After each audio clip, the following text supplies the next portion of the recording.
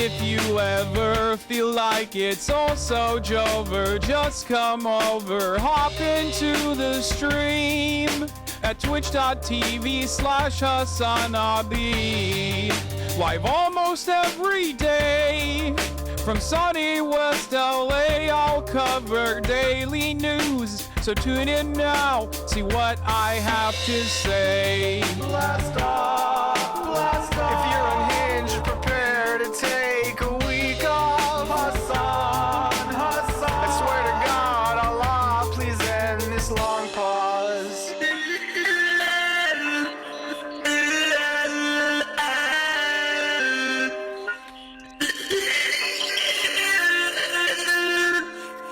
Boss makes $1 and I only make a dime. That's why I watch the stream when I'm on company time.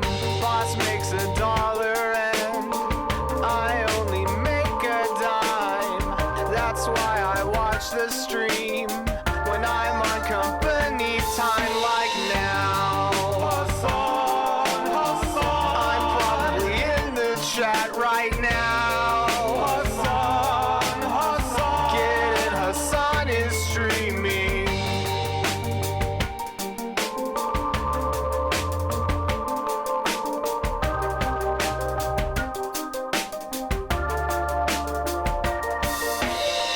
I'm just a gamer frog, of course I hate myself.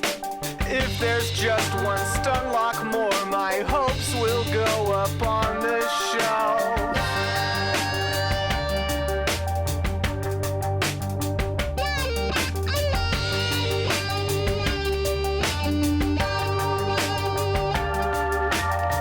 You're just a debate perv, of course you hate yourself.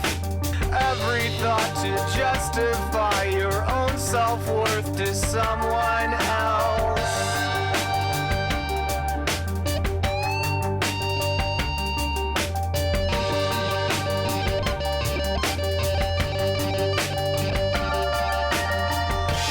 Again, what do I always say? Lost in the sauce, you can't escape. How unhinged can one chatter get? Don't ban him, mods, they're our new pet. Show me the light and set me free from this black pill reality.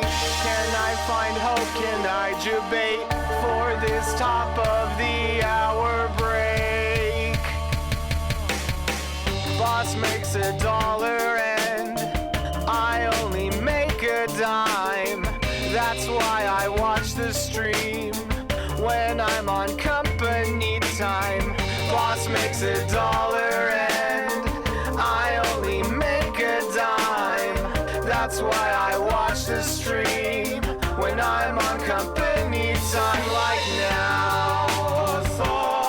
What's going on, everybody? I hope everyone's having a fantastic evening, fantastic afternoon, fantastic pre-noon, no matter where you are in the world. I'm Assault Piker, and this is the Awesome Night broadcast coming to you live from formerly kind of sunny, but right now mostly sunny California, Los Angeles, folks. It's a beautiful day out here in sunny California, Los Angeles, folks. We're live and alive, and I hope all the boys, girls, and MBs are having a fantastic one. That was Cam Kardashian's Hospital. 76 degrees and mostly sunny here in Los Angeles, California, folks. I'm live and alive, and I hope everyone is having a fantastic one because it's Sunday, December 17th, 2023, and we are at the precipice. We are about to end. We are about to end the year. That's right, the year is about to end, which is crazy to me. Holy shit. How quickly this one went by. Did you see the new One Piece announcement yet? I have no idea what you're talking about because I haven't really been online. That's right. This is part of the broadcast where I tell you a little bit about my personal news about what's going on in my life in between time period where I press the stop streaming button and press the start streaming button. And let me tell you, what is this One Piece remake of the One Piece?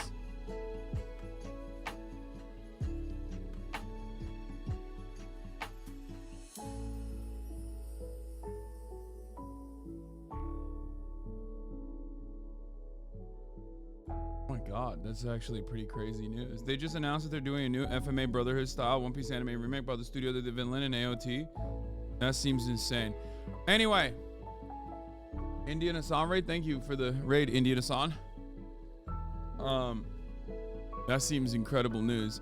All right, but yeah, this is part of the broadcast where I tell you a little bit about my personal news, about what's going on in my life, what's going on in the universe of Hassan Hasanabi Piker. Apparently, new One Piece. That's a pretty big fucking deal. But anyway, yesterday we had a lot of fun. I don't know if you guys were in here. Maybe you were, maybe you weren't. Maybe you hate fun and hate new experiences, and you were like, oh, ew, no politics. I'm not going to be there. But let me tell you, we went to a dancing studio. We went to a dancing studio to learn the art, the sport of pole dancing yesterday. And obviously I'm going to look through some of the funniest memes. Hopefully we have some of the funnier memes on OK Buddy. Maybe I was thinking maybe we could do OK Buddy Sunday.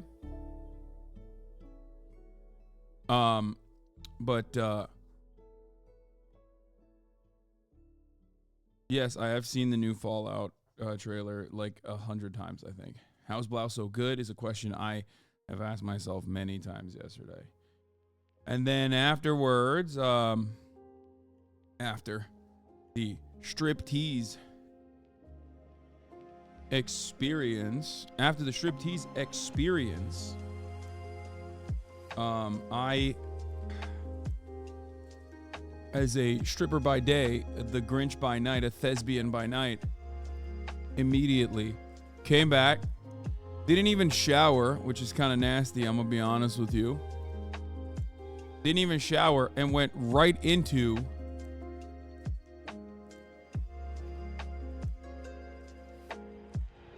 Cutie Cinderella's Christmas special.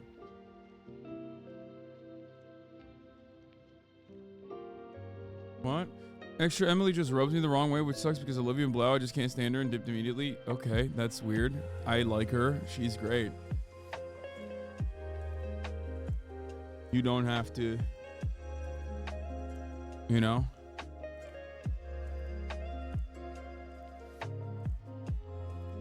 That's a weird thing to say. Anyway, she's cool. She's very cool. She's very nice. Okay, we're gonna look at the One Piece trailer and all that stuff. Don't worry, I'm gonna do all of that. Jesus Christ, you guys are getting ahead of yourselves. But yeah, I'll just the Luigi Grinch was some good shit. Lol, good job. A couple of memes for the blast off. Hopefully they're good enough.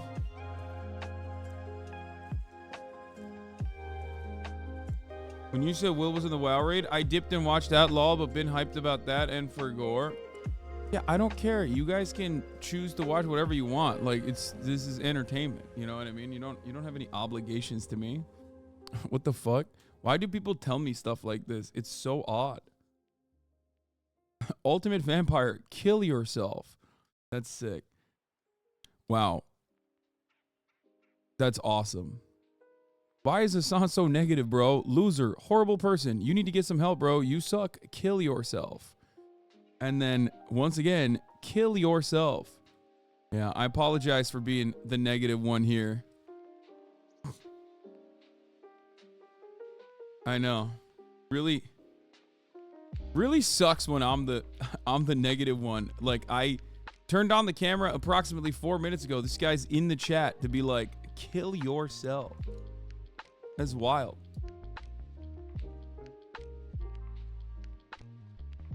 Anyway,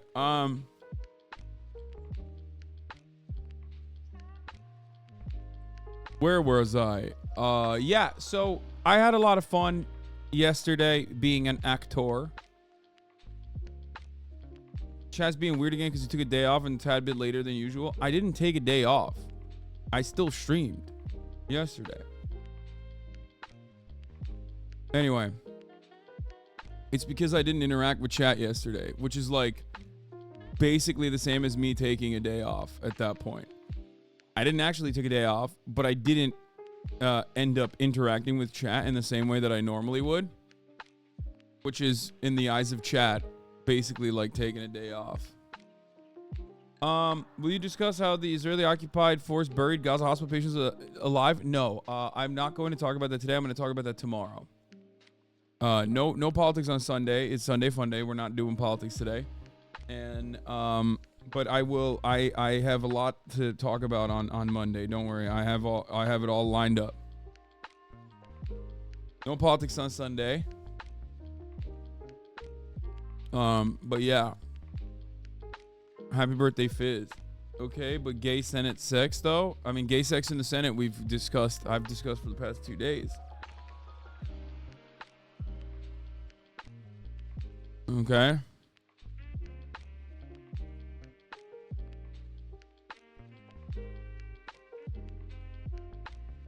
SNL plus more reacts galore. Possible no pixel later.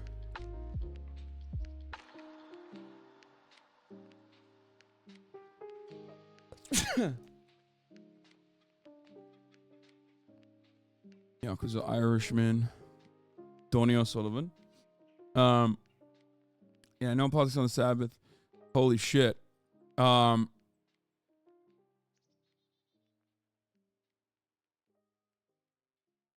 What was I gonna say? Oh yeah. Recapping my stripper experience and thespian run as the Italian Grinch. SNL and more reacts galore. Possible no pixel later is Donnie O'Sullivan, Yakuza Irishman. New One Piece remake.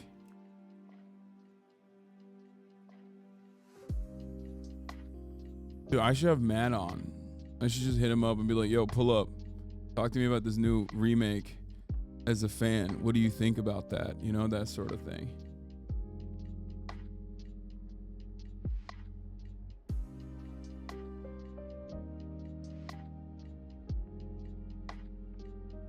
I can't believe you were an Italian Grinch. That's basically the blackface. You disgust me, pretty much. Have you talked about Jujutsu Kaisen or seen Jujutsu Kaisen? I have. And for Jujutsu Kaisen, I have something to explain to you guys. I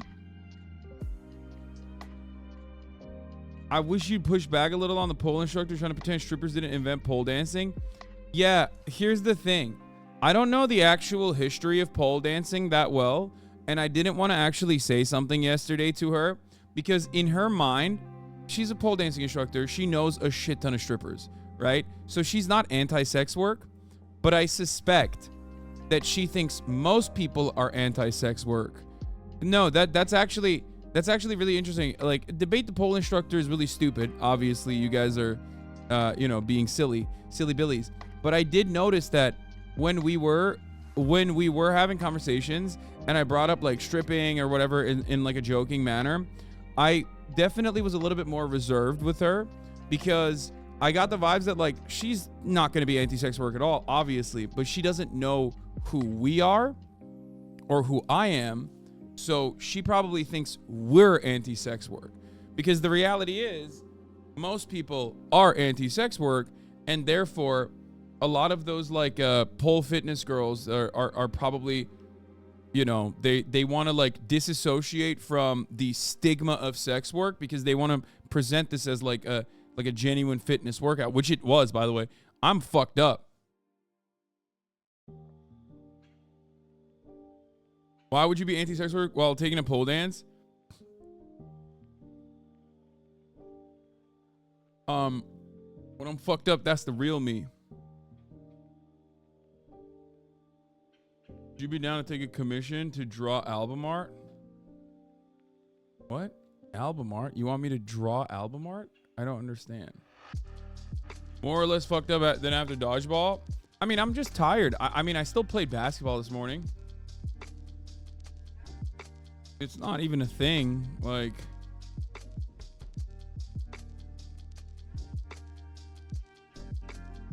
it's not like a.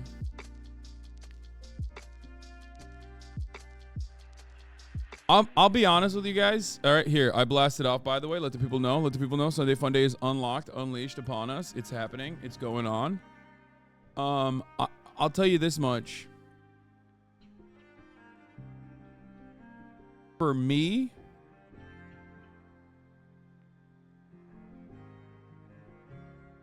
I did not think that I would be able to do any of the pole dancing stuff. And like the last time I had to do calisthenics outside of like a workout setting where I had to like move my body around in a way that I was unfamiliar with, I don't think I could work that well. I think for my size, I did phenomenal. Like I wasn't sexy, right? I was goofy as fuck, obviously. But I was looking through the videos, and I do say, if I do say so myself, I think I did a pretty fucking decent job.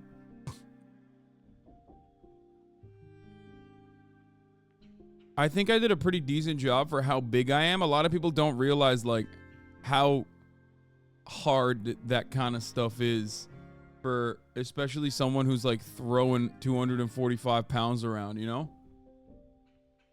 You look pretty graceful, man, especially with the leg kick and climb as a fellow big boy. You kind of ate.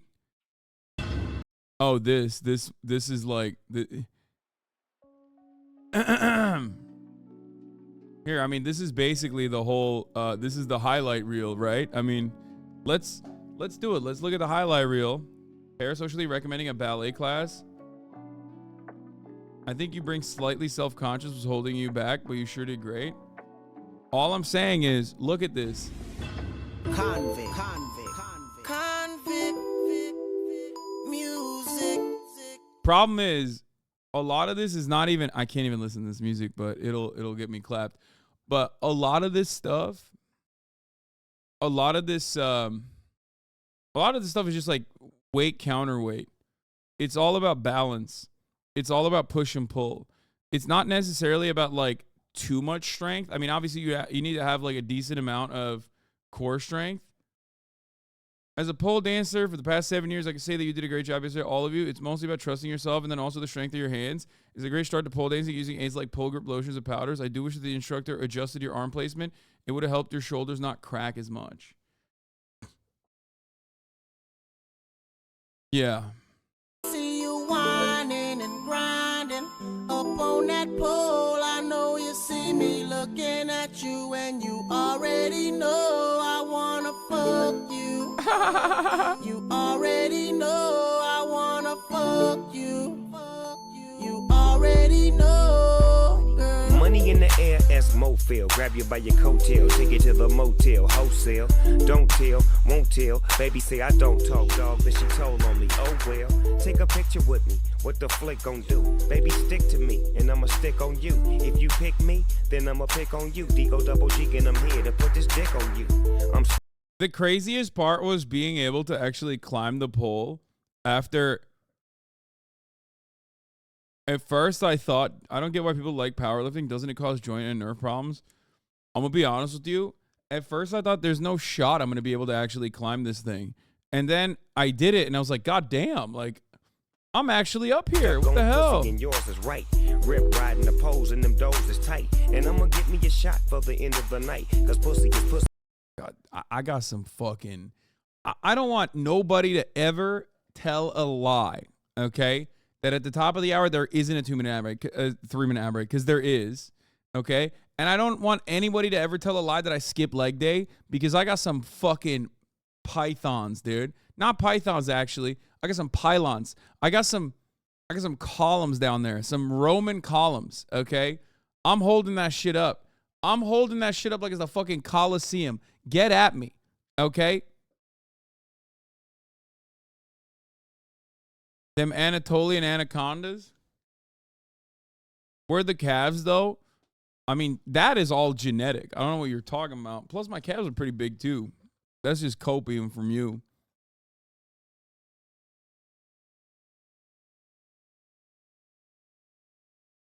The great art from you from last night, yeah. It's as a big boy, it's hard to skip leg day when you spend your whole life carrying a ton of weight. I'm just saying, let's just stop there for a second and take a look at these steppers, okay?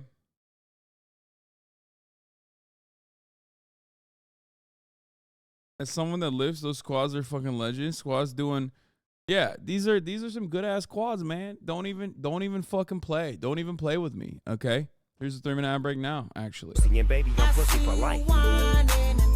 Sunday fun day. Every day's been fun day this week. Lamau, no. Got a little bit of fucking hammy work going on too. I mean, look at that. God damn.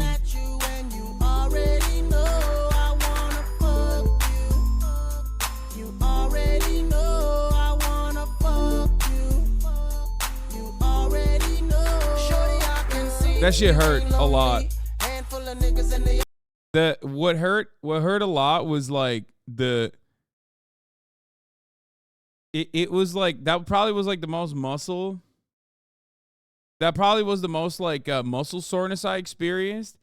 You know when you do my friends call it good girl, bad girl, which is kind of misogynistic, but the innie versus outie thing, like the machines, like your the inner thigh machines, like it's the only time you ever use that. Like the only time you ever actually activate those as much or directly is when you're abductors, yeah, whatever they're called. I don't know. But adductors and hip abductors. Okay, so normally those like obviously work in unison with the rest of your muscles. When you're doing compound exercises, or they're you use them a lot when you're doing single leg exercises and stuff like that. However, you never like hyper focus on them except for when you're trying to crack open a watermelon or when you're trying to hold yourself up on that pole. That was, I mean, I still have like a little bit of soreness in there. Like, so you're looking at me now, what it's gonna be? Just another tease far as I can see. Trying to get you up out this club. If it means spending. And then the other thing that hurt a lot was when you're climbing, your like this part bruises a lot. Like your ankle, I guess, bruises a lot. Throwing about 30 stacks in the back, make it rain like that. Cause I'm far from a scrub. You know my pedigree. Ex-dealer used to move amphetamines. Girl, I spend money like it don't mean nothing. And besides, I got a thing for you. I see you whining and grinding up on that pole. I know you see me looking at you, and you already know I wanna fuck you. How was the chafing? Oh, you mean the chafing? The chafing was not great. But this was like, I mean, the sit was like one of the hardest ones, I think. Are you watching fan cams of yourself? I mean, this is like a pretty solid. And now I want to do rock climbing. Like, I've never actually done that. I've never actually like rock climbed a lot. So now I kind of want to do that.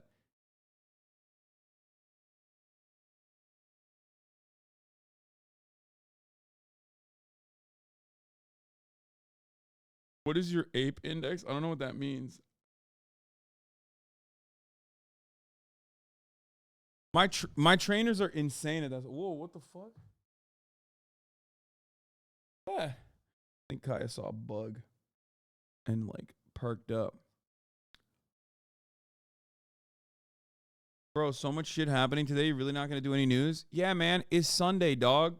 What do you want me to do? Do you want me to not fucking even stream today? Just like, is that better for you? I know a lot of shit's happening. Okay? There's no other news broadcast on the fucking planet where you go, oh, I'm sorry. Really fucked up. You should definitely continue doing your normal coverage. Instead of whatever the fuck you have planned now. You should try mountain biking. It's got my legs real big for my size. No, I don't have time for stuff like that. Dr. Mike house review? God damn. Best of Daily Dose 2023. We'll take a look at that too. Anyway, this morning I played basketball with Ted Nivison, and it was awesome. It was fun. What about what happened in the Senate? I talked about what happened in the Senate a lot since it happened. I haven't stopped talking about it. Skip the Italian Grinch recap. I mean, yeah, I did a Italiano Grinch, and I hope people liked it. It was favorite TikTok actors back with another. I'm sorry. Oh my God, not this guy. New Hall of Fame Italian mobster just dropped. Tommy DeVito's agent, Sean Stellato, wearing his National Italian American Hall of Fame jacket already ahead of the Giants game. He was inducted last week. What is happening with this guy?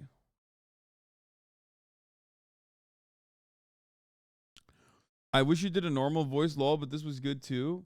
Come on, man. It's supposed to be fun. See this? Something for you. So nice talking to you today. Honestly, I've never met anyone like you. The world is harsh, except you. What? It was so What the fuck? Excited to announce version 1.0. Excited to announce version 1.0 of Digi, the future of AI romantic companionship for iOS and Android. You got to do a Luigi no pixel character one day. Your voice is hilarious.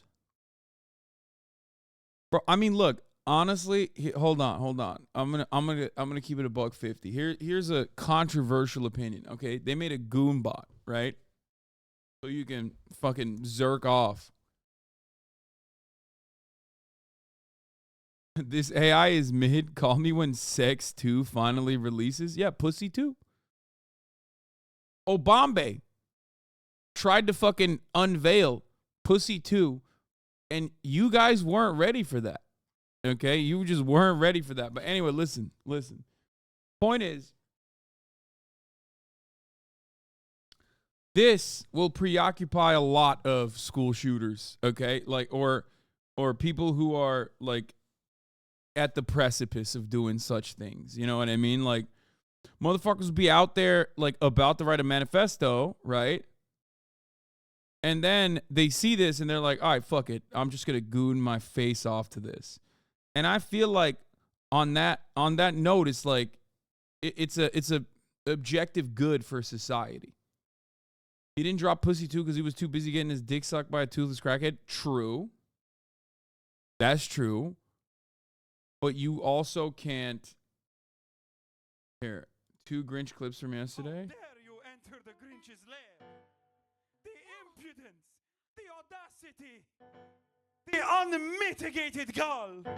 My name is Cindy Lou Who. Even now, the terror is welling up inside of you. I'm not scared. Doubt? Another unmistakable sign of the heebie-jeebies. Now you're doomed. Run for your life. Danger. Danger. Maybe you need a timeout. I didn't see that coming. Yeah, bro. This is the most disgusting pasta face anyone's ever put on. Straight up. I did it. I fucking did that shit. Okay? Damn, dog, I didn't know you were a theater kid. First of all, how much liberty did you take with the script? I've never watched The Grinch. I have no idea who any of these fucking characters are. I don't know. I know Grinch is like the ugly dude that just hates Christmas. I know that. I know that shit, right?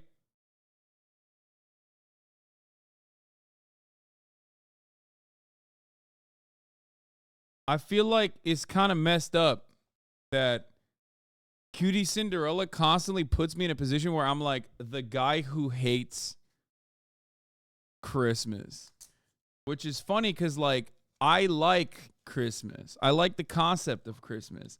I'm just unfamiliar with the game. You know what I mean? I haven't experienced it as a child growing up. I just kind of looked at it from afar, right? In Turkey, I told you guys, we do New Year's kind of like Christmas because we just have to fake it. Like, we don't have it because, you know, it's Muslim country and all. So, yeah, we don't have that fun shit. We don't have that good shit. So what do? We just fake it. We fucking make it up.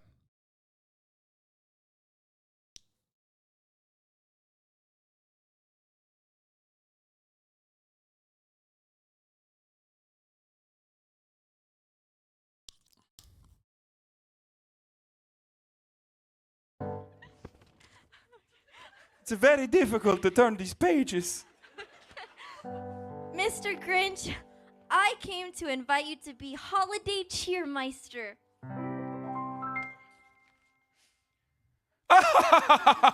That's a good one.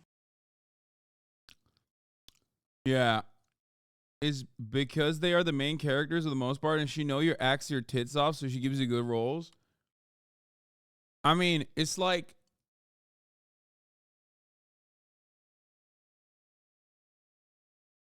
the Grinch is supposed to sound like Jim Carrey. You think you'll play the finals soon? Man, I don't have anybody to play with.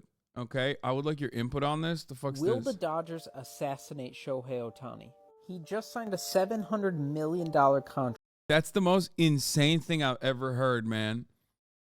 The answer is yes, bro. He's only getting $2 million a year out of that $700 million, waiting for the end of his contract. They're gonna use my boy. They're gonna use my boy and then fucking discard him like his yesterday's trash. Okay, by the end of his fucking contract. Yes, 100%. Yeah. Contract with them. It's for 10 years, but he's. I love this.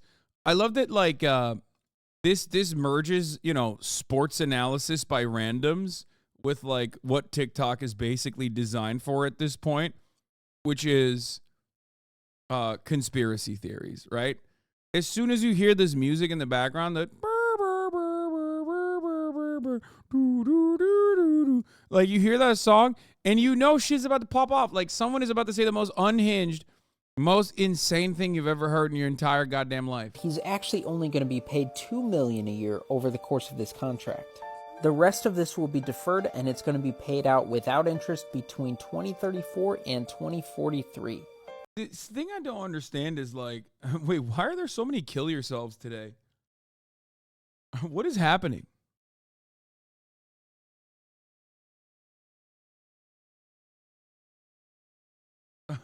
This is like, people see Sunday Fun Day. People see Sunday Fun Day on the title, and they're like, this is my opportunity. I'm going to come in there real quick. I'm going to come in there real quick and be like, fuck you, dude. Kill yourself, dog. Hell yeah. I'm going to fucking spread the holiday cheers, dude. So my first thought is... Because the holidays are rough, and they're screaming at Amir Hassan. But it's like, you did pole dancing on stream, so a new rotation of haters. But it doesn't make sense, because it's like, bro... I mean, part of the reason why I stream during this process, part of the reason why I stream during this time frame, during the holidays, is literally because I do know that for many people, they ain't got nothing else going on. You know what I mean?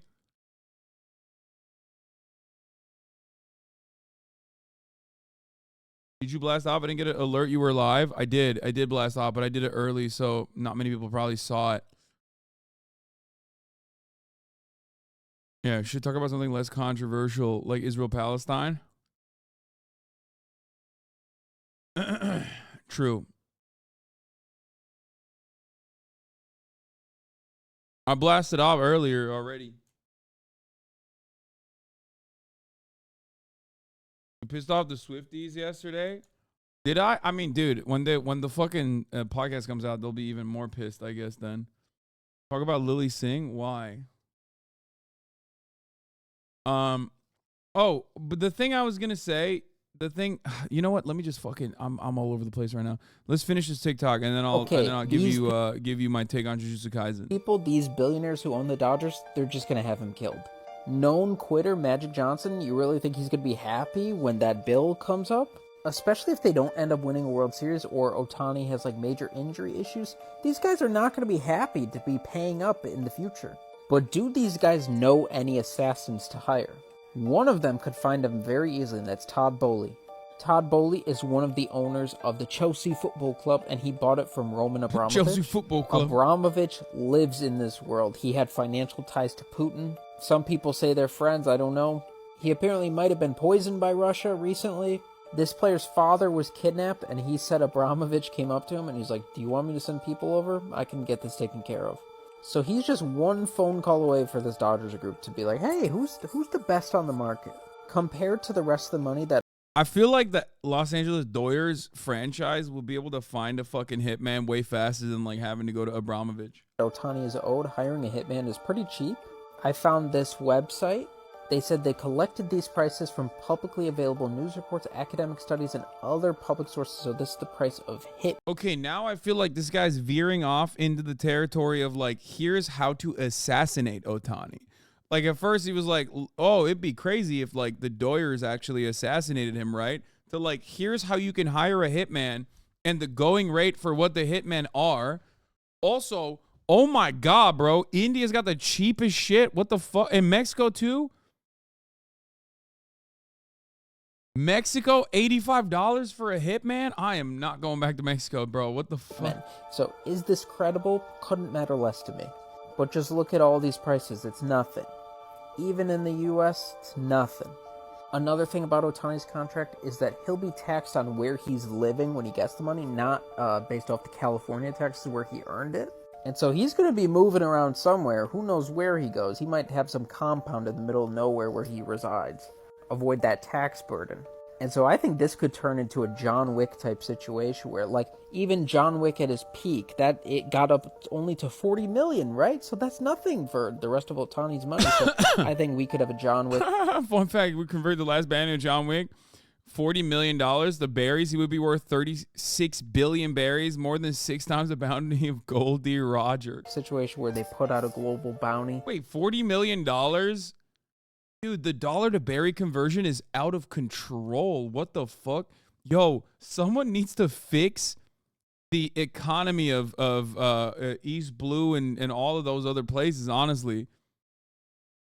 The one world government economy is so fucked. That's crazy. Shit's out here looking like Argentina, dog. What the hell? If someone ever threatened my life with a hitman, I would pose as a hitman and get hired to do it myself. Then I would take off my mask and say, I'll do it right now for free. Then do myself right in front of him, changing his life forever. Jesus. Everyone's going after Otani.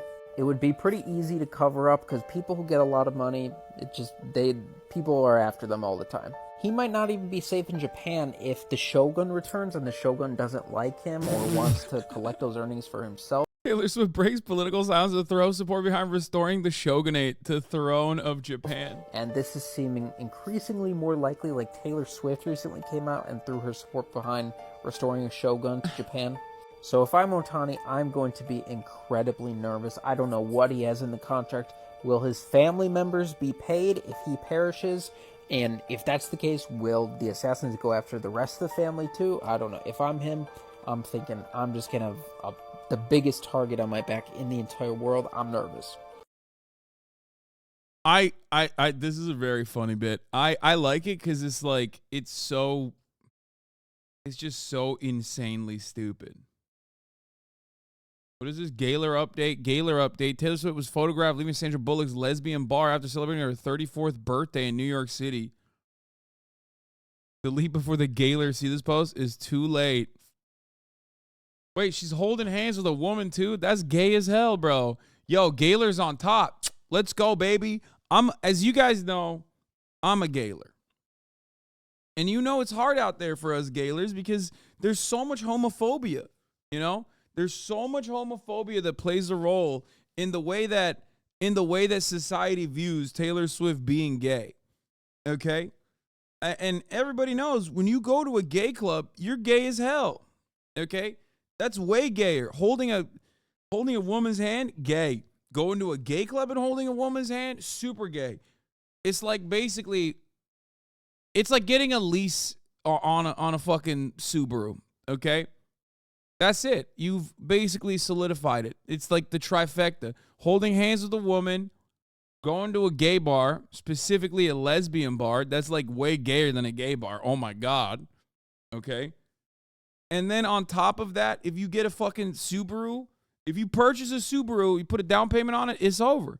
It's the most Jover. She gay as hell. Love her skirt, by the way.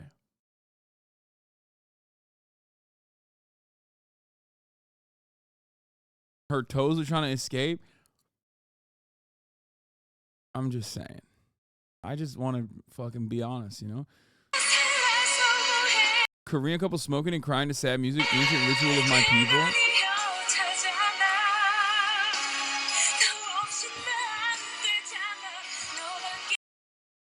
the fuck? Wait, did Sandra Bullock finally come out as gay? I don't fucking know, dude. I don't keep up with this shit. I just know that Taylor Swift is gayler. I'm gayler. I'm a gayler for Taylor. What was your Jujutsu Kaisen take? My Jujutsu Kaisen take was that I don't understand the combat system. Like, I think it's very well drawn, and I just kind of watch it, and I think, wow, this is very well drawn, and it's cool. But I literally am too embarrassed to ask at this point. Like, I don't understand the combat system. I don't understand the abilities that well. Sometimes, like, there will be like a new character. One thing I will say is this, okay? Every episode of Jujutsu Kaisen starts off so fucking randomly that, like, anytime I open up the new episode, I'm like, fuck, did I miss an episode? What just happened? Because I'm watching it like week after week, right? It's like one of the only shows where I watch like week after week. And it always opens up with like an inexplicable concept. It could be literally a flashback. It could be a flash forward. It could be whatever the fuck's going on. It could be a whole different damn show. And you just sit there and you're like, what did I miss from the last episode? And then you have to go through the goddamn Crunchyroll user interface, which is one of the hardest user interfaces to navigate on the fucking planet. And then go back and find like the older episode, which is like another 15-minute process. Okay. And then you click on the previous episode and you're like, oh no, I did actually watch the previous episode. It just turns out that this new episode started off without giving you any like notice on what we're doing. Okay. And then, you know, I finally sit down and I'm like, okay, I guess we're just in a totally different time frame here. And then they introduce a character and I'm like, did I know this character? Where did this fucking guy come from? It seems like everybody knows him. I can't remember this guy. What the hell's going on? So then, you know, I watch it because it's beautiful. I mean, it's so well drawn. I do love the hyper realistic, like, you know, the Shibuya train station is like 1-to-1, right? In the Shibuya arc, like the train station is redrawn. And I think that that's very cool. Okay. And the fight sequences are incredible. Some of the best.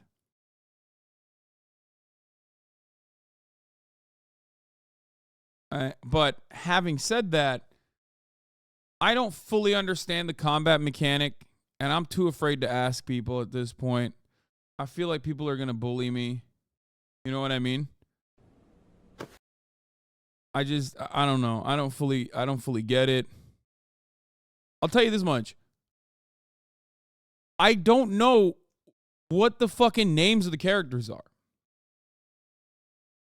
And it's like, it's mostly my fault, right? It's mostly my fault for not knowing what the names of the characters are. And like half the characters, I'm like, I don't know who this guy is, right? Obviously not these two. Like, I know him as like blind guy who's not blind with beautiful eyes. And then main guy with a demon in him. He's got that dog in him, right? That's how I know them. Yes.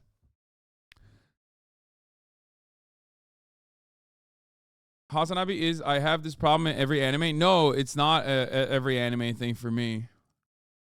I feel like Jujutsu Kaisen is so front-loaded, like Bleach, with like a ton of characters. Like, Jujutsu Kaisen, very much, very similar to Bleach, has like a core squad, certainly, but even the core squad, you're just like, what the fuck? I don't know what the fucking backstory is. Like, did one of them die? What's happening right now? And then there is like a shit ton of characters. It's so stacked that you're just like, I don't know what the fuck is happening here.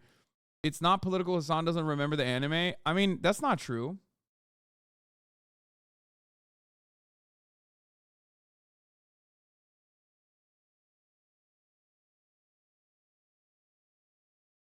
This is exactly my experience watching Lamau. I just enjoy the animation and fight scene and don't worry too much about anything else. No, for me, it's like, guys, it's anime. It's supposed to be fun. It's not supposed to be a chore. There's no homework that you need to do to fucking understand anime, okay?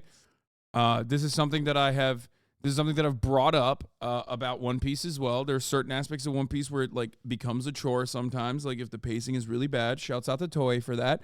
But like the point is like if there are too many fucking characters, right? And like there isn't enough like memorability or diversity amongst the characters. I mean, they are diverse from one another, but like it just becomes like a confusing process, and the combat system is just, you know, not approachable for me. That's just my fault, you know. Will Neff, I will be playing One Piece. I'll be playing No Pixel later. I don't know exactly when. I want to do a little bit of fucking React Randall stuff. You know what I mean? It gets so much harder to remember characters in the manga right now. It feels next to impossible without taking time out of your day to study. I did not fully watch Bleach. I used to read a lot of Bleach, and I just like kind of gave up on it. Mostly because I grew up in Turkey and we don't have any of the mangas, so I would only read it when I was in America. You mean like domain expansion versus a single domain, which they never really explain? Yeah, like everybody's got like some kind of hockey ass like thing that they can do. Like they got the spirit in them, right? Like they could do spirit bomb style shit, but then also some of them don't have the spirit in them. And they're only like purely physical, like that chick who got sliced up and diced up by that fucking sushi tuna character. You know what I mean? The dude who's basically fucking a tuna roll who has his own domain expansion too.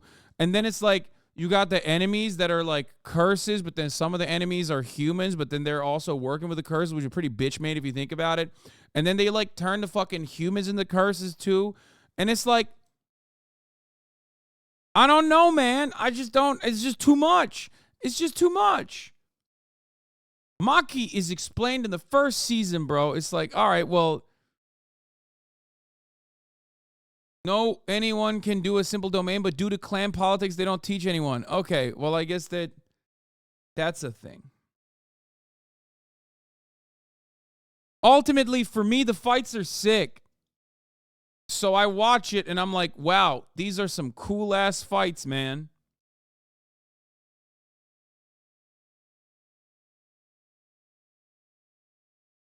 No slander. Oh my God, please, I'm begging you, just watch the TikTok breakdown. I'm not even slandering. I enjoy it. Oh my God, I enjoy it. But then there's also like a cursed technique ability that brings back a dude and you're like, who's this dude? And then the dude is like half dead guy, and then he overpowers the person, the grandmother that like brought back the dude, and you're like, what the fuck's going on? Is this guy just like a fighting guy? And he's just a fighting ass dude, you know what I mean? He just knows how to fight really fast, and he doesn't have like curse powers because unfortunately he's just like dead, I think, but his spirit is taking over this other fucking guy, and I'm like, I don't know what the fuck just happened here at all. But goddamn, he's popping off. And then he goes into a domain. He goes into the sushi tuna domain. And you're like, how the fuck did he get in here? It's crazy. This guy's in the sushi tuna domain. And now he's chopping this motherfucker up. He's actually turning him into the tuna. Okay? And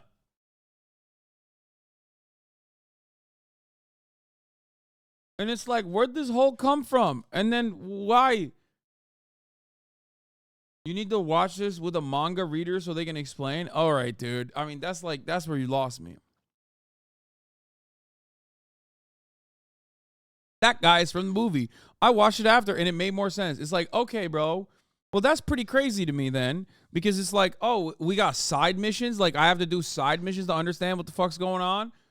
Oh, this character that like you don't really remember is introduced once again. But if you do your homework, like you'll be able to understand it. And it's like, and I've heard from people that like the manga is even more confusing, and actually that like the show does a pretty decent job of explaining the system. And for me, it's like, well, if that's the case, I'm cooked, okay? Because goddamn, dude. Gigi, the author, he has said himself that he doesn't understand the power system fully. Wait, what do you mean? What? The fucking author himself doesn't get it? What the hell are we doing? He's like, I've created something too much. I've created something so powerful, it is like, it's gone beyond. The combat is just running at each other and exploding. I mean, yeah.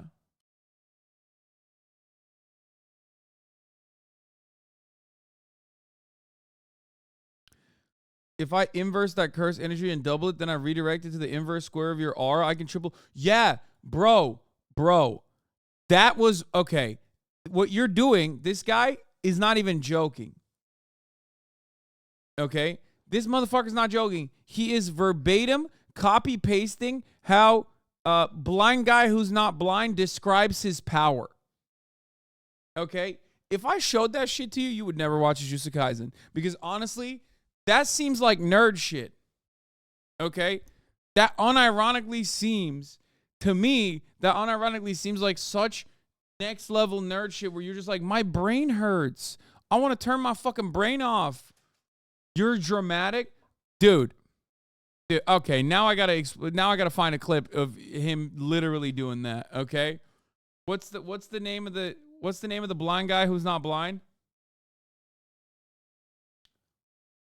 Yeah, but isn't it nice to have a show where the spoilers don't even make sense if someone types them? Yeah, exactly.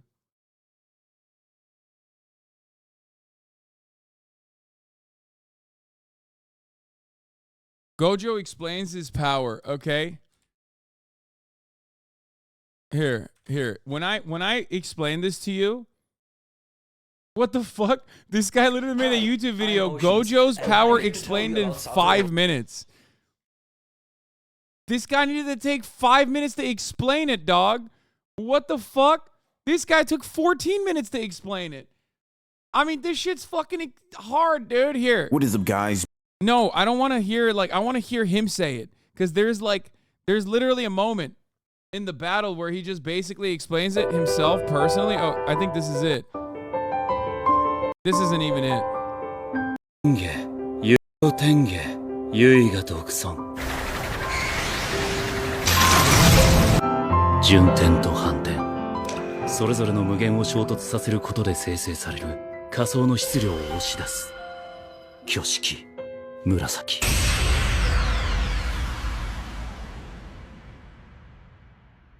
This isn't even it. It's like what I'm talking about is when he's like fighting the triple mud guy. Oh, is this the guy that chopped up the tuna, by the way? I think he explains like the math equation behind it. Okay, now it's starting to make sense to me. He just looks way more yacked here than he does when he's like revitalized and inside of another person's body. So honestly, that's the reason why I was like confused. But I think this is the one. Oh.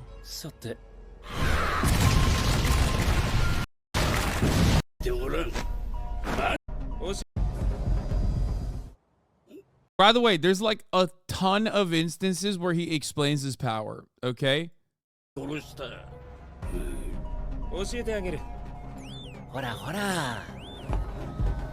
did watch the season.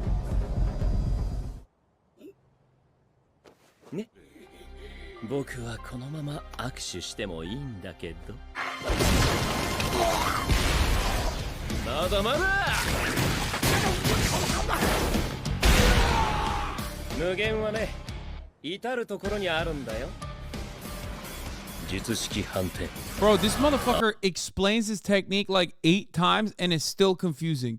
And each time he explains it, it gets more confusing.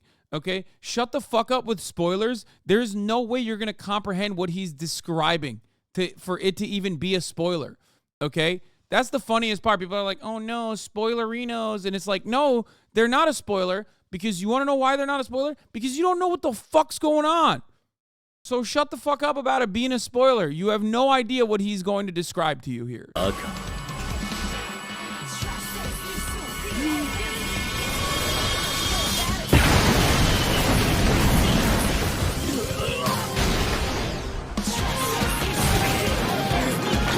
He's always explaining his shit. Oh, this is the one. This is the one. This is the one. This is another one of the moments where he explains it here.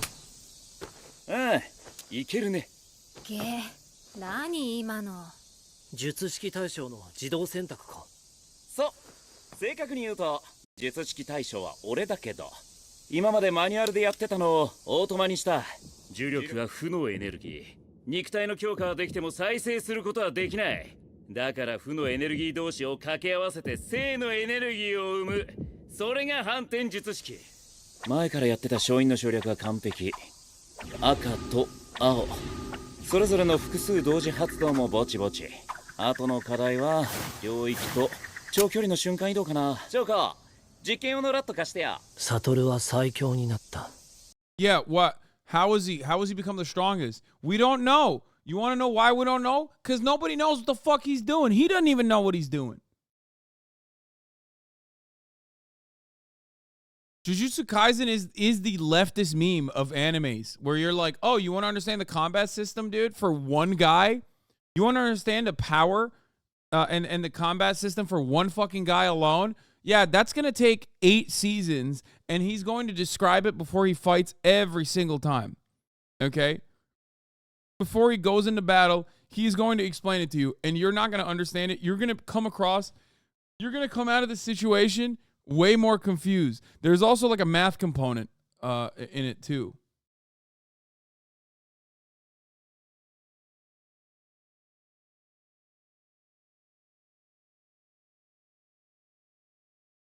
Like the old guy who basically just like does frame by frame combat, his combat mechanics are way easier to understand than this shit. You know what I mean? He does math. No, I'm telling you, this fucking guy does math all the time. He's like, oh, I'm doing math equations. And then there's somehow like, bro, this guy busted out a Wikipedia page for it. Look at this. Gojo's curse technique is like the convergent infinite number that appears in Achilles and the Tortoise, brought into reality. However, the infinite number involved in Gojo's curse technique is fantasy. The repeating addition of numbers gives birth to a fictitious zero and an unknown derived from dividing zero. That's why it's called limitless. Thanks to this, not only can he slow down moving objects, he can create spaces that seem to suck in objects. Gojo's curse technique is fantasy. That because of the Convergent of Infinite series. Yeah, bro, he literally explains it. Like, it's not. My technique involves a convergence of an infinite series. Things that approach me, slow down, and never reach the target. It's like, get the fuck out of here, dog. Get the absolute fuck out of here. Are you fucking joking? Look at this. Look at this. Look. The reason I decided to go with natural negative numbers instead of negative numbers is because anyone trying to discredit the logic would just end up saying, whatever, this is made up. Anyway, with regards to my excuse reasoning, S is 1 divided by 2 plus 1 divided by 4 plus 1 divided by 8. It's like fucking calculus, dude, or some shit. It's like, what the fuck are we doing? In this manner, when counting, no person exists who can reach the end, right? For this reason, one cannot say a natural negative number. Dude, it's an anime, man. No, don't say dog is an anime. Calm down. That's my point. That's my fucking point. My point is, this motherfucker's doing math equations for his power. And launched in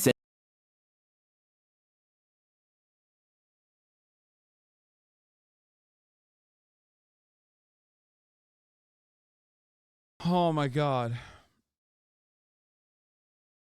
You just can't comprehend it because of inferior American brain. Unlike me, true samurai who studied the blade of imperial Japanese culture, you'll never find a waifu. Stay mad, loser. True.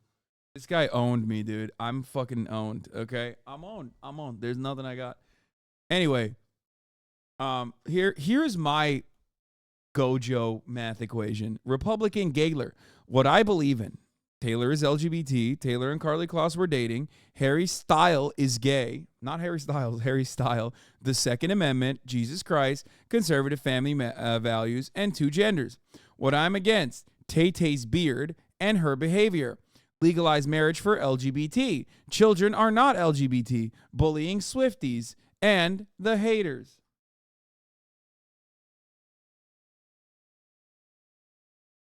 This is me. This is what I believe.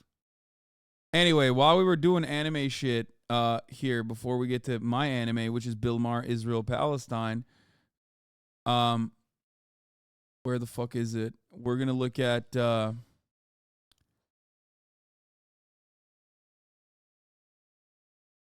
we're going to look at One Piece. Apparently, One Piece, on its 25th anniversary, older than half of the fucking chat, coming out with a remake.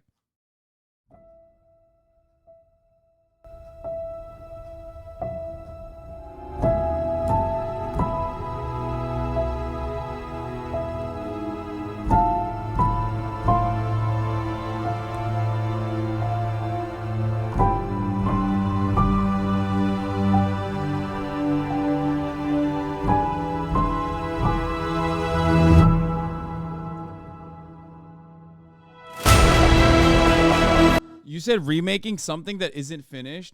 Brother, the One Piece is never going to be finished, okay? At this rate. It's taken 25 years. I think it's fair to do a remake, at least up until like the time skip. I would have personally liked the post-time skip remake because that's the part that actually requires a remake, unironically. Okay? But yeah, the reality is if it's taken 25 fucking years, dog, I think you can do a remake at that point.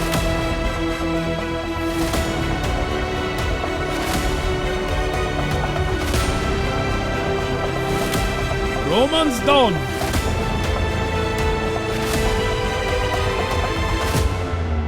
That's so sick.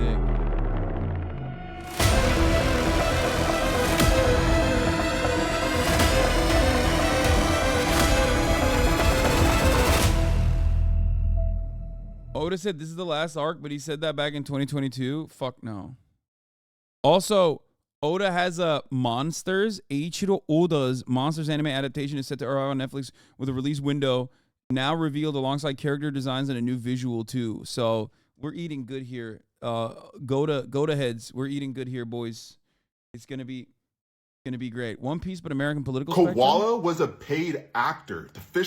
Oh, I fucking saw this earlier on my fucking timeline. Are just a bunch of crybabies. The world government doesn't do anything excessively evil. Prejudice breeds stability in the One Piece universe. Akainu did nothing wrong. Ace was a fucking criminal.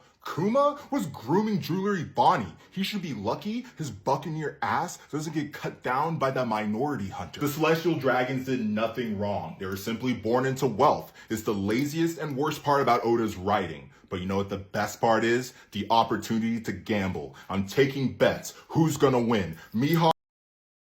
Spoilers? Okay, we won't watch it. Anyway.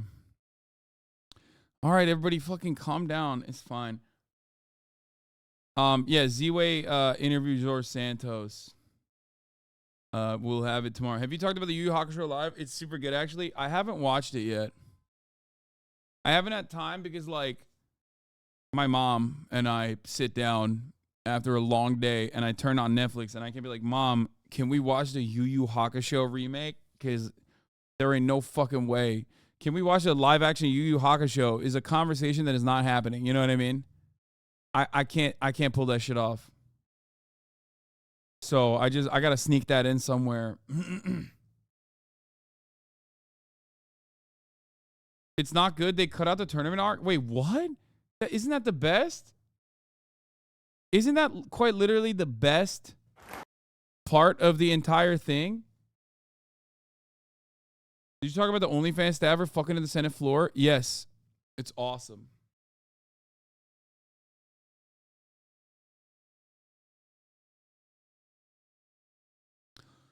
Who was your favorite One Piece villain so far?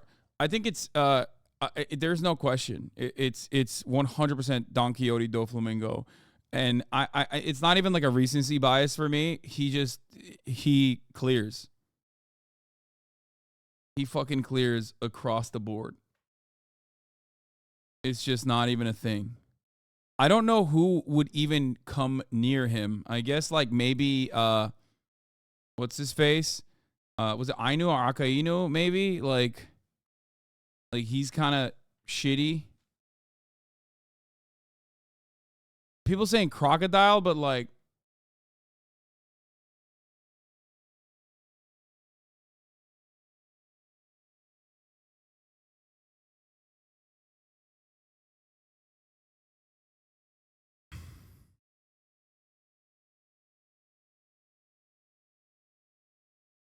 Ryuma is the protagonist of Monsters, the zombie from Thriller Bark, and an ancestor of Zoro. Oh. Croc got done dirty since he was early game. I mean, but Crocodile is like the classic, like villain turned kind of friend, but also villain at a distance, that kind of thing. Whereas like, so far it's just like, Doflamingo is just like straight. No, you just spoiled Ryuma to Hassan Shadow's cake. Wait, no, Zoro. I remember the fucking sword that Zoro got was Ryuma's, right? In Thriller Bark. That's what I remember. Like the zombie ghost guy that was revitalized in like Thriller Bark. And you dare make fun of Disney adults, lol. Look, I'm not saying don't consume anything, chat. What the fuck? Like, it's fine. I'm just not like losing my shit as a goddamn adult at anything but SNL. Okay? That's the only thing I lose my shit at, and that's perfectly valid. My nose hairs are getting too long. I don't know what the fuck's happening here. It's like, it literally is like, I feel like it's peeking out of my nose and like tickling me. So annoying. Old man shit. React to Sidemen, Split or Steal. I don't know what that is. Welcome to your 30s. Yeah. You love punishing us, huh? Yes, I do. Hey, you know what? We're going to move on from one type of liberal comedy to the real liberal comedy. New rule. Brief politics, but like mostly just new rule. Greatest political commentator / comedian of our generation, perhaps of all generations across the board. That's right, Bill Maher. Let's take a look at what Bill Maher had to say. This isn't politics, this is comedy. And finally, new rule. I know it's supposed to be that magical time of year, but maybe what we all really need right now is a good dose of realism. Oh, and he's going to give it to us. I see a lot of nativity scenes when I'm out, as you always do before Christmas, and I can't help thinking about where that manger really is. It's in the West Bank, on Palestinian lands controlled by the Palestinian Authority. In 1950, the little town of Bethlehem was 86% Christian. Now it's overwhelmingly Muslim. Wait. Is he going to be like woke in this? I'm confused. Or is he saying the Muslims are riding out? Is he saying that the Muslims are riding out the Christians from the area? And that's my point tonight. Things change. To 2.3 billion Christians, there can be no more sacred site than where their Savior was born. But they don't have it anymore. And yet no Crusader army has geared up to take it back. Things change. Countries, boundaries, empires. Palestine was under the Ottoman Empire. Wait, I don't get it. Like, things change. Muslims have overtaken Bethlehem. It's like, bitch, who's more dangerous to the Christian Palestinians in that area? You think it's Muslims? It's literally Israel. Why is it that so many, I'm against all religions Andes, okay? They love talking about how they're against all religions Andes, and they fucking despise Islam in general. They act like every Muslim is a violent barbarian who can't control themselves, okay? And then you literally have an ISIS equivalent in the form of Israel, and it's all just fucking straight up pink washing nonsense. It's like, well, you know, there are gay people in Israel. Meanwhile, if you're gay in a Muslim area, they'll throw you off a roof. It's like, no, that's ISIS. Okay? That's ISIS. That's your like, it's really weird. It's really weird that like everyone, and I mean everyone's got the fucking smoke. All these atheists who are like, I just hate religion. I just hate religion. They literally forget that there is currently a supremacist ethno-state that literally signals to the rest of the world that they're using Judaism to do settler colonial violence, which, by the way, has nothing to do with Jews in general, by the way, or Judaism, as a matter of fact, and yet they're still doing it. And, like, I can separate that. I can separate the art from the artist, you know what I mean? This motherfucker can't. He can't, and even in this circumstance, can you please show Israelis spitting on Christians just in case chat said you're speaking from your ass? No one in my chat said I'm speaking from my ass.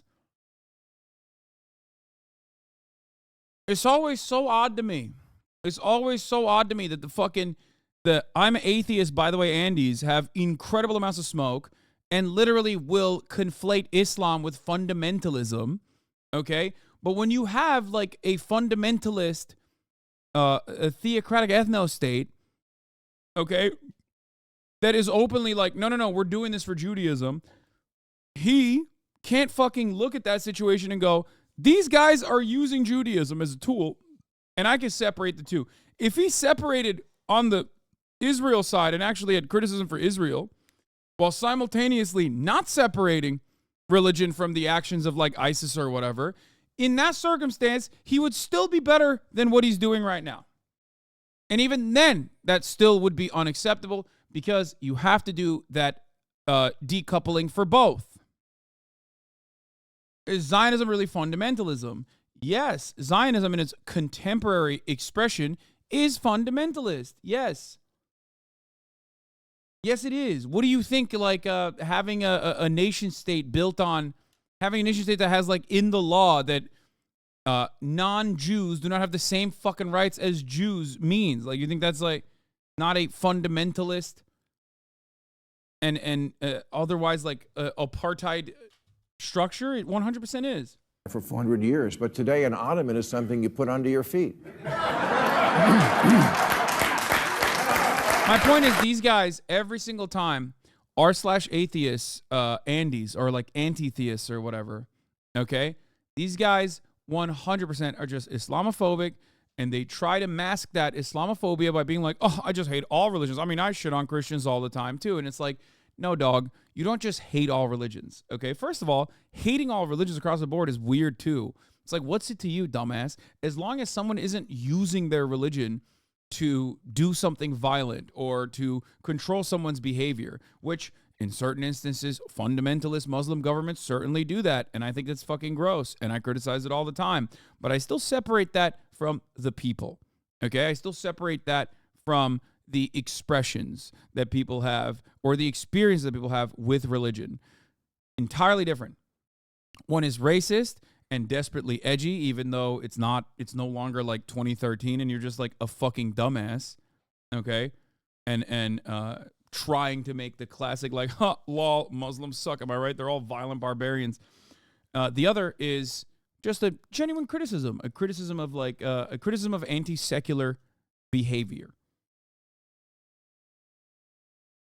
But yeah, Sam Harris and Bill Maher and many others routinely shit on Islam, falsely conflate Islamic fundamentalism with the entire world of Islam, and claim that it is within the ideology that makes it so extra violent, while simultaneously they run defense for Israel, even though Israel, quite literally, not dissimilar to ISIS, uses religious fundamentalism as the backbone of its Zionism, of its colonial violence. It's a false conflation both ways. It's a false conflation, and it's fucking bullshit, and it's cynical when ISIS does it. And it does not mean that all Muslims are the same as ISIS. Just like it's fucking bullshit when Israel does it. This is why I say anti-Zionism is not anti-Semitism. It can be, but it's not. Okay? Across the board, anti-Zionism and anti-Semitism are separate things. As a matter of fact, many Zionists engage in anti-Semitic acts regularly. Okay? This is the same guy that was pole dancing yesterday. Fuck yeah, baby. That's what I got. I got the most diverse type of content you could ever see. I'll be pole dancing yesterday. I'll be Italian Grinch at night. And then later on Sunday morning, I'll watch a little bit of SNL and immediately dive the fuck into Bill Maher to give you analysis on all these new atheists and how they just basically traffic Islamophobic sentiment. The city of Byzantium became the city of Constantinople, became Istanbul. Not everybody liked it, but you can't keep arguing the call forever. The Irish had... I think what's really funny about this, by the way, is that, like, he's kind of shitting on Israel right now. Like, Judea and Samaria, like the notion that Israel belongs historically to Jewish people is quite literally something that predates Istanbul turning to fucking Constantinople. You know what I mean?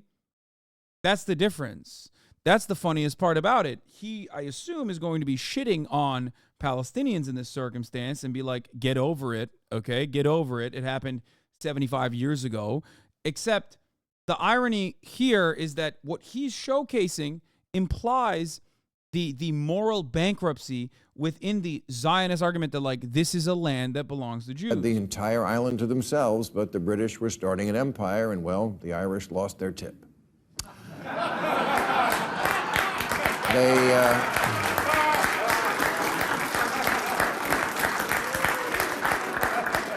They blew each other up over it for 30 years, but eventually everybody comes to an accommodation, except the Palestinians. Was it unjust that even a single Arab family was forced to move upon the founding of the Jewish state? Yes, but it's also not rare, happening all through history, all over the world, and mostly what people do is make the best of it. After World War II, 12 million ethnic Germans got shoved out of Russia and Poland and Czechoslovakia because being German had become kind of unpopular.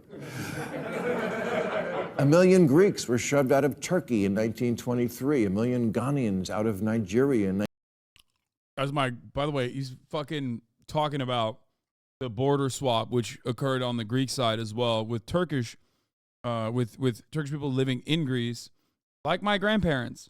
1983, almost 1 million French out of Algeria in 1962. He's conflating a whole bunch of different things. Like the border swap is between like two states post World War I. Obviously, it's very different than the IRA, which is more closely related to anti-colonial actions by the Irish that wanted autonomy from the British, and perfectly understandable for them to engage in acts of violence, and then ultimately, which ultimately led to the Troubles. Algeria is another one that is like a comparison that favors the Palestinians. So I don't know why he's like bringing this shit up and being like, well, Palestinians need to suck it up. Look at all these other people that fought and won. Nearly 1 million Syrian refugees moved to Germany 8 years ago. Was that a perfect fit? And no one knows more about being pushed off land than the Jews, including being almost wholly kicked out of every Arab country they once lived in. Yes, TikTok fans, ethnic cleansing happened both ways. In Fiddler on the Roof, the family is always moving. It's like, bro, what is important about this date? The irony here is that, like, this quite literally predates 1948 as well. Okay, immigration occurred, and there were minor pogroms or major pogroms, as a matter of fact, depending on which country you're looking at, due to Arab nations and their own colonial, their own nationalistic post-colonial movements. Okay, the irony, however, is that what's the significance between this date, 1948, and 2018? I wonder what happened. The irony here is that this is a more complex thing than the way he's presenting it, that actually doesn't favor the argument that he's trying to present. Because right now, someone could very easily look at this. And go, oh shit, yeah, okay. Well, a lot of the Jewish populations from Arab countries and many regions got purged because of the incredibly violent way that Israel designed itself as a nation state for Jewish people, for all Jewish people. And that would be wrong, because there's more to that story. The irony is he wants to defend Israel, and he's showing this, but putting this as 1948 to 2018 unironically makes it super easy for people to go, oh yeah, well, they left because they were pushed away because of Israel, because Israel had fucking displaced 750,000 Arabs.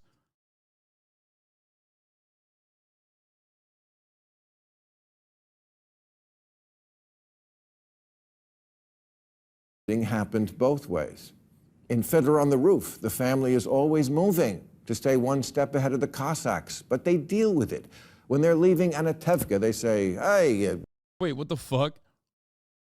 Brother, Brody be like, Jews deal with it after the Holocaust? Like, what the fuck are you saying? Jews deal with the pogroms. They deal with it.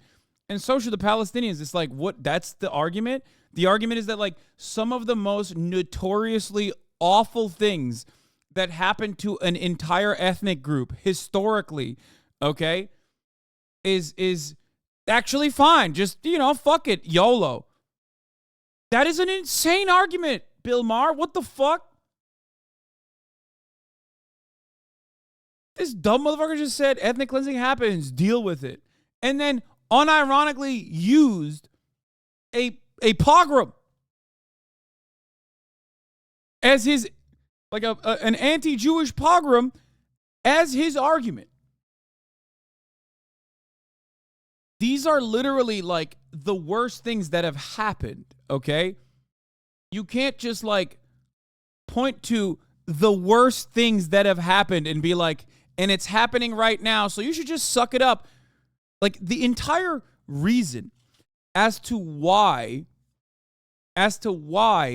this art exists is so that people understand that this was traumatic and bad and wrong. It's not to look at it and go, well, they got a fucking violin out of it. You know what I mean? Someone was playing a musical instrument throughout it. How bad could it fucking be? That's not the takeaway here. The takeaway isn't to look at that and go, yeah, Jews dealt with the pogroms. Why can't the Palestinians deal with the pogroms? Like, especially when it's currently happening, when it's ongoing, when it's like happening in the real world.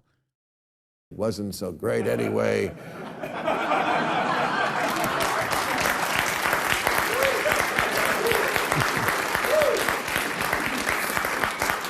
Come on. Like other countries don't have roofs you could fiddle on? Now, that's not how they really felt, but they were coping. They coped, because sometimes that's all you can do. History is brutal, and humans are not good people.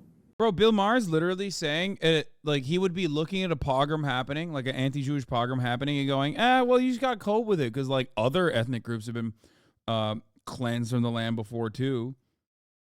Like, that's what he's literally saying. He's like, if he was around during the Holocaust, okay, if he was around during the Holocaust, he'd be like, Warsaw Ghetto, why the uprising? Why the uprising, Warsaw? It's not that nice anyway. Just get the fuck out. And it's like, well, they can't. But also, just deal with it. You know what I mean? Germans have done a phenomenal job so far. Bad things happen. Just deal with it. And by the way, that's not even a fucking stretch, because he unironically made that argument and solidified it by pointing to a fucking anti-Jewish pogrom to be like, well, they dealt with it. Why can't you? That's crazy. It's happening right now, dog. You don't have to make the you don't have to make the argument that you 100% will be if you're alive, 50 years from now, right now while it's happening. History's sad and full of wrongs, but you can't make them unhappen, because a paraglider isn't a time machine. People get moved and, yes, colonized. Nobody was a bigger colonizer than the Muslim army that swept out of the Arabian desert and took over much of the world in a single century. And they didn't. This is the funniest fucking thing, dude. Dog. History is built on colonial violence, imperial wars, actions, conquests. This much is true. He's not wrong. Okay? The difference is that was 1,400 years ago.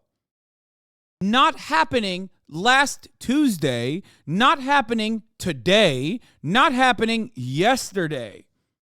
Okay?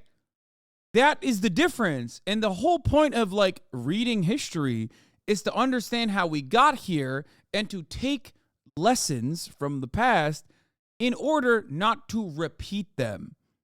Okay? This is ridiculous framing. I don't know how to deal with something so stupid. Because this conversation is being had in an effort to justify current settler colonialism, which he basically admits is settler colonialism. That's the funniest part about this. Bill Maher here is looking at the situation in Gaza, in the West Bank, and he's saying, yeah, that's settler colonialism. And what you have to do, Palestinians, is just suck it the fuck up and take it and die. Because for many, Palestinians don't even have anywhere to go. The 2 million in Gaza, they can't even fucking escape. Many of them don't even want to. And it's so crazy.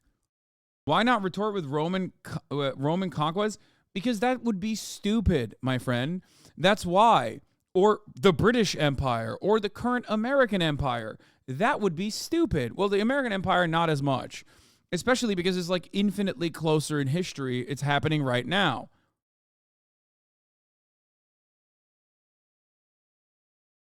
It's very, very stupid to point to colonial violence and its frequency and its likelihood of occurrence in the past to justify it right now. It's like the exact opposite. It is the exact opposite of history. The exact opposite of history. You're supposed to look at the wrongs of the past and not repeat them, right? That's what Never Again is. That's what the whole basis behind like Holocaust scholars and their work. That's what it's for, right? It's not because they're fucking freaks who are fascinated with the Holocaust. They literally have spent all of this time specifically looking at the details of the horrifying machine of murder, death, and destruction, specifically so that this never happens again. How do we get here? How do we make sure that this never happens again? He literally looks at that and goes, no, it happened in the past, and I want it to happen again, and I want it to happen over and over again, and the victims need to suck the fuck up, which is crazy.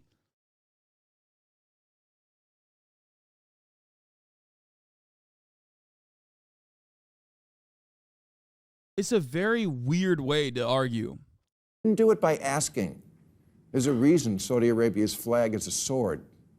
Kosovo was the cradle of Christian Serbia. Then it became Muslim. They fought a war about it in the 90s, but stopped. They didn't keep it going for 75 years. Brother, the only reason why, first of all, that's a ridiculous fucking thing to also bring up too, but the only reason why none of what he is mentioning, like none of what he's mentioning actually are relevant to the matter is because right now, as we speak, Israel has passed the 75th year of its apartheid. That's the reason. Okay? And in that maintenance, there are consistent purges that occur consistently inside of territories that Israel currently occupies. Okay? That's the difference. Israel is very unique in that sense.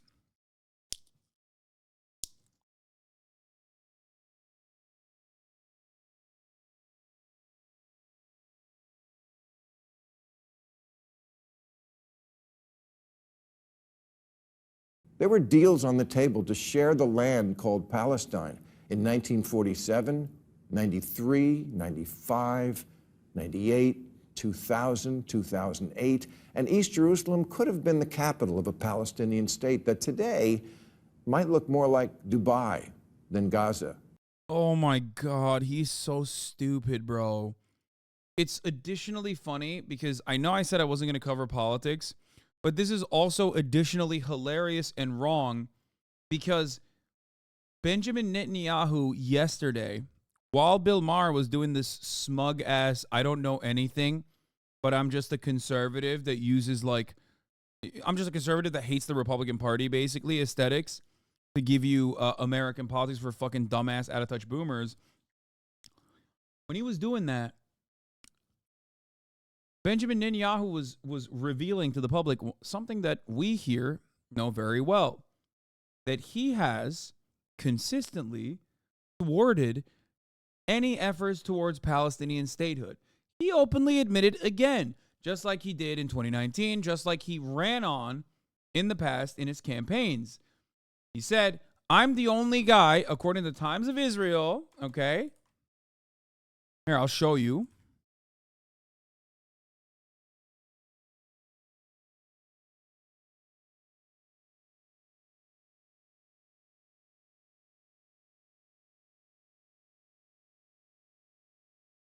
Pointing to Hamas's little state, Netanyahu touts his role blocking the two-state solution. He said, I'm proud I prevented the establishment of a Palestinian state. Did Bill Maher not know this? Well, maybe this iteration of it just happened. while he was live. He was too busy fucking, being Islamophobic. But the reality is, he had said this before as well. Time and time again, both on camera, both off camera, in closed door meetings. This is it. Here's a video of him saying it. גאה על כך שמנעתי את הקמתה של מדינה פלסטינית, כי היום כולם מבינים מה הייתה יכולה להיות המדינה הפלסטינית הזאת, אחרי שראינו את המדינה הפלסטינית הקטנה בעזה, כולם מבינים מה היה קורה אילו היינו באמת מתקפלים מול הלחצים הבינלאומיים ומאפשרים מדינה כזאת. So the notion that like Palestinians were ever afforded a real statehood is really stupid. It's a lie that Americans champion all the time, partially because like Bill Clinton openly lied about it. Okay? But it's just not true. It's completely fucking ahistoric.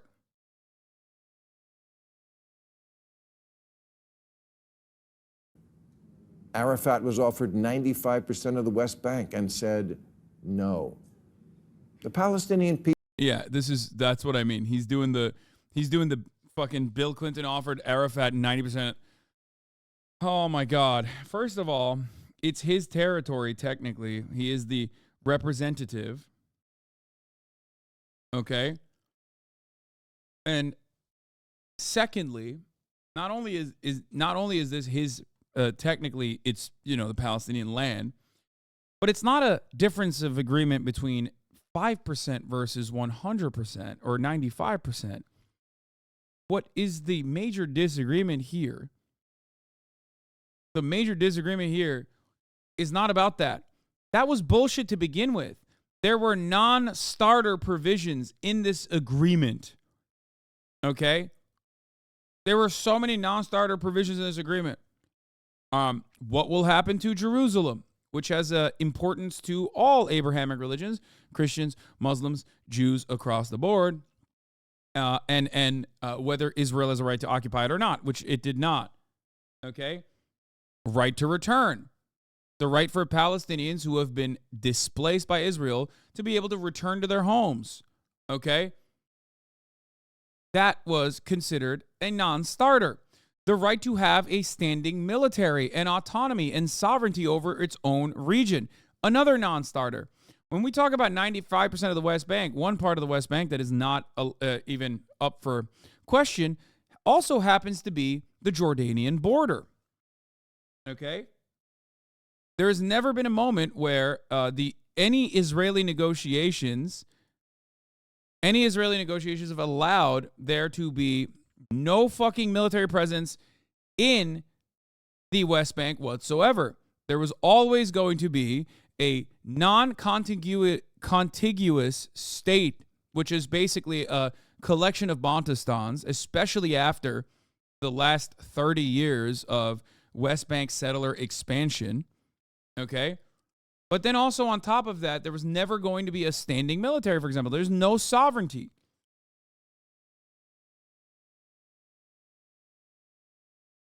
Contiguous.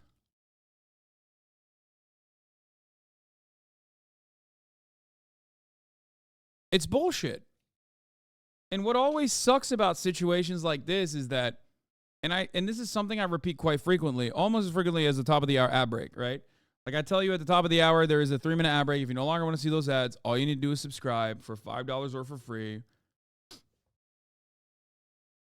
Yeah, he wasn't even offered 95% ever. That's made up. He's referring to the Clinton parameters, which were accepted, but they were parameters, not an offer. These parameters, which came in December 2000, late in the process, forced the Israelis to move closer to the Palestinian position on territory and were the basis for the negotiations in Taba, which were shut down after the Israeli election. Yeah. So here's the thing.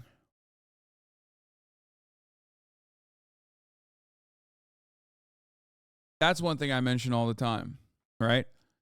The top of the hour ad break.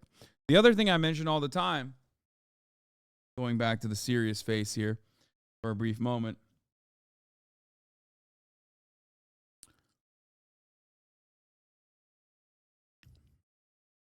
When everyone is motivated to not know the truth, then lies are basically the truth. If every single person believes a lie, then that lie might as well be the truth.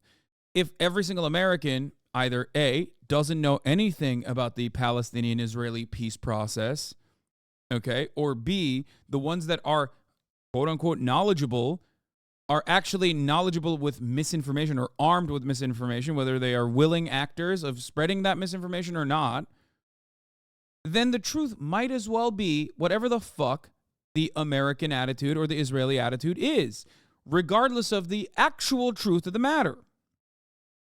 This is a major problem with the way that I try to explain certain fundamental concepts here at the Hassan Abi broadcast.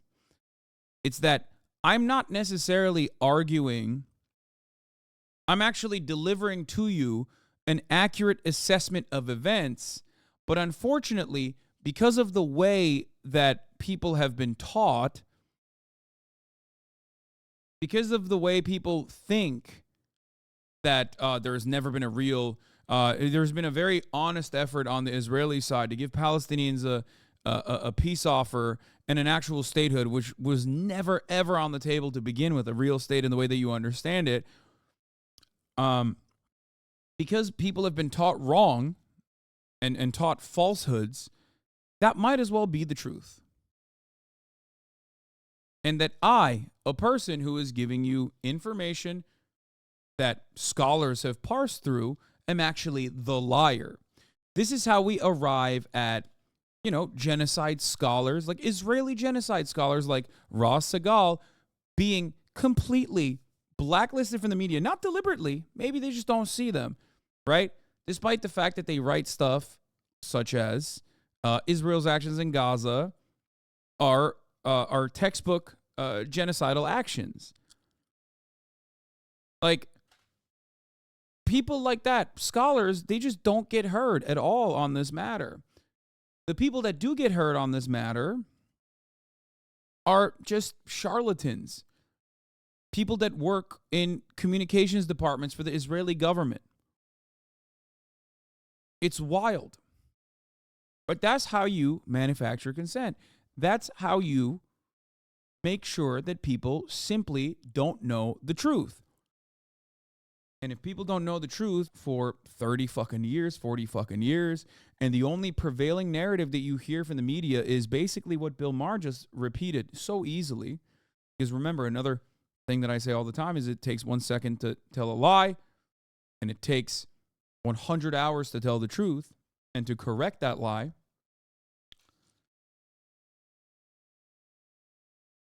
It's much easier for people to just like rehash and repeat the falsehoods that they hear from their favorite political commentators instead of learning what the actual matters are, what the actual facts are on this matter.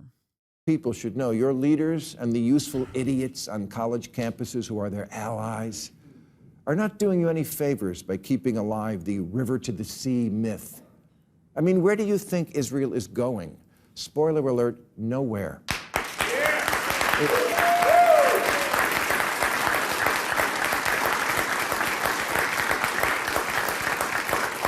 It's one of the most powerful countries in the world with the $500 billion economy. The worst part about this is that, like, Israel does, one, engage in acts of genocide, two, utilizes actual genocidal language, especially because it's accompanied with actual acts of genocide, and yet, like, because these guys agree with them and they want the fucking Palestinians to be wiped out, regardless of whether they're Christian or Muslim, by the way, especially because, like, this is, again, funny that he mentioned, like, Bethlehem used to be Christian and now it's Muslim.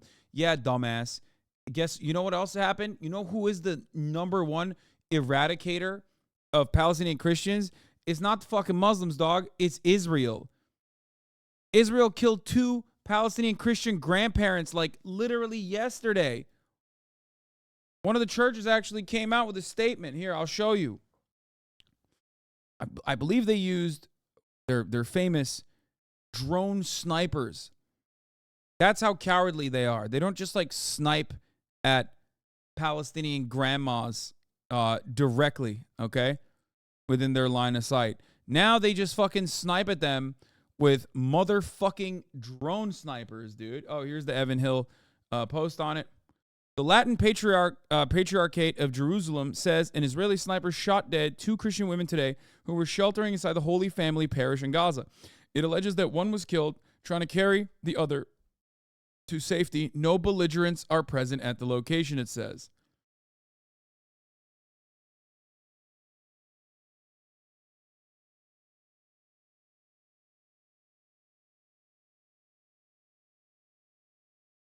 This is the same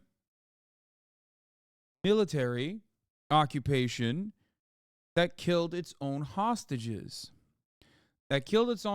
Waving white flags, speaking Hebrew, dressed in civilian garb. As far as I understand, you know, there was every opportunity not to kill these hostages, but the guys thought that maybe they're Palestinian and they're faking it. Might as well kill them. The only reason why they looked them up, oh, they were shirtless apparently. Okay, I thought that they were waving a white flag. No, that's what I read. Yeah, and the 2 guys they shot, and the 3rd guy they actually hunted down and shot. And the only reason why they checked through the dead was because one of them is a redhead. One of them was, I think, Bedouin. And one of the guys that they shot was a redhead, so they're like, wait a minute, this guy might not be Palestinian.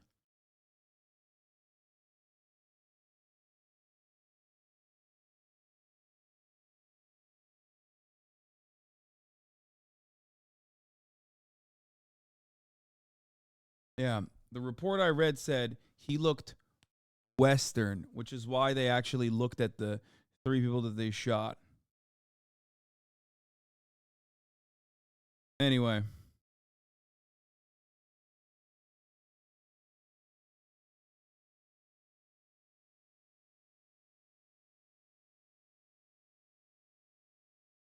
We have redheaded Palestinians. I know, dog, but like they thought, just like there's fucking Arab Jews. What do you mean? Why are we having this conversation again? The point is, he looked Western, is what they said, okay? One of them at least. Especially because the other, I think one of the others that they killed was literally a Bedouin too.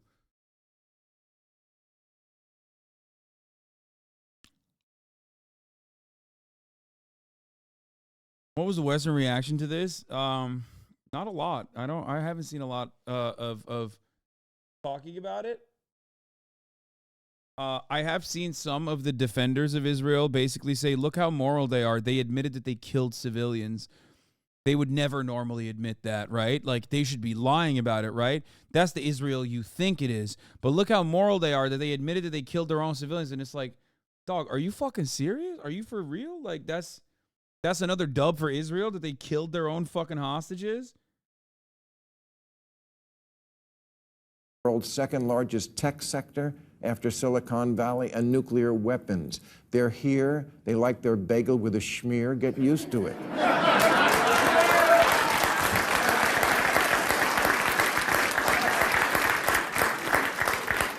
What's happening to Palestinians today is horrible, and not just in Gaza, in the West Bank, too. But wars end with negotiation, and what the media glosses over is it's hard to negotiate when the other side's bargaining position is you all die and disappear. Yeah, the irony, of course, is that depending on what your perspective is or your access to the real facts of the matter is, what he's doing could be seen as the greatest anti-Zionist commentary you've heard on the matter thus far. It's just you got to change the roles here a little bit and actually present it adequately, like which is the truth. Israel, which also uses from the river to the sea. The Israeli flag is all you'll see. It is a part of the Likud charter. And Israel has killed 20,000 Palestinians so far.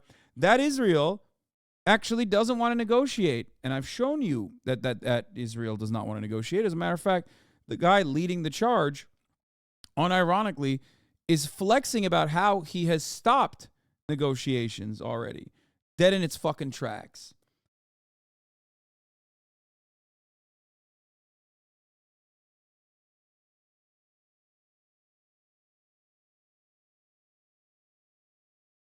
Also, I don't think this is perfectly fair.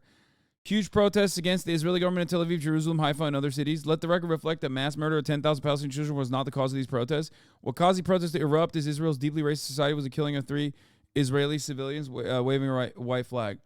So there is truth to the matter on this, but you have to realize I do know that a lot of the people that have been protesting in the fucking streets, never to this degree, but the people that have been protesting in the fucking streets in Israel, are, one, a collection of those who have family members that are hostages, and, you know, the Stand Together group that I've shown you before. Those guys have been protesting. They are marginal, but this is how a protest movement grows, okay? I'm not going to fucking poo-poo this. I'm not going to say that this is bad, because ultimately it is good. It is good that they are doing this, because this is how you actually do put an end to this, okay? I don't care what the leading spark is, okay?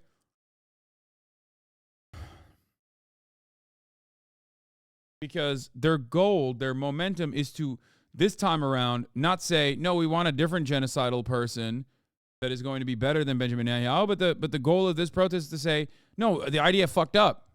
The Israeli government is fucking up.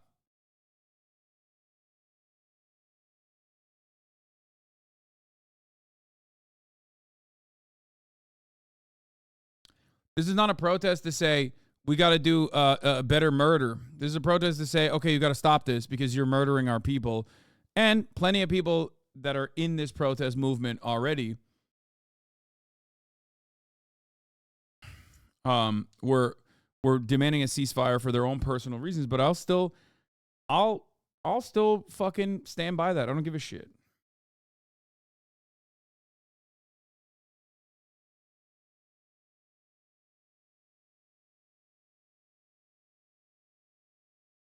Anyway, it's fine. I did see one of the pics of the hostages. Obviously, he doesn't deserve to be killed, but I did find it very weird that, like, this dude has a Confederate flag poster behind him. I don't know what the fuck that was about. Like, I saw that. What is that?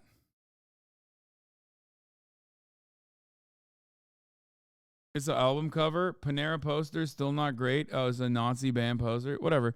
I mean, that doesn't mean that he deserves to be killed, okay? Like, I'm not a Zionist. I don't think that, like, if you like a shitty band with a fucking Confederate flag on its cover, that means you are worthy of being executed in cold blood as you beg for your fucking life.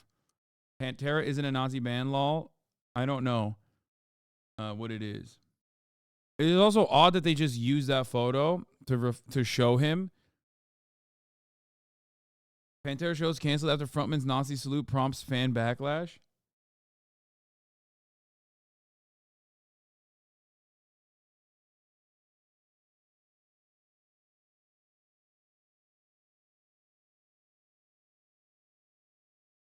Okay, I'm confused. Is the fucking frontman a Nazi or not?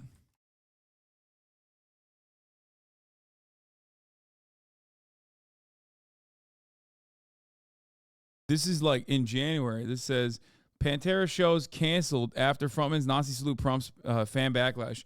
Phil Anselmo's 2016 salute and shout of white power have come back to haunt him as German and Austrian venues refuse to host the metal band. 3 shows of Pantera's forthcoming reunion tour have been canceled this week, seemingly due to the 2016 incident in which frontman Phil Anselmo made a Nazi salute and yelled white power at a concert.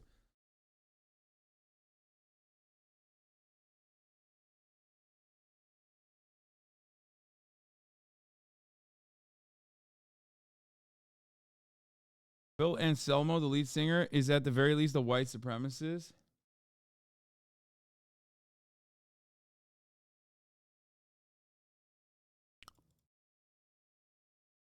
Anyway, I don't really give a shit. None of this fucking matters. None of this matters. None of this matters.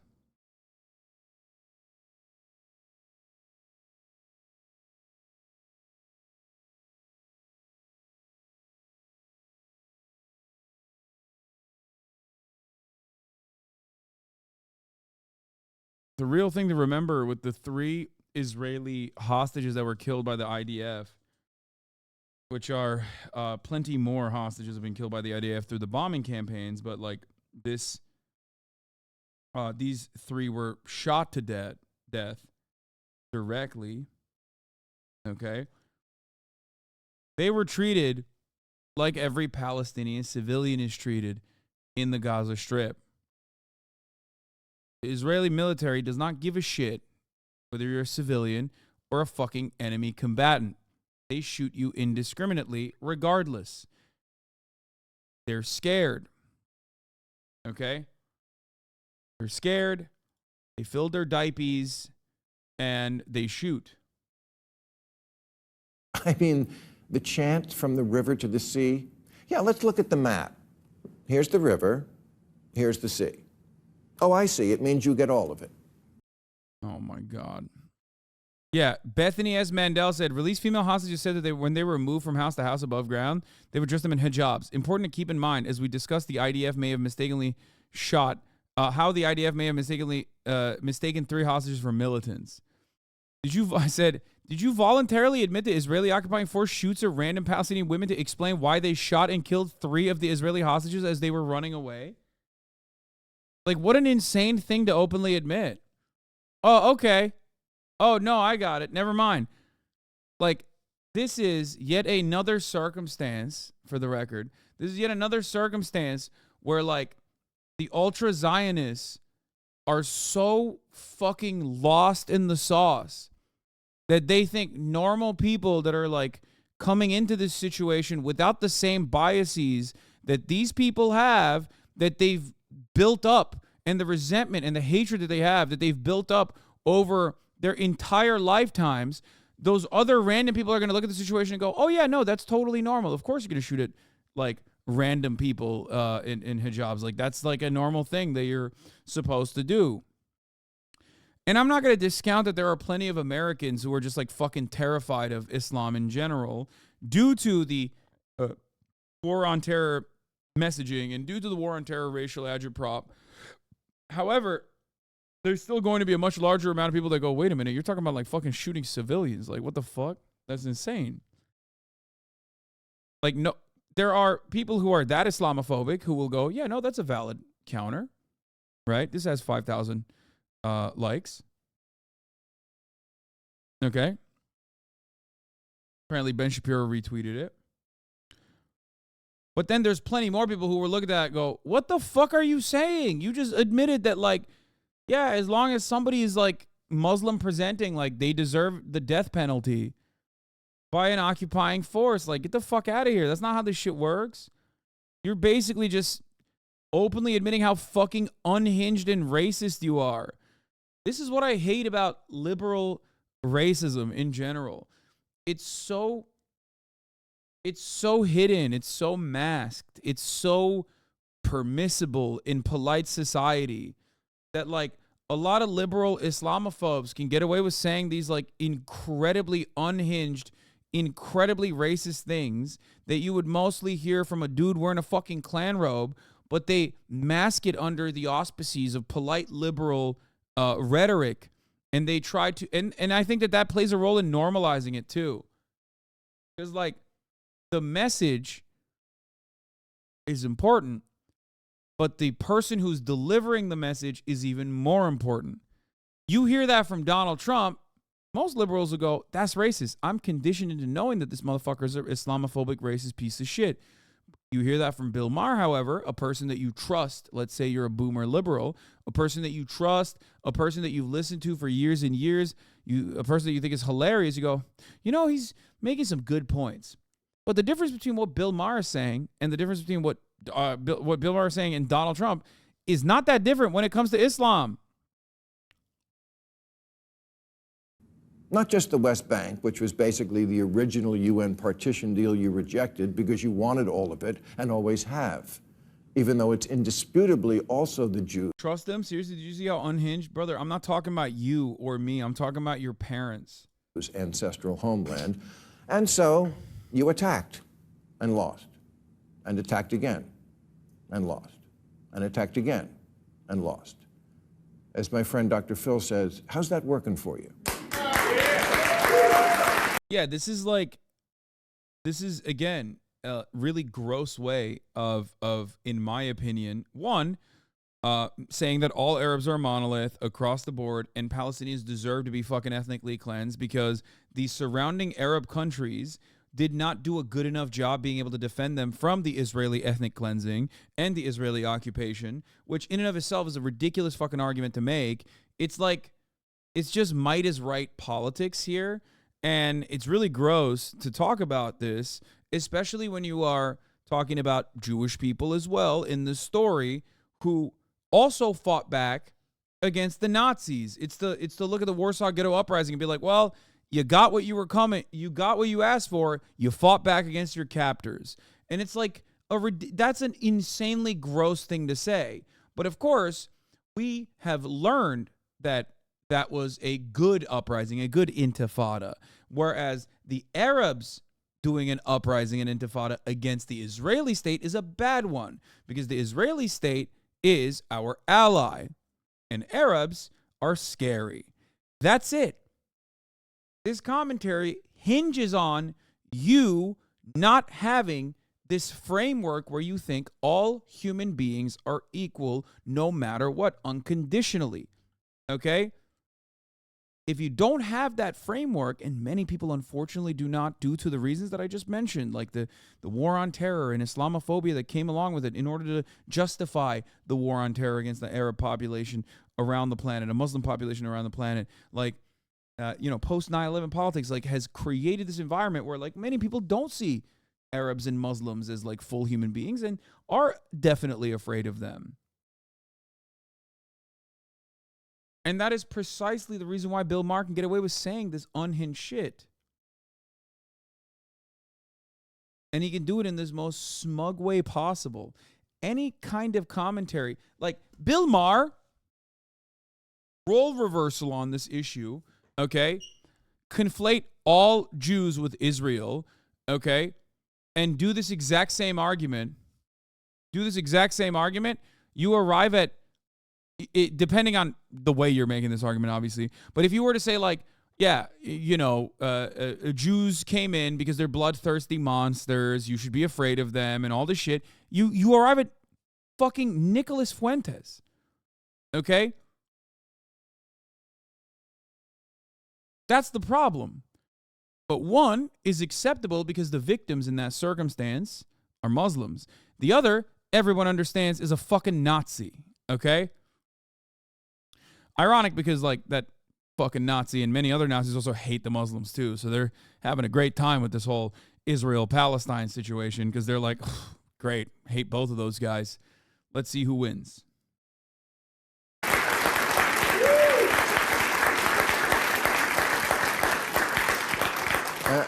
Look at what Mexico used to own, all the way up to the top of California. But no Mexican is out there chanting from the Rio Grande to Portland, Oregon. Yeah, might is right. Might is right politics.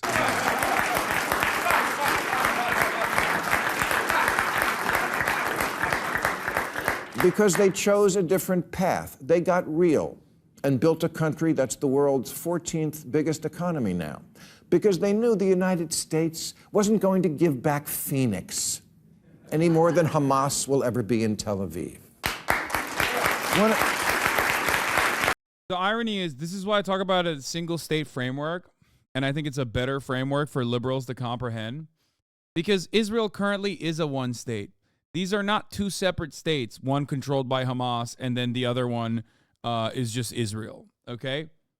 It's one state. Israel occupies both the Gaza Strip and also the West Bank. It's already a one state. It's just an apartheid state, and the apartheid should end. That is why I talk about it from a one-state solution perspective and not a two-state solution perspective, because the reality is that it is a one-state currently. The notion that the Palestinians are, like, invading to go to Tel Aviv and, like, kill all the Jews is a fucking ridiculous notion. Palestinians just want the occupation to stop. Are there Palestinians who want to wipe out all the Jews? I'm sure there are. Okay? Are there anti-Semitic Palestinians? I'm sure. But that is not the leading principle here. The leading principle here is not anti-Semitism, is not Jew hate, it's not fucking a genocide of all Jewish people. It's not even the forcible expulsion of all Jewish people from Israel proper. The leading motivation here is the emancipatory cause, which is a just cause, which is a righteous cause, which is an end to the occupation for the 5 million Palestinians that are currently living under the thumb of Israel, whose homes are being destroyed, whose livelihoods have already been destroyed, who 2 million of it, half of which live in an open-air prison, the other half live in Bantustans in the West Bank that Israel has designed under permanent military occupation. Fucking sucks. Yeah, I like how we specifically said Hamas will never be in Tel Aviv because he didn't want to say Palestinians will never be in Tel Aviv, because that is the reality. The reality is you could substitute it with Hamas, but the reality is he's talking about Palestinians.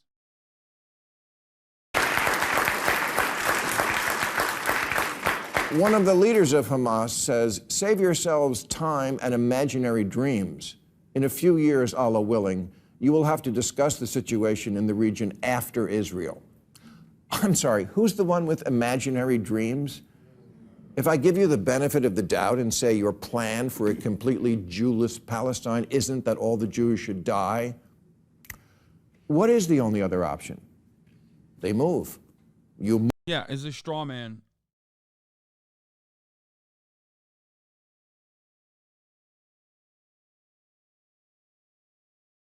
Like, there are infinitely more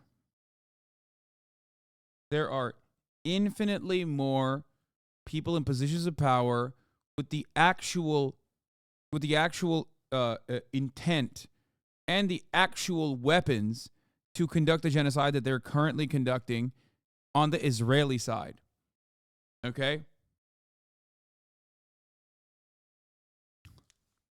It's very simple. It's the morality of it could not be more black and white.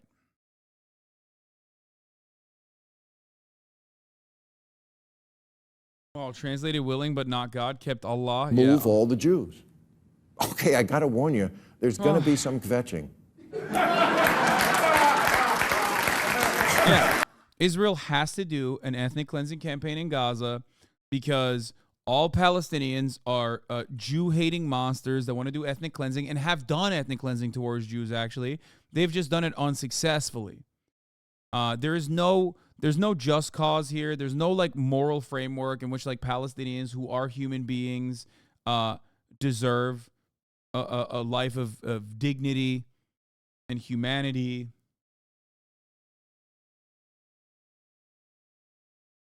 It's just...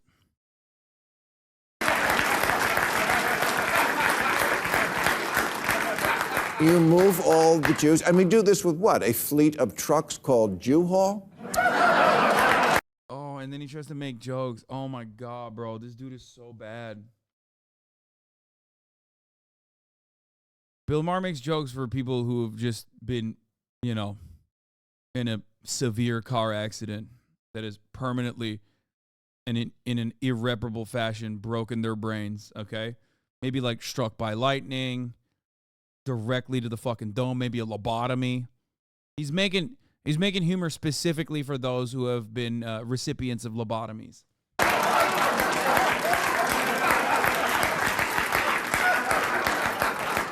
And to where are we moving this entire country? Texas?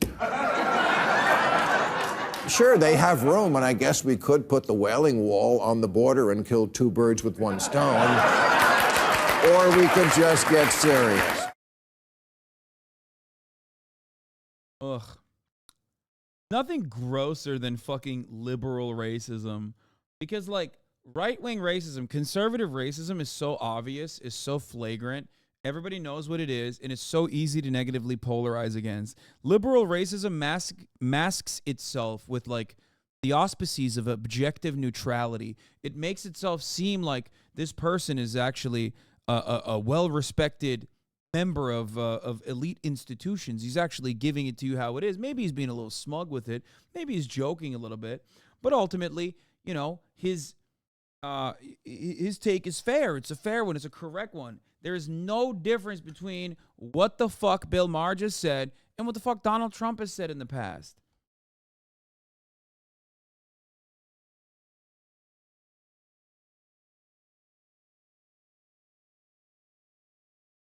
Yeah. I mean, yeah, it is this meme. It is the classic meme. George W. Bush in office, 9/11, never forget, united we stand. Obama in office, forward rainbow flag. Trump in office, make America great again. It's still the bombs. It's a Blue Lives Matter flag. Biden in office, Black Lives Matter, yes we can. Rainbow flag again.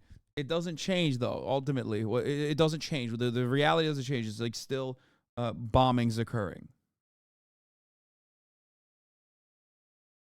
Anyway, I don't understand how anyone can watch that and not be disgusted. My jaw's on the floor. It's simple. The reason why people can watch that and not be disgusted is because they agree with him. Because they too have the same level of sheer disgust towards Muslims. That is the reason. They do not understand that what he's saying is gross. Did you see the tweet where the IDF was writing Cenk's name on missiles? Yes, I did.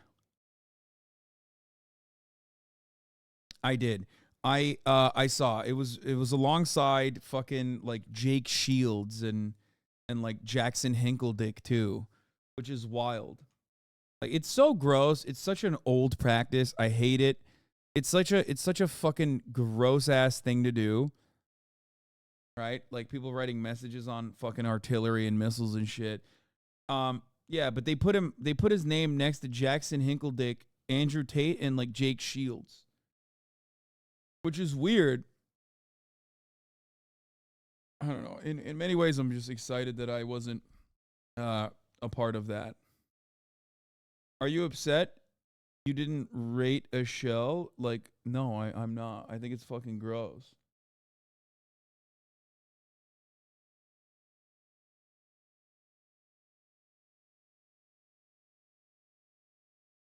Oh, they put Muhammad Hijab on there too.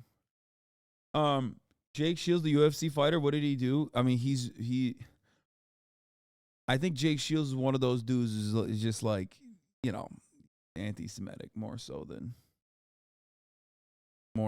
like anti-Israel. You know what I mean? Like he is anti-Israel for sure, but I think it stems from a very different place.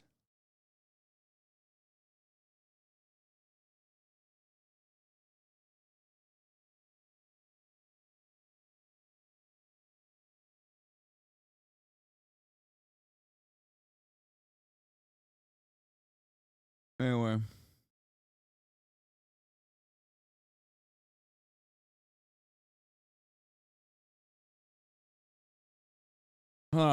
Okay. Your yearly dose of internet. All right, let's move on to some fun shit. You eat in my car, maybe there's something. Best of the internet 2023. It got so quiet in here. Oh, I remember this. What is in your mouth?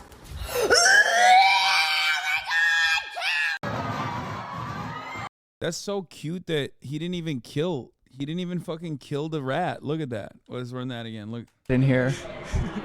How did I? What is in your mouth? I respect that. She tried to catch a 500-pound seal? Yeah, I don't know why you would do that. Oh! Oh! Wait, we gotta run it again. God damn, bro.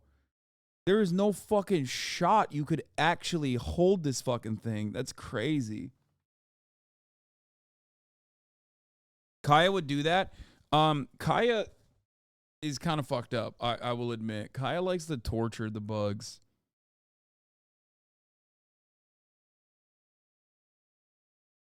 She'll like stomp on them and stuff and then like torture the bugs. Like she doesn't actually fucking kill the bugs.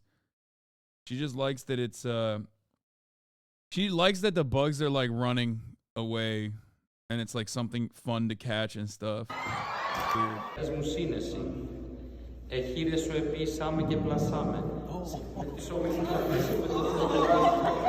Oh. That's awesome. Craziest thing about being creative is this isn't the text. I printed it out. What the fuck? That's being double jointed. It's a curse. This dad's daughter is in the military and wanted to wake her up.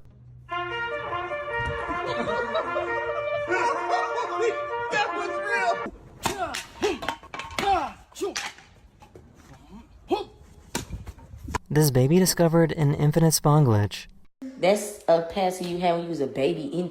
Oh my god! Oh my god, that is a beautiful black queen. Oh, sorry, okay. Where'd you get this from, bro? Hey, bro, I'm not even gonna lie, you know what I'm saying, bro? You left it in the corner.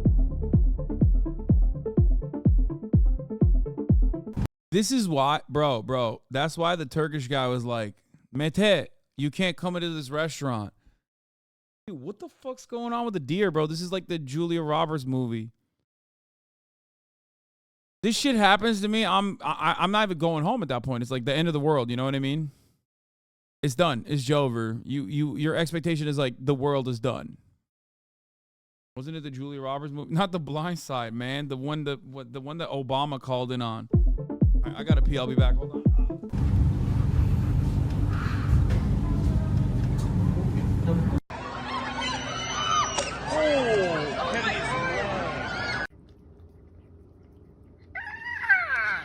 Oh, it's cold.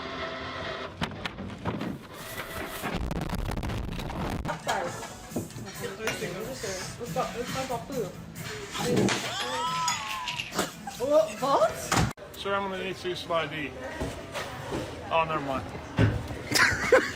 This guy waited for his brother while watching a live stream of his graduation ceremony. Hunter Craft. Matthew Ryan.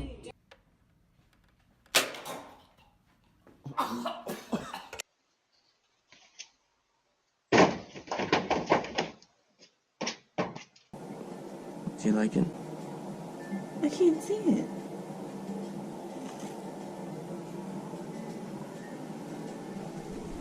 Birthday, dear Kimberly. Ooh.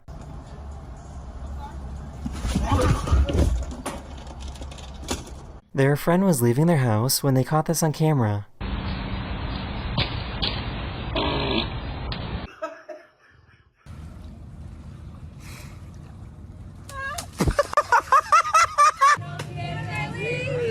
Oh my god. This person chose the wrong object to use as a step stool.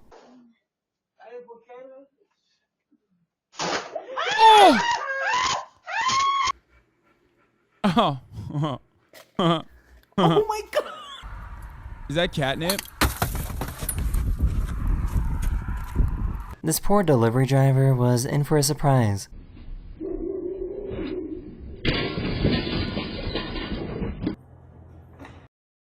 Bro, Cane Corsos are fucking nutty, dude. That's like, that is just, the fuck that. Yeah, 100%.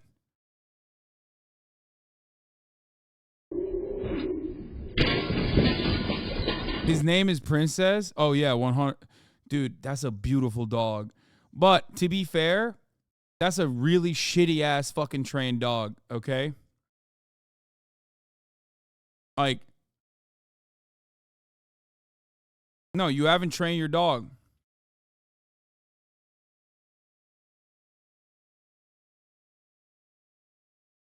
Dogs literally made to kill? No, there's no such thing, dude. You can fucking train any dog to be a killer.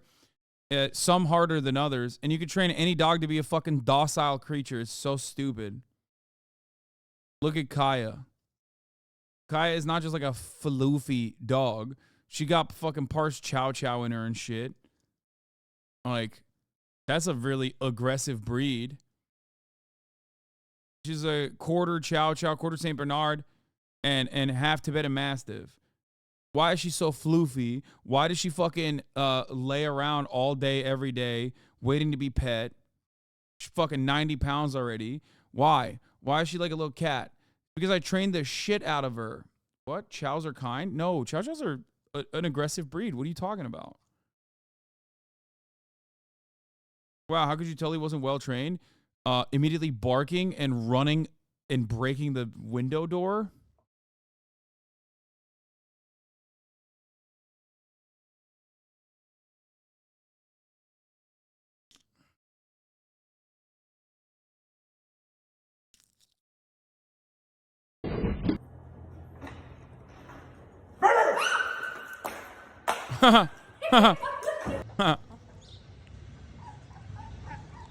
Oh my god, I'm dying.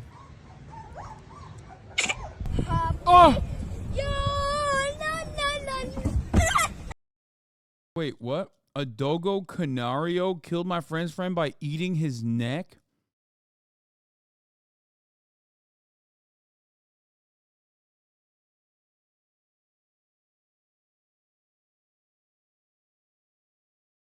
Can I rent your dog for a photo shoot? Money is not a problem. Sure, give me $1 million. That's her rate.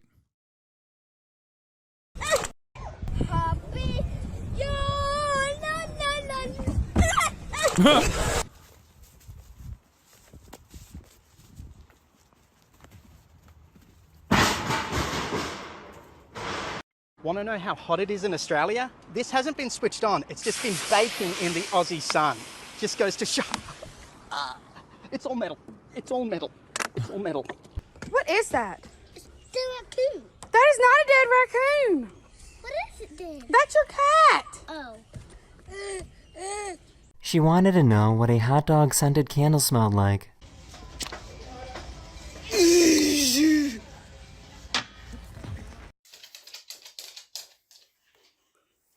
What the fuck? Her family surprised her, and they wanted to celebrate her 21st birthday. I can't drink it. Why? Because I'm pregnant. Oh. Hi, how you doing? I had to watch this like 8 times to figure out what was going on. Hold it. Mr. Krabs. No way. Put him right here. He looks so cute. Oh my god! Hey, how you doing today?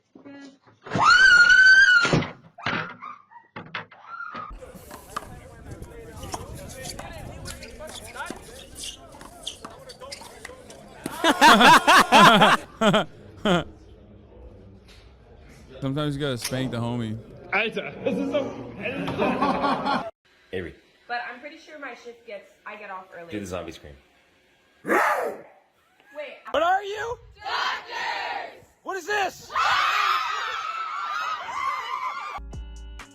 That's funny.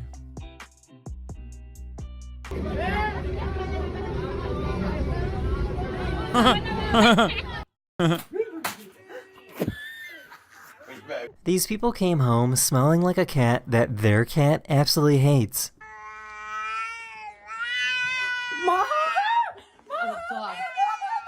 Bro, cats are nuts, dude. Look at this. Bro, this is like, how do you live like this? How do you live with a thing like this at your house? You know what I mean? It's just like an invasive species in your motherfucking house, dog. Straight up. Am I crazy?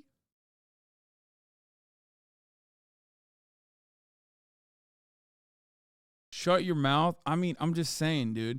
Okay, but a dog would definitely go pout in the corner in the same situation. Okay, first of all, you just compared a dog being sad to a cat being like a cat wanting to attack.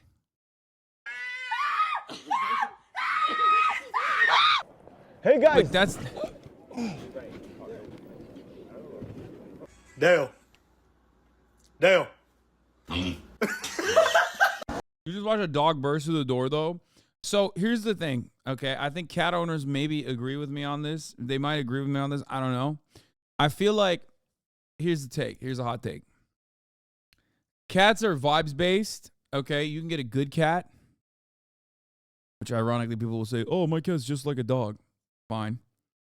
Or you can get a bad cat that's got a bad attitude, okay? But you can't really train a cat. Whereas dogs, yeah, you can absolutely not train your fucking dog And if your dog is behaving like a cat, that's a problem, okay? Because a dog is much larger than a fucking cat. However, a dog is trainable. Oh my God, every cat owner is like, you can train cats. Oh my God, oh my God, oh my God. Oh my God, half the reason why you motherfuckers get cats is because you don't have to train them. They live on their own and you could just like leave their water out.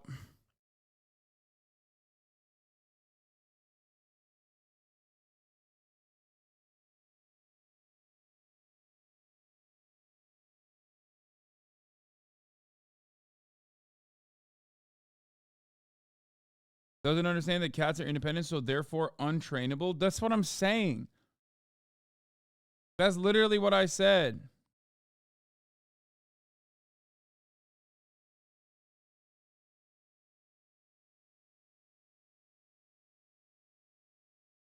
Hey, look at all these wieners. Hi, wiener. Dual sport. This guy put a bag of donuts on a fishing pole in front of these cops.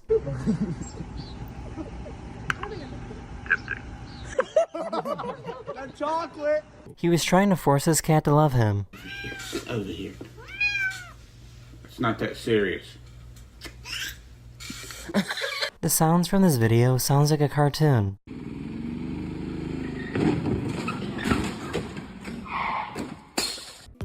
Huh.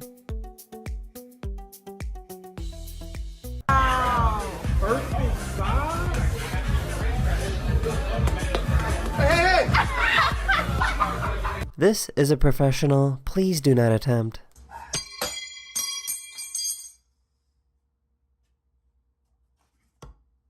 What the? Yo!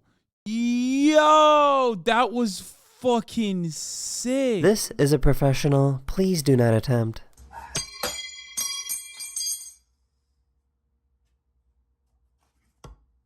How does he do that? Bro, what the fuck? Bro, what did he pull that out of? Like his hair? Yo, that shit was in his hair. In his ponytail?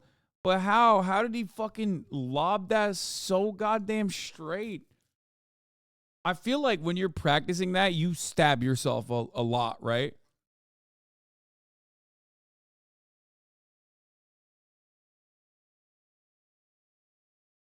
Because, like, what happens if that shit is stuck? Okay?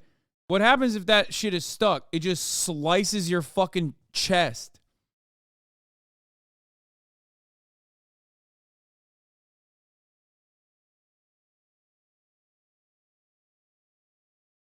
You practice with dull shit?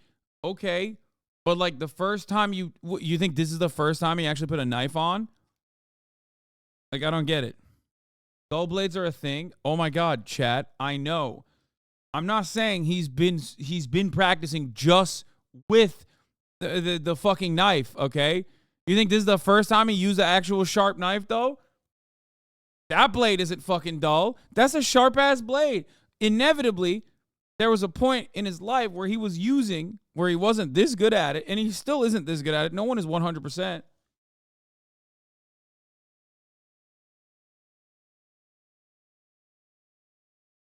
With his booty cheeks. That was so sick. Oh!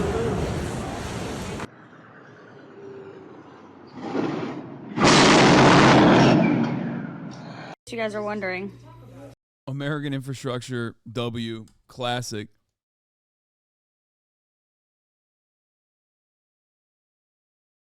I mean, that's more of a sinkhole probably, but still. This is 150 calories. Dude, listen. This is just like, look, average Los Angeles road, okay?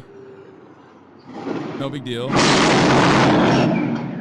Yeah, no big deal. That's just just a regular California pothole there, baby. You know what I'm saying? That's just how it is, man. That's just how it is, man. It is what it is. You guys are wondering. This is 150 calories.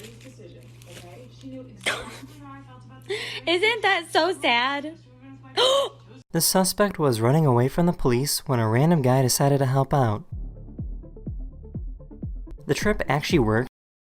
That's lame as fuck, dude. I mean, I don't know what this guy did. It's gonna be like, this guy was he was the best pedophile or something. And then I'm like, oh man, oops, okay, that one is fine. Not just any pedophile, the best. He murdered 6,000 people. And allowed the police to catch up and make an arrest. Did you fart? Or you just blew me away? Oh God. Can I have your number? He's gonna check out my brand. Oh, oh, what the fuck? He just nutted. And as we're digging through here, we're trying to figure out what's sick. going on here. I'm not sure if this is a sinkhole to China or what. I think I see something. This is USA. These parents find out that their child has a meltdown whenever they moo at them.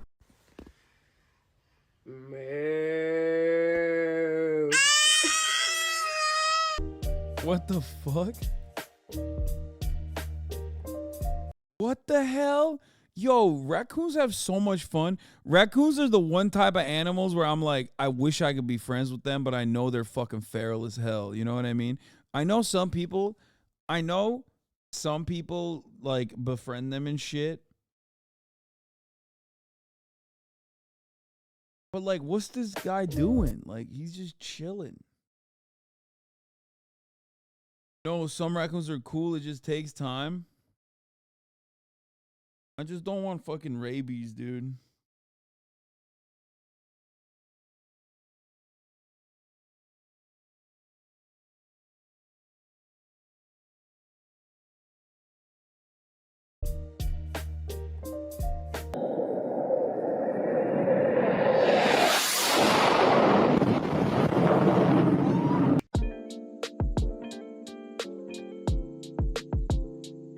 Oh. 2, 3, go.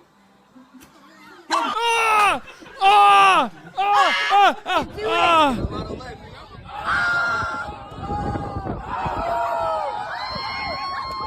This guy was absolutely flabbergasted that this guy could pull off such a low note.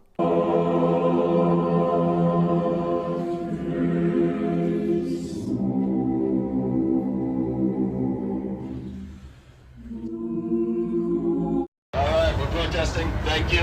What are we protesting? We're protesting everything. We're angry and we're not going to take it anymore. Part 2, double mom hug. Ready, meters?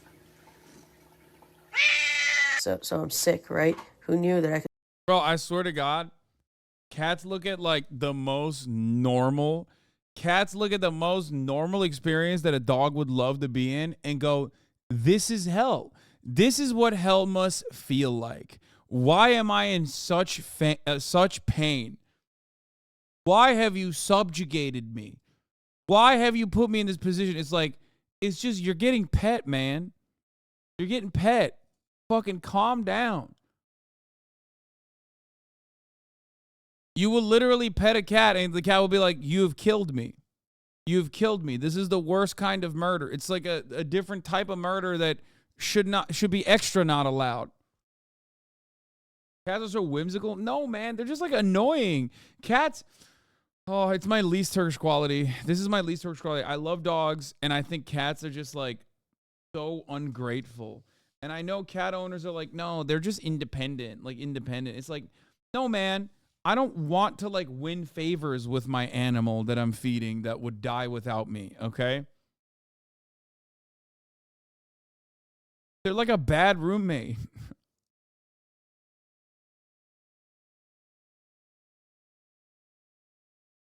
Cats are just like people with autism. Have you ever tried petting a cat without kicking it? What a question, okay? I have. And as a matter of fact, I have great relationships with cats that are in my life, okay?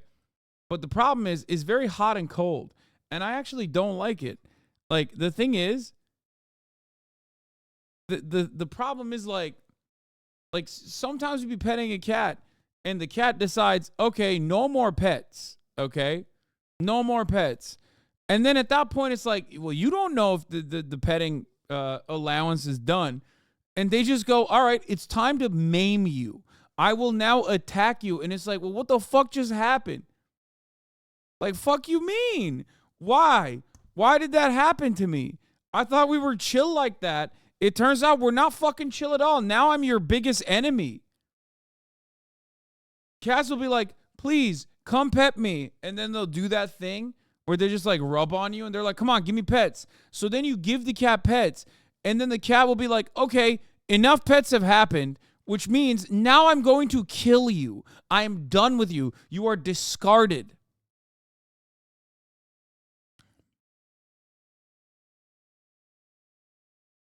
It's called boundaries, sweetie. Enough is enough. It's like, this is the most anti-autistic stream you've ever done. Consent needs to be revocable. Otherwise, it's not really consent. Yeah, except like in the animal kingdom, if your fucking dog doesn't want to be pet, which is very rare, obviously. Most dogs love being pet all the time, forever. But like, if they don't want to be pet, they usually just like move away. Well, they do like this thing where it's like, nah, I'm good, okay? Cats don't do that. They just flip it. They switch up on you. Can we just agree? Can we agree on that? Can we agree that cats literally fucking switch up on you and you're like, what the fuck? Like, that's the... No, dude, cat owners are so crazy. I'm trying to make amends, okay? I go back and forth with cats, okay? Sometimes I got drama with cats. Other times we squash the beef, okay? But, like, cat owners are worse than the fucking cats, which, unironically, is something that cat owners will agree with because they worship their cats. So they will go, yeah, you're right. Cats are better than me, for sure. Straight up.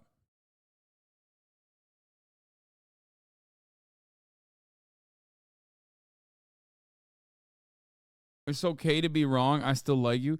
I'm just saying, like, I want a cat that's chill all the time. You literally have no idea about cats because you don't like them. You yapping about cats just makes you look dumb.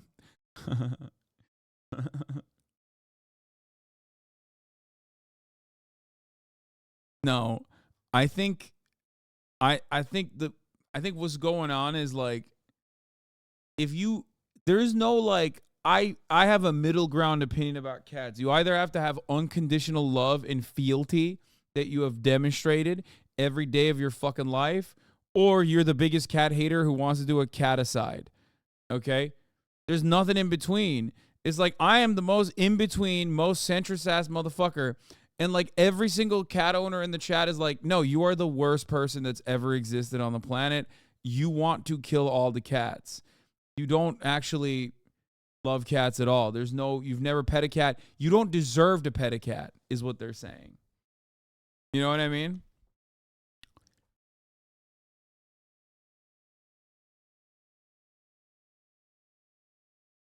The way you are about cats makes me never want a dog if this is what being dog owners is like.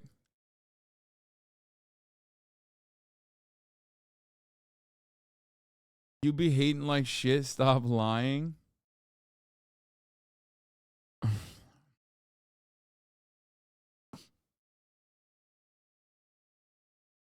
I'm just saying you haven't met my cat and don't know the sweetness that is him. No, guys, I already admitted that there are definitely cats out there that are just chill like that. Okay? I believe it. I believe it. I've met them. I've met chats. I've met cats that are chill like that permanently. Okay? And I've had wonderful interactions with them. Oh my God. Do you agree with Hassan on his takes about cats? Yes is at 31%. Someone is 14%. 54% resounding no.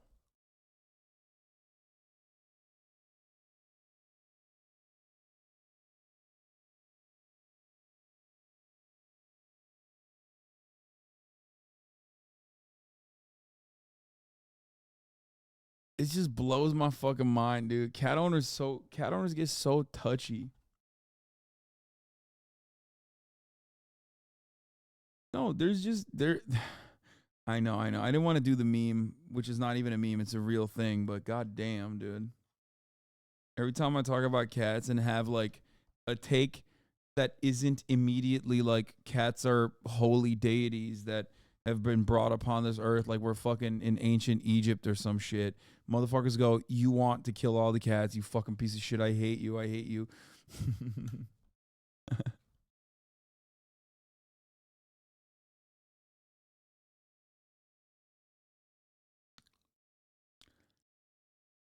I think Twitch and mostly online spaces are also perfect for cat owners.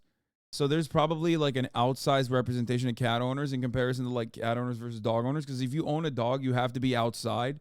Like you literally have to go outside and touch grass. And Twitch is the least grass touching ass fucking place online. So there's hella cat owners in here and they're overrepresented in comparison to... They're just like hella overrepresented in comparison to dog owners here. Yeah. The Zen diagram, even the Venn diagram of Hasanabe heads and cat people is almost a perfect circle. Yeah.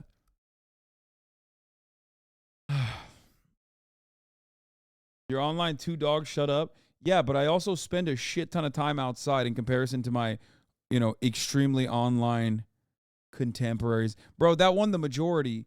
Nose won the majority, bro. Do you agree with Hassan on his takes about cats? That's crazy. My takes are so reasonable.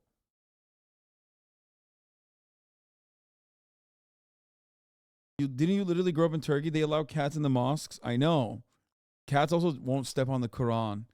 Like, that's my favorite meme of, like, Muslims love cats so much. They're not big dog fans in general, at least in Turkey. My grandfather still, to this fucking day, gets, like, freaked out that my dog is, like, in the house. He does not like it.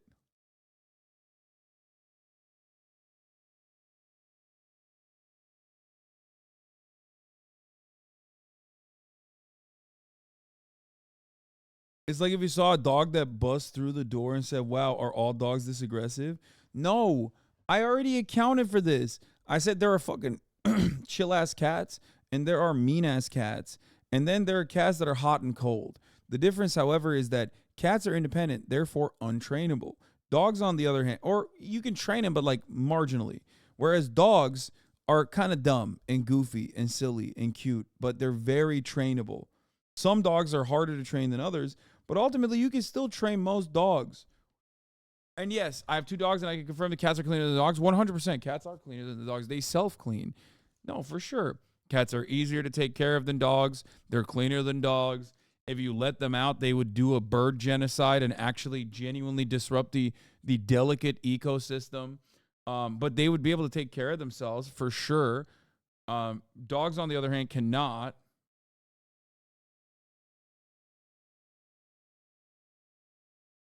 Are cats responsible for cat ladies? The strange neuroscience of toxoplasmosis. Oh no.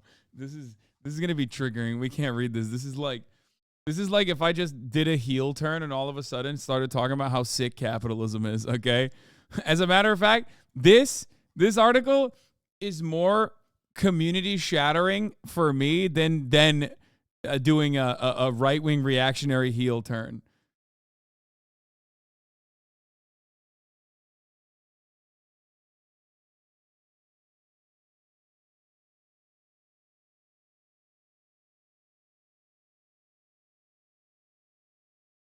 Thoughts on bird people? They get committed. How often do you walk your dog when you stream that much? Like around a mile? Or if I'm not walking her a mile, I'm at least like running her. You know what I mean? The thing is, the wonderful often, not distance. I mean, guys, you see her behind me all day. Why do you think she sleeps like a fucking log the entire day, throughout the entire stream, sleeping through every fucking top of the hour ad break, which comes at the top of every hour and it's 3 minutes long? Why do you think that happens? It's because I worked her out this morning.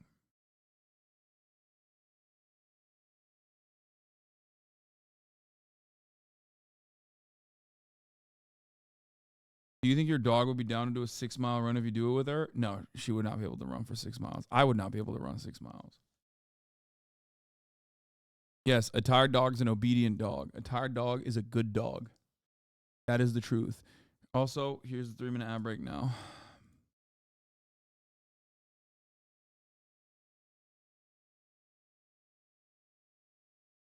Weird thing is that dog people aren't even infected with parasites, and yet they become dog slaves. It makes sense to me. Be a cat person if you're infected. What?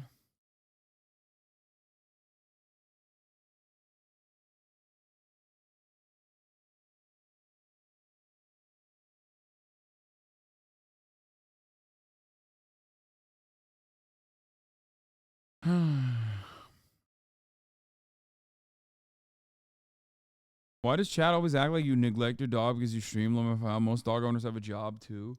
Yeah, it's weird. Especially because like Kaya lives better than like 95% of humans on the planet. Like chatters would most likely swap places with Kaya if given the opportunity in a heartbeat. Okay? And the very same chatters who would swap places with her would literally simultaneously the ones that are like, she's enslaved. It's like, no, she's not. She fucking loves her life.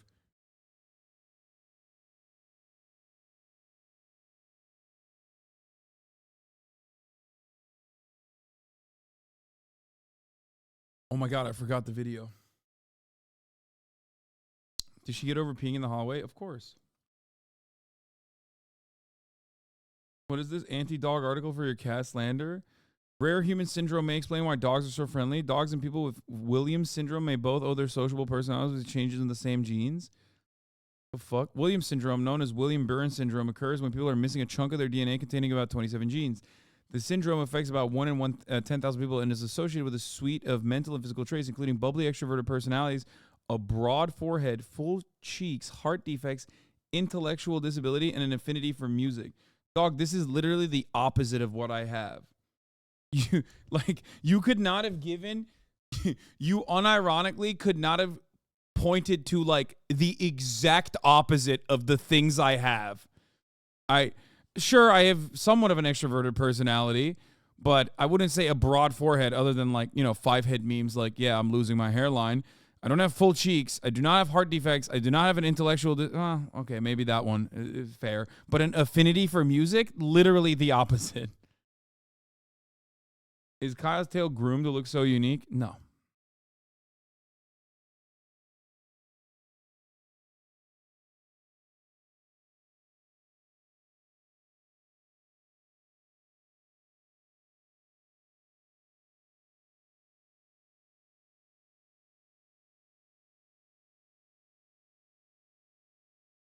Oh, read the article. It's saying dogs have genes like that. Not that this is what leads people to liking dogs. Oh.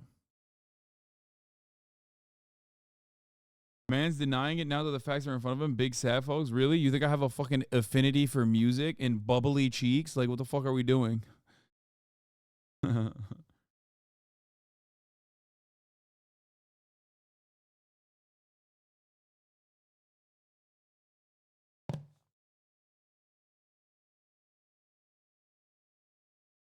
You only walk your dog once a day? No, I never walk my dog, actually. I beat her when you're not watching her on off stream. I can smell this chatter. It's always fun when you can literally smell a chatter from afar. The fuck do you mean? You only walk your dog once a week? No, I don't. Abby Nusselson.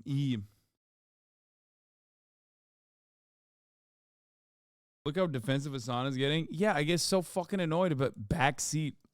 Being a backseat dog dad is so annoying.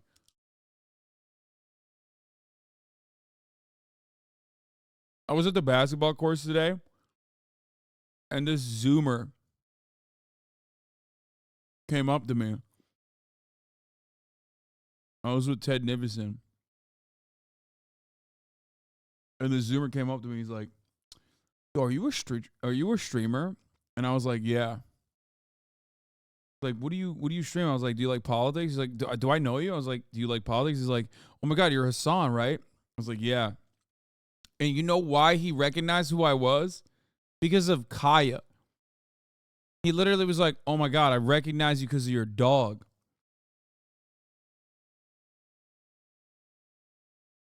Like, God damn, bro, what the fuck? She's more famous than I am. Kaya made you L streamer. Yeah, no, she is. Took that ego down a notch? No, that makes me happy. You fell off. True. I fell off. Kaya fell on, dude. Also, you guys are like, she needs her own vlog channel. It's like, bro, she sleeps all day. I would strap a GoPro on her at the park and have her fucking run around. And then she just, the rest of the day, she just sleeps. Well, she sleeps all day, but then also on top of that, does this thing where she wants pets and she just like moves. She lays on her back and kicks her back feet up into the air and is just like, come on, give me some pets, please. I could sound like a drill when I'm sick. Oh my God. Oh, this one's a classic.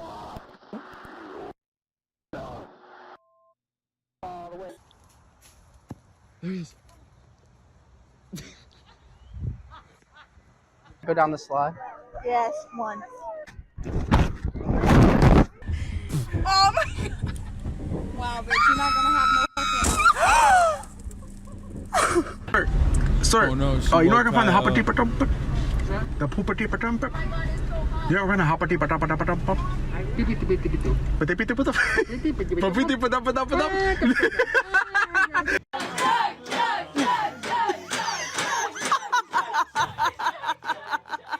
She had no idea that this hawk landed inside of her house. Jesus, Chrissy, quiet.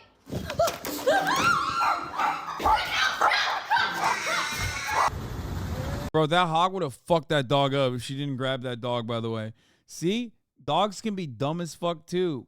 No, fuck the laptop at that point. Are you kidding me? Save the dog. Literally fuck the laptop at that point. Are you joking? That hawk would have snatched that little shit up and flown out of there.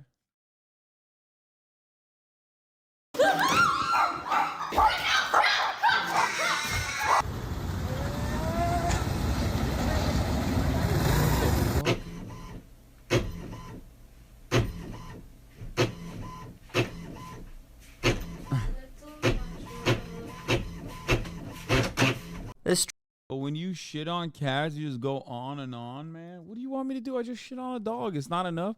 Cat owners are so vindictive, dude. Like, cat owners are so vindictive. They're like, oh, remember when you shit on the cat? Why don't you fucking do 35 minutes on how dogs suck, too? Not enough that you just fucking Streamer shit was on trying to this dog. sneak up on this deer without scaring it.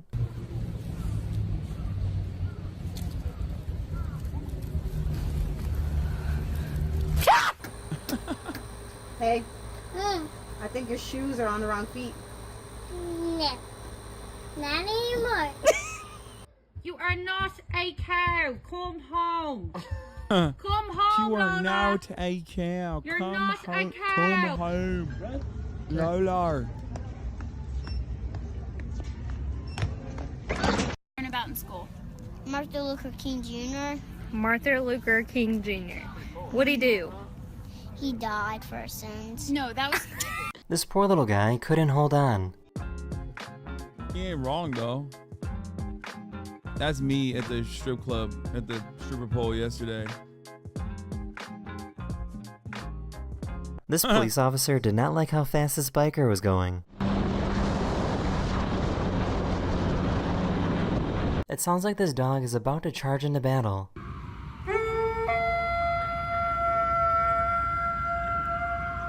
Bro, what This the teacher fuck? told his student, Yo, sometimes Great Danes freak me out. I don't know if that's a Great Dane or what is it called, a Vizsla, right? Or a Rhodesian Ridgeback? No, that's a Great Dane, right?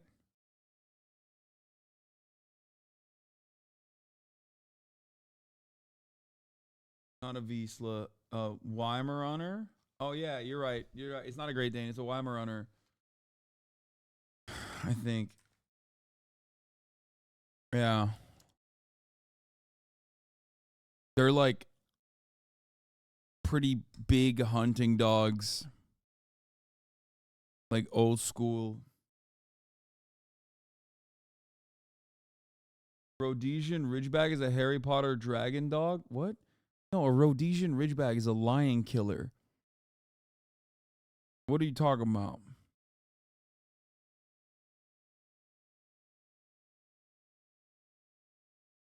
I mean, the Weimaraner's got top marks, dude. Look at this. Good with other dogs.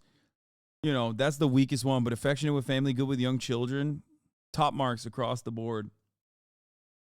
The Weimaraner, Germany's sleek and swift grey ghost, is beloved by hunters and pet owners alike for their friendliness, obedience, and their beauty. They enjoy exercise and plenty of it, along with lots of quality time with their humans. Instantly recognized by the distinctive silvery grey coat, male Weimaraners stand 25 to 27 inches at their shoulder. Best dog, Bichon Frise. What the fuck is a Bichon? Ugh. A description of the ideal dog of each recognized breed. Their personality dogs since antiquity. These irresistible canine comedians. Yeah, I don't fuck with dogs like that, man. I don't fuck with tiny dogs. I don't like. I think tiny dogs are. They got an attitude. They're fine. Like, they're still dogs, so I still like them.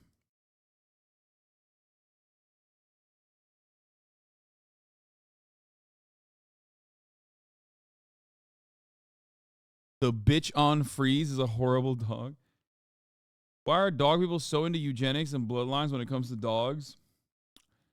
I mean, that is how they've bred dogs, is eugenics. The fuck do you mean?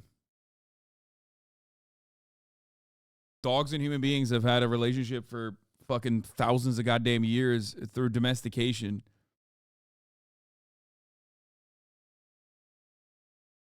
I don't think cat owners are that much into like breeding or I mean there are like cat breeds too and they're weird as fuck.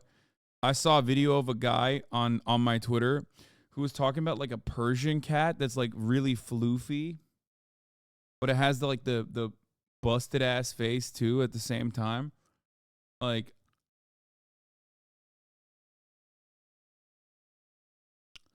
I'll fuck with Inca, the best little dog.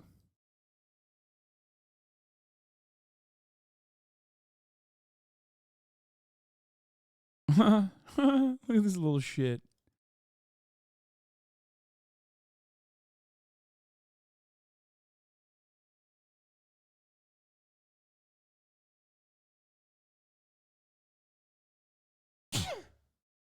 What if there was a Kaya-sized cat? Would you like them? Fuck yes. The problem with a Kaya-sized cat, unfortunately, is that they do exist. They're just called lions and leopards and panthers and shit. And they're still cats and therefore incredibly fucking violent. That's the problem. But yes, I would love a giant cat. I would love a giant cat. It'd be so fucking sick. The issue is they're still cats and therefore incredibly susceptible to mood swings. And when you have a mood swing with a cat that is the size of a dog, they will kill you.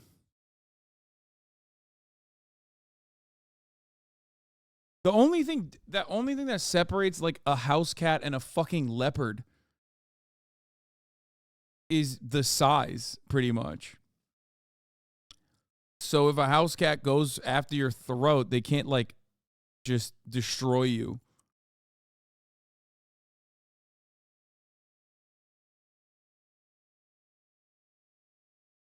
What is this? Capone the serval cat? Yeah, this shit's awesome. I think these cats are fucking sick. The problem is like these are really unethical to have, right?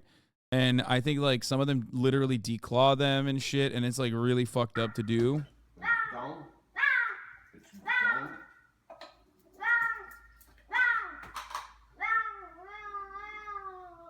Ouais, j'irai l'enlever. Je pense qu'elle va flyer. On va peut-être faire un vol plané. Bro, that's sick though. Like straight up, that's a cool ass. I would love to have a cat like that. Nah, they are not a wild animal though. They are domesticated. These things are not domesticated. I don't think cats are fucking not even domesticated. What are we talking about? Is it actually ethical to own pets to begin with? I think that, I mean, the ethics on that are questionable, I guess, but there's like things that you can do that is worse overall. I think a couple thousand years of domestication have just like rendered that argument really silly.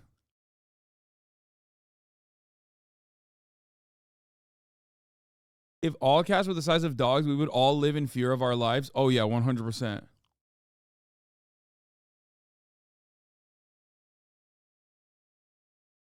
Cats have been domesticated longer than dogs. What are you talking about? Yeah, except it didn't fucking take.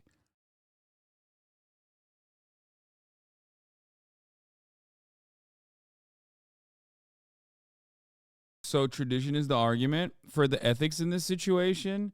Guys, this is why I'm not a debate pervert, okay? Because I'm not a hyper-rational person, and neither are you really. But, like, this is what I genuinely mean, where it's like, I'm not a fucking weirdo, dog.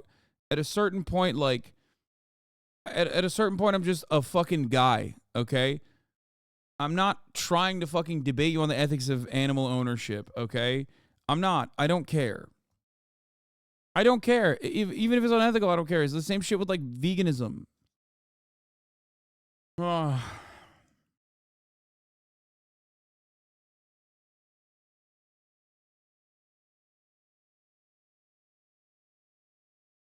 Motherfucker went, so appeal to tradition? It's like,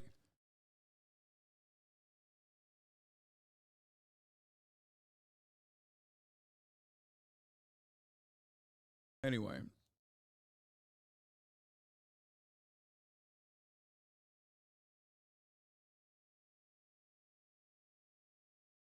I mean, is it ethical to do agriculture? I would argue not. I mean, yeah, it's everything we do is destructive to the planet. You still post content about Palestine? Yeah, no, I'm done. I'm done posting content about Palestine, actually. I know for a fucking fact, cynical dipshits come in here the one time where I'm like, it's, first of all, content about Palestine is ridiculous, calling it content. But I know for a fucking fact this dude came in here specifically to be like, doesn't seem to me like, methinks you're not doing the 68th day of Palestinian coverage. I wonder why. Methinks you're done talking about Palestine, not because you said it's Sunday Fun Day, as is the title, but probably for some other alternative reason. Methinks I've got you. I will be reading about this in my subreddit later. All the other shut-ins. All of the other 45-year-old IT specialists that I hang out with on the subreddits are going to love that. They're going to go and say, haha, we've won the moral victory. Palestine content. Bazinga. Aren't you giving them exactly what he wants, though? I mean, I'm pretty sure he doesn't want me making fun of him and calling him out like this. I suspect.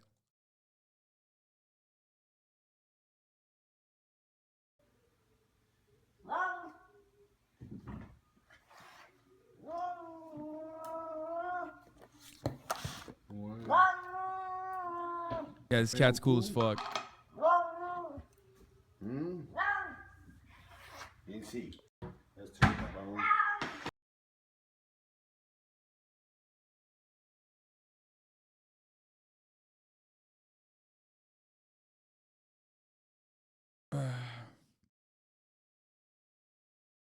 bone. Is Jubilee paying y'all? Dude, they might as well be. Are you going to react to the new Jubilee video, Capitalism versus Communism? Like, it's nonstop. They've asked today.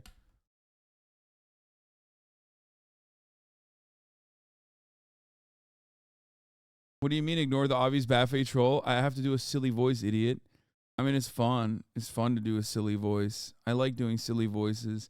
Y'all are just mad I'm not doing the silly voice while fucking playing Grand Theft Auto roleplay right now.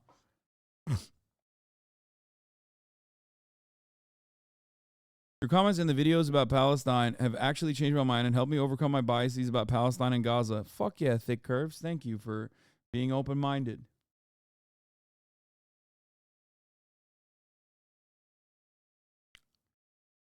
I still haven't finished this video.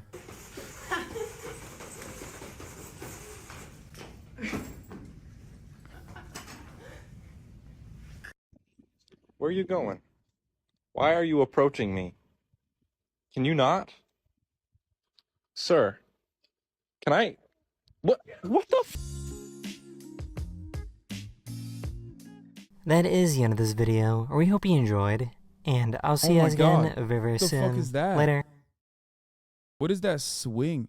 How often ancient Rome experts? Oh my God. Okay, I have to watch this. I'm Lauren Ginsberg, professor of ancient Rome, and I'm here to answer your questions from the internet. Oh, dude, this is ancient sick. Rome support. I gotta do this. At Abe Eagle, why did Romans wear togas? The average Roman did not go out of their house hanging out in a toga because togas were extremely long, extremely complicated gowns to put together. So even extremely elite Roman citizens recognized the toga as a ceremonial gown. I like this image because we have all these people who are wearing things that are decidedly not togas. What they are wearing is the basic Roman garment that anyone of any status, male or female, would wear, which is what's called the tunic or the tunica.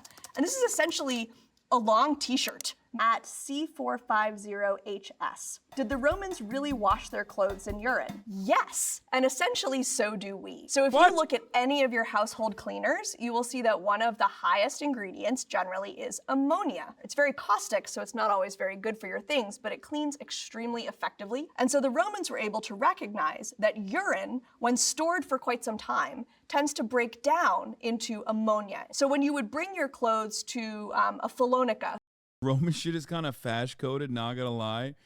I mean, fascists literally do love Rome, yes. What do you think the fasci comes from? Where do you think the fasci symbolism comes from? But like, but I mean, the Roman Empire was sick, dude. Straight up. It's the same as any other empire, especially when like a long-ass time period has passed by.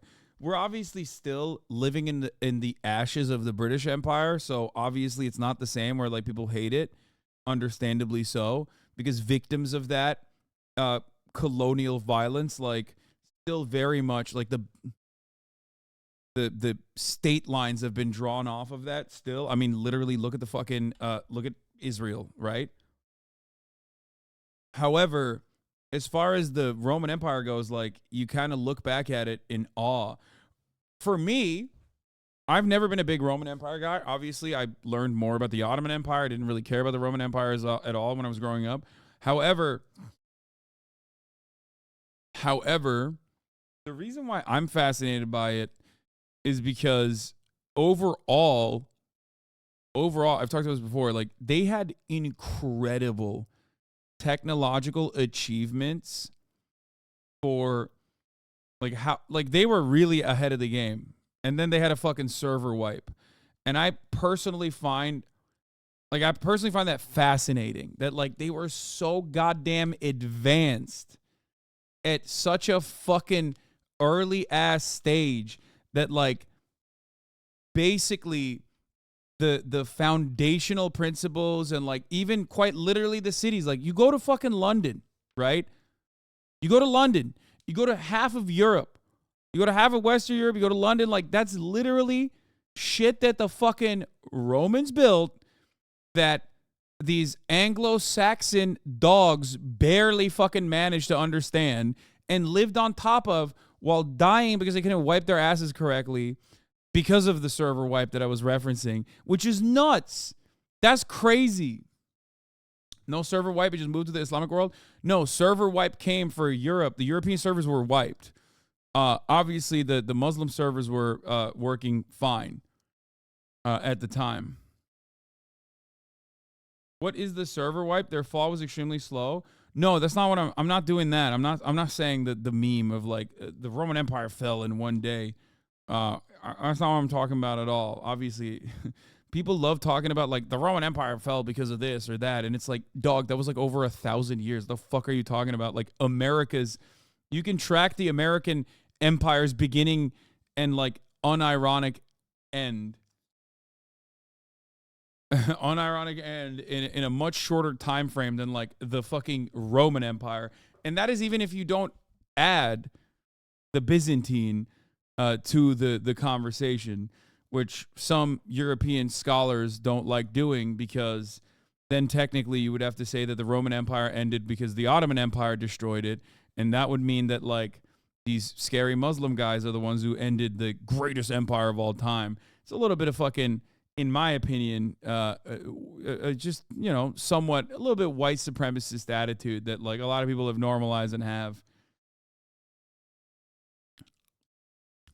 Anyway, let's continue. So this is a laundromat, essentially, in the ancient world. First thing was it would go into a vat in which highly concentrated urine would be poured, and you would let it sit there. Then the clothes would be washed with clean, flowing water in 3 to 4 separate vats. Until the end, it was basically perfectly clean, and it could be line dried. Finn Huckster, did the Romans really have vomitoriums? Yes, but not in the way that you mean. It is true that if you look at some urban plans in Rome, stadium buildings, amphitheaters, theaters, places where tens of thousands of people would come, you will often find the word vomitorium that's written there. And somehow a myth has Save the Children? You're a Save the Children type of guy? Thoughts on Saving the Children update?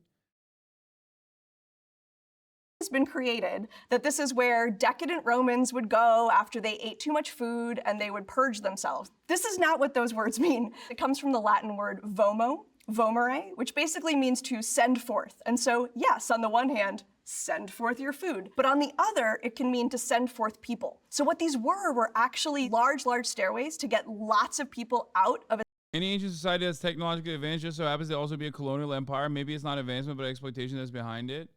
No, exploitation plays a role throughout the entire course of history. Stadium very quickly. So we actually still use the exact same technology that Romans called vomitoria. We just don't call them vomitoriums, and I for one think maybe we should. At Not Land Lou. Man, they didn't even have popcorn back in ancient Rome. True story. What did they snack on in the Colosseum? This made headlines last summer because they've actually started to do excavations in the drainage system of the Colosseum and in the sewers. Because if you think about it, if you go to a rock concert today, you can see everything sticky on the floor, people throw their food all over the place. Where does that go? In ancient Rome, it would go down into the drains and it would go down into the sewers. And that means that things that can survive for those millennia, we can be able to tell that those were the kind of foods that were snacked on. All sorts of varieties of nuts and residues of nuts have been found in these sewers. Fruits, for example, figs and peaches and other fruits, grapes that were easy to carry. Also, what they discovered was that people seemed to bring, or at least have access to, small portable grills, sort of like tailgating grills, little braziers, where they could grill meat at the time as you watched people fight to the death and animals. Dude, that's fucking so sick. Come on, dude. These motherfuckers were grilling, dog. That shit is... Oh, that's so cool. At Dog, why does concrete from ancient Rome stand up better than modern concrete? If we look at this dome in the Pantheon of Rome, it looks pretty... Oh, this part is actually sick.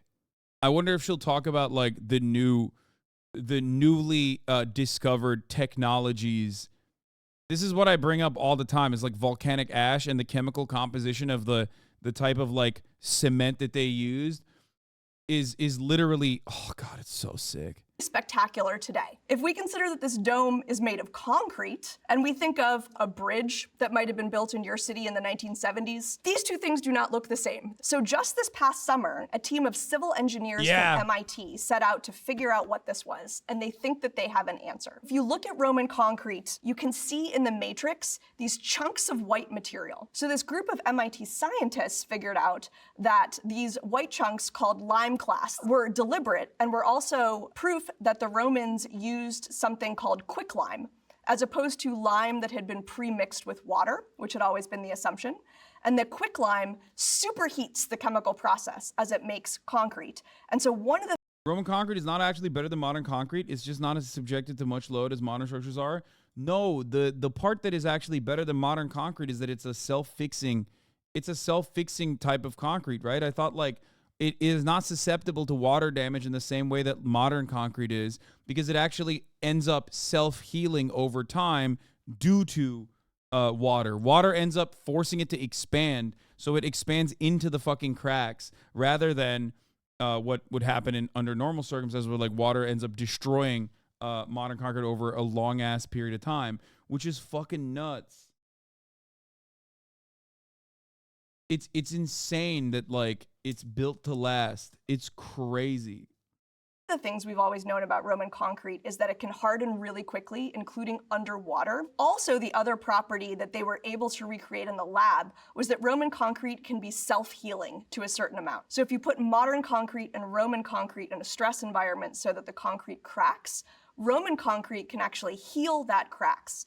And the key that they think they found is that these lime clasts, these calcificized white chunks, would be able to immediately distribute material to those cracks and help with the self-healing properties. It is much more expensive to make concrete this way, so I'm not actually sure that we're about to have a Roman concrete revolution, but it is pretty cool that these scientists think they've recreated what the secret of Roman concrete is. I mean, that's sick as fuck. Fault. Did those gladiators really fight lions? How often did they die? Absolutely. Gladiators really fought lions. It's not even like they would just be released from a That shit's sick as fuck too, by the way. gate and everyone could tell. And architectural investigation has shown the technology through which lions below the surface of the floor of the Colosseum were able to be launched into the air to suddenly appear. But the question about how often did they die, we have tombstones that show gladiators who have won 50 different competitions in their life. Evidence of gladiators who retire from being a gladiator and train other gladiators. And so it wouldn't really make sense if every time they went into the arena, there was a 50-50 shot that they weren't going to walk out.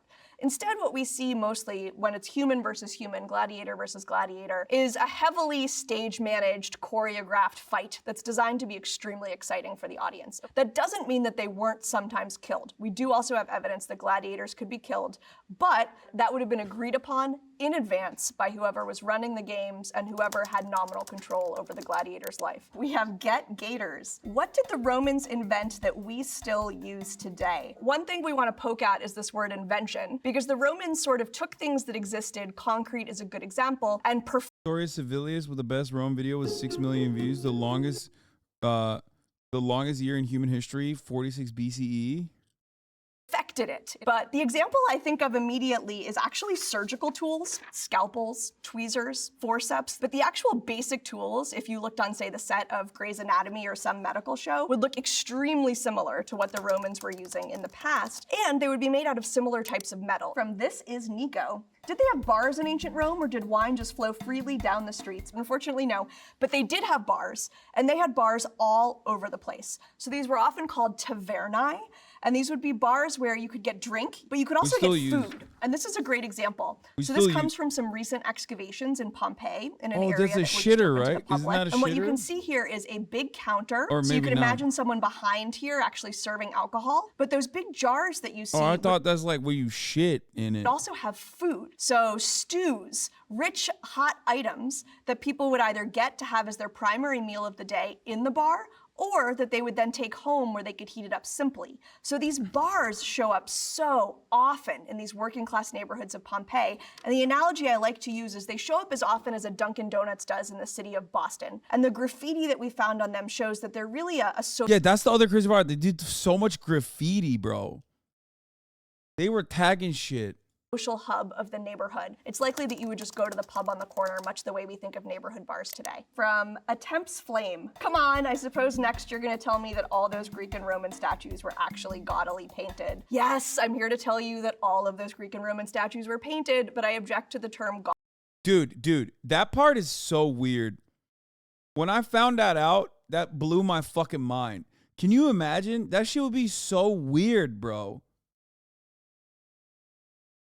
That would be so fucking weird. Think about it. You'd be like, oh, it's like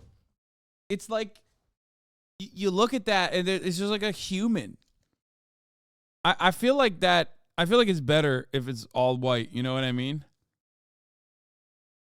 Cause like having all that shit be colored, you'd be like, I mean, it's like scary. You know what I mean? It's just like, is that a human or is that not a human? It fuck you up. Think about it this way. Think about it this way. Think about it this way. No, it just looks like a human. Why the rest of the world is very colorful? No, because like imagine you're just like walking down the street and you see a fucking, you know, people in Roman were stupid, right? What do you mean? I'm just saying, like, if you saw like a statue, okay, and it looked like a human being, even when you know, walked up next to it, you'd be like, what the fuck? Oh God, it would freak me the fuck out. You think movies are real too? No, dude, there's a difference between... Really? You think like a statue out in fucking public is the same as a movie? How fucking stupid. You're watching something on screen.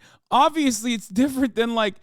I'm saying the shock factor of having like going into a fucking wax museum. Imagine if all of the statues looked like that. It would be freaky.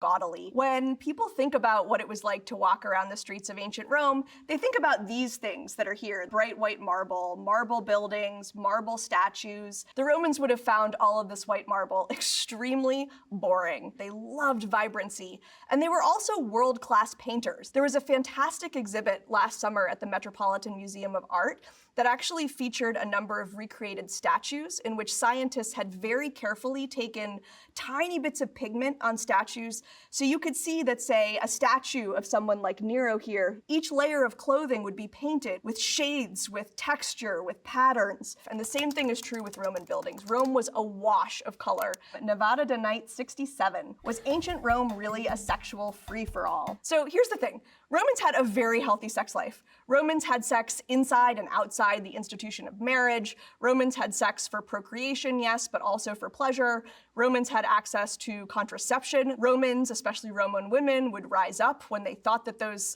rights were being curtailed. Romans have pictures and works of art and literary texts that talk about sexual desire, that talk about sex acts, that talk about their favorite positions. Short, it's woman on top is the thing that they say. It's pretty funny thinking about that. Yeah, thinking about that, and then like the next 500, 600 years of European history. Like, that's what I mean. This is exactly what I'm talking about with the server wipe, okay? Like, this is part of it. Where, like, they did all this shit, and then server wipe, and then they were literally so backwards.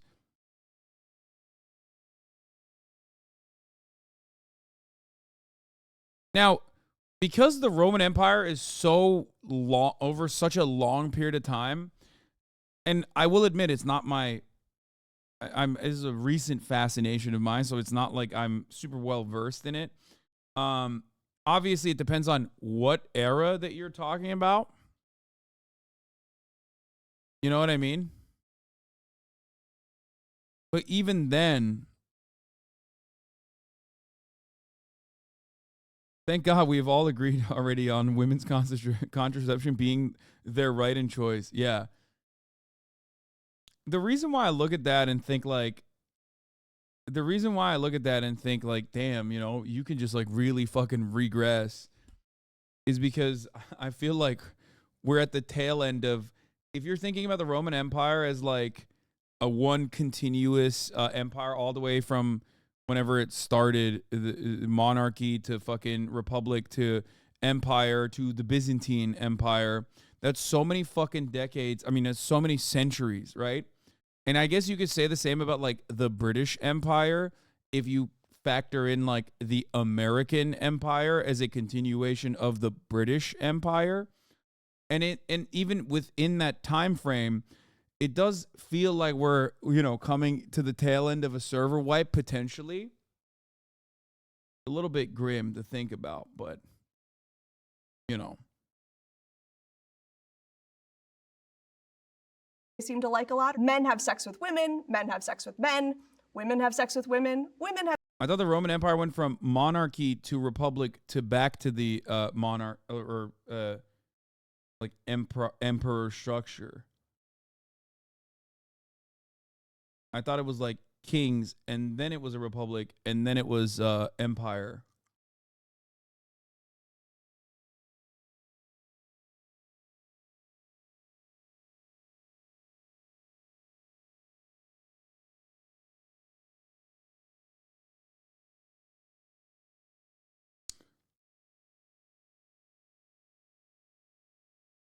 The female position of the Roman Empire was of servitude. Don't forget, they were not having fun. It's just the men were, I don't know, cucked, I guess, and accepted their loss of power if women rose up.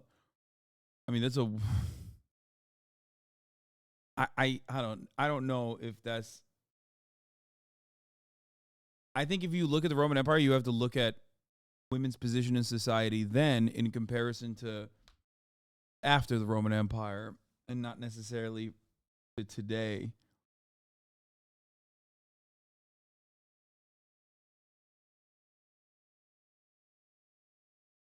Kings, consuls, republics, emperors.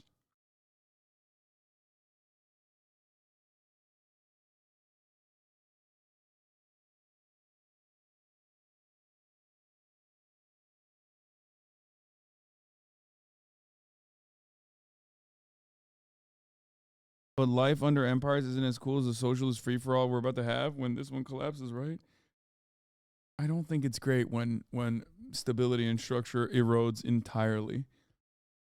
It becomes not a socialist free-for-all, but instead a capitalist free-for-all. It becomes a anarcho-capitalist dystopia.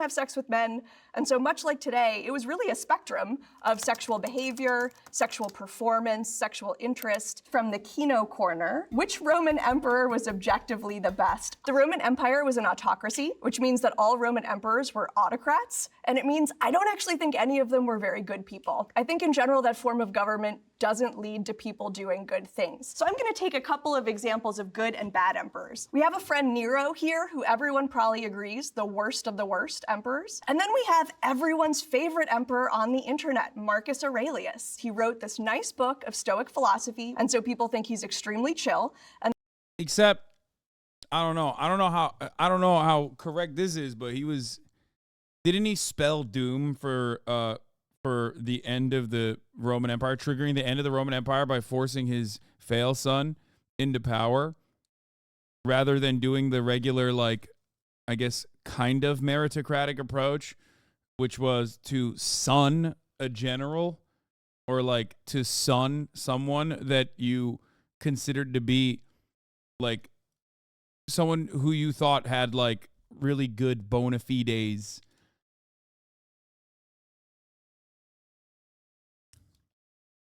Aurelius was a loser. Good thing Commodus took power and started doing real shit.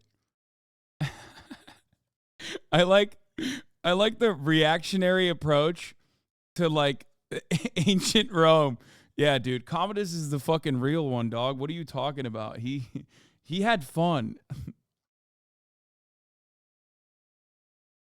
And thus, under his empire, things must have gone particularly well. But let's ask this question, objectively the best for whom? And was he objectively the best for the substantial population of the Roman Empire at that time who were enslaved? We always have an idea of what we mean as best for whom, and I just don't happen to think that the Roman Empire produced anyone that we would consider to be a fair ruler today.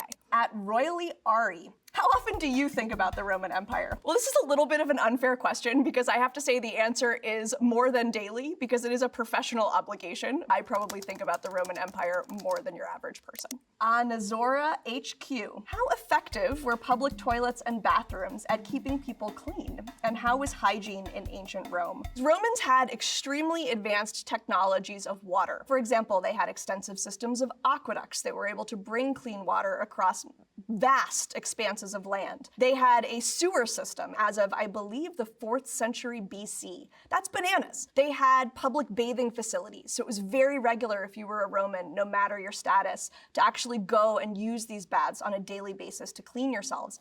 And yes, they also had public toilets. This would not be the only place that people would go to the bathroom, but you can see in this that we would have stalls. They would probably not lead to a lot of privacy. And you can see that running along down the side of them would be places for channels of water. So what were the Romans not good at in terms of hygiene with this water technology? Well, they didn't understand things like dysentery, about communicable diseases that way. And so if you're having, say, reusable toilet paper, which in the Roman world would be a sea sponge, and it's being cleaned in vinegar, which can do some things, that's not going to stop things like dysentery from being passed along. On Azora HQ, what kind of toys did Roman children play with? We have so much wonderful information about the value that was put on playing as a social emotional strategy for raising Roman children. One of my favorite is actually this doll. This particular one is made out of ivory, and what's so impressive about it is you can see that the limbs are articulated, so you can see that you can sit. I did not miss the public shitting. I'm good on not seeing this doll down, you can have her stand up, and this doll actually also has the famous hairstyle of the Roman empress at the time, Julia. It literally has points of articulation, which is fucking OP. So she's also a high fashion doll. We know that dice games were very common, walking toys that would clearly teach little toddlers how to walk, and a lot of the building blocks that teach children how to play with each other were considered particularly important, and with this doll could also be considered extremely beloved objects that someone would keep well past their girlhood. From El Gringo Loco, what was the average lifespan of a Roman peasant? This is a really great question because you're gonna find on the internet when you look this up, this idea that the Roman average lifespan was 35 years. And then people often think as a result that if you made it to 35, you were grandparent age. And that's just not true because we have to think about what an average means. Yeah, people, this is a common misconception with average lifespan. It just means that like there's a lot of childhood death, right?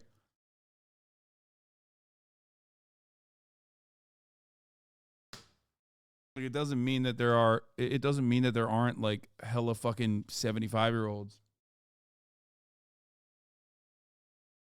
Yeah, child deaths, like child mortality fucking ruins those numbers usually, which obviously means like a society is not necessarily a society is not necessarily advanced, clearly, if there's a lot of child mortality, like the United States of America.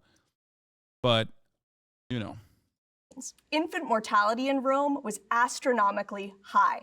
Most children died within the first year of birth. So that was just infant mortality. Child mortality, about 50% of children died by age 10. And you can see already why that's lowering and lowering that average. So if you made it to age 10 as a lower class Roman citizen, whether you were living in the country, you had a decently high chance of making it into your mid-50s. And we know plenty of people lived beyond that. Our next question is from Krista Collin. How does an archaeologist look at an ancient column and conclude this was a Roman brothel? They could not do that. We do know that there's a very famous purpose-built brothel in Pompeii. And the building is entirely full of tiny stalls, and in each of the stalls is only a bed-shaped platform. Above the stalls are extremely graphic sex acts, and then there is graffiti. And my favorite that has survived— Guys, is artistic nudity.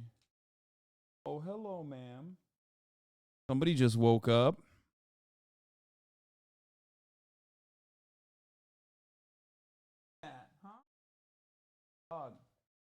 Ew.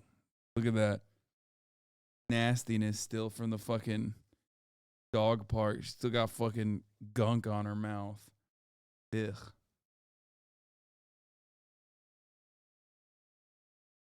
Hello. Look at that tail. Look at that fucking cute ass tail.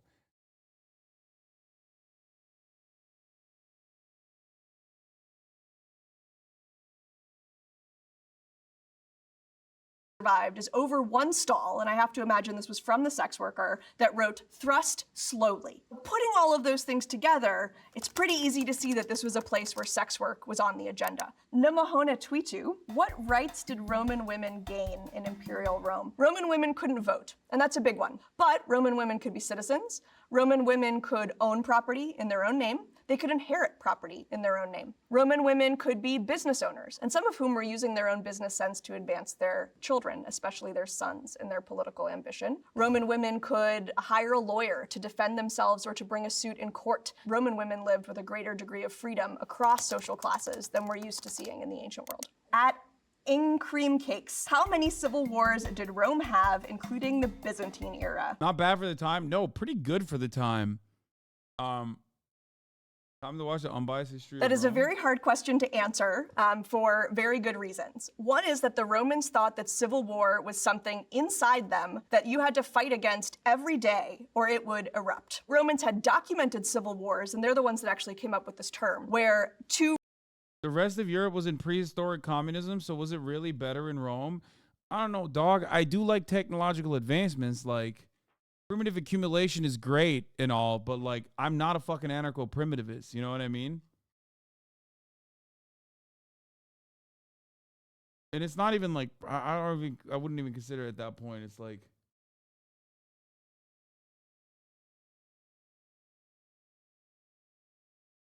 two Roman armies would fight each other, headed by two Romans. But what's the difference between that and an uprising of enslaved people who are part of the Roman population, like Spartacus? Is that a civil war? What's the difference between the but it's on the disgusting British people were farming. It was way sicker. whole system of Roman provinces rising up against Roman rule? They're part of Rome, and they're rising up, and they're fighting, but they're fighting more with guerrilla war tactics. Do we call that a civil war? You can see it becomes very hard to parse when one part of Rome is fighting the other, but it happens all the time. At Blood Orange, what the fuck did ancient Romans wear during the winter? I know, right? Because all the images we see are in these sort of lightweight linen shirts and like sandals. That's our image of Rome. And it snowed in Rome. Well, the key to Roman happiness in this would be layers in the same way that it is today. And Romans actually had access, even then, to material that we know is the best to keep you warm, and that is wool. They didn't have access to the top of the hour ad break avoidance fees, though. So at the top of the hour, you know, you had a guy shout both the new commands of Caesar, but also serve you what is known as ads, right? For 3 minutes while doing weird hand gestures, okay? And the reality is, luckily you have a $5 a month or a free Twitch Prime in order to avoid the top of the hour ad break. The guy from Rome 2005, yeah. 5 denarii per month.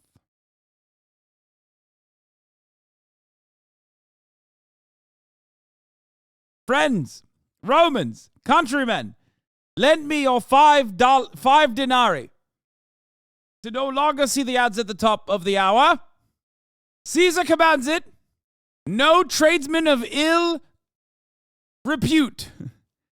No prostitutes and no tradesmen of ill repute. I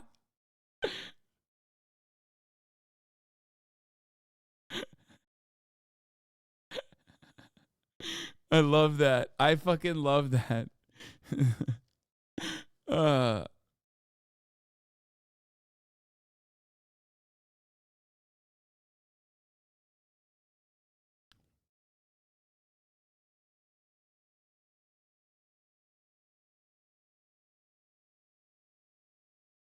Here's a 3-minute ad break now. So the average Roman would wear socks. Yes, Romans really pioneered the idea of socks and sandals. They would wear extra thick socks, but they also didn't just wear sandals. They had thick leather shoes, and the more layers of leather, the better those shoes would be in winter conditions. And then cloaks. Tons and tons of beautiful wool cloaks on top. At Robert Smith 29th. I was wondering how the Romans produced their Roman coins. Robert Smith, PFP.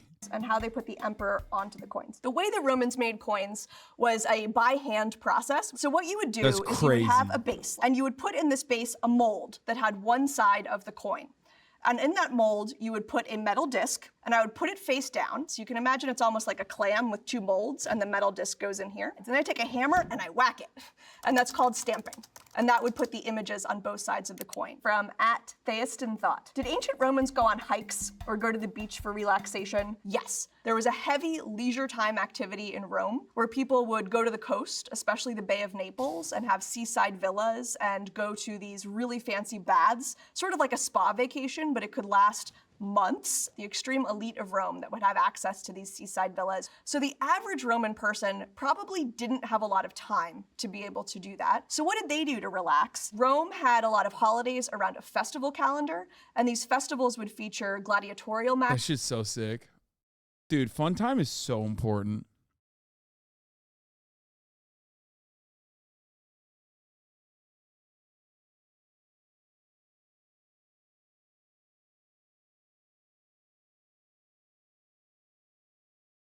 Matches, they would feature chariot racing, they would feature theatrical spectacles, including the ancient Bro, you take like 3 days off a year. Brother, I love what I do. It's not a thing you can compare, okay? It's so dumb. Also, what I'm talking about is like festivals and holidays and shit. That's what I love about American capitalism the most, as I've talked quite a bit about, which is like Thanksgiving is fun. You know what I mean? You get together with the family, you eat, you drink. Same with Christmas. There's like gift giving. That stuff is cool. Americans need to have more holidays, honestly. equivalent of musicals. And we have evidence that people, even from rural communities, would come in for these festivals, especially the big ones. That's because they were state holidays. In the empire, there were over 100 days of public holidays. What the fuck? Dude, what the 100? But I guess they didn't have weekends, right? I guess technically they didn't have weekends, which would be like around the same. It comes out to basically no weekends, but basically the concept of weekends. You know what I mean?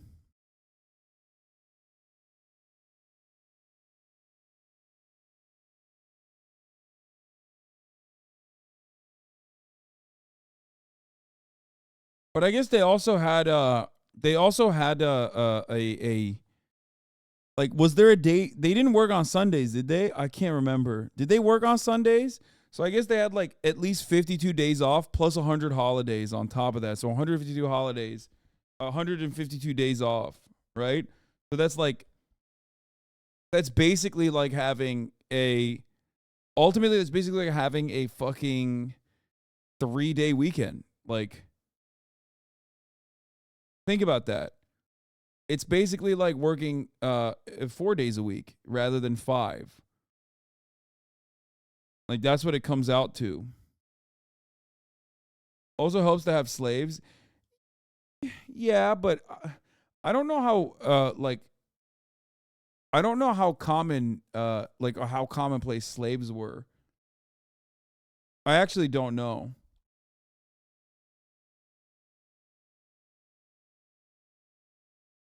They definitely had a shit ton of slaves. I'm saying that, like, well, I guess I guess even normal workers, like normal citizens, had slaves too, right? Roman slavery is very different than American chattel slavery also. That is true, but there were a lot of slaves. It wasn't like industrialized, but most rich people had a ton of slaves. There's an intensity curve to the work week as well. The early part of the week was easier. They had hustle days. Oh yeah, we watched the Historia Civilis video about that.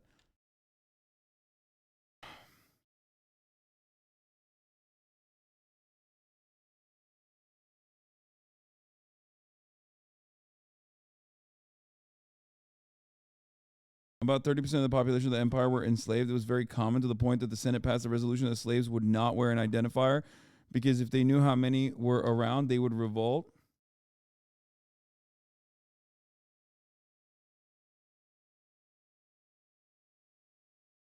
"104 days are weekend days, so we have more days off total. Please don't tell the capitalists." No, that's not true. If you factor in Sundays being off, that's 52, and then 100 days of holidays, that's 152. No, they had more days off. across the board than we do. That's what I was doing. That's like, it factors into a 4-day work week, basically.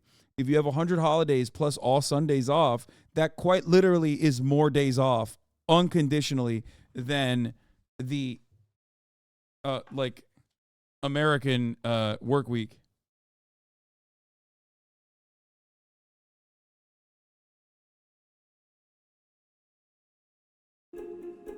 Oh shit, not this yet. It's Tamon. So like, in ancient Rome, what was living there like?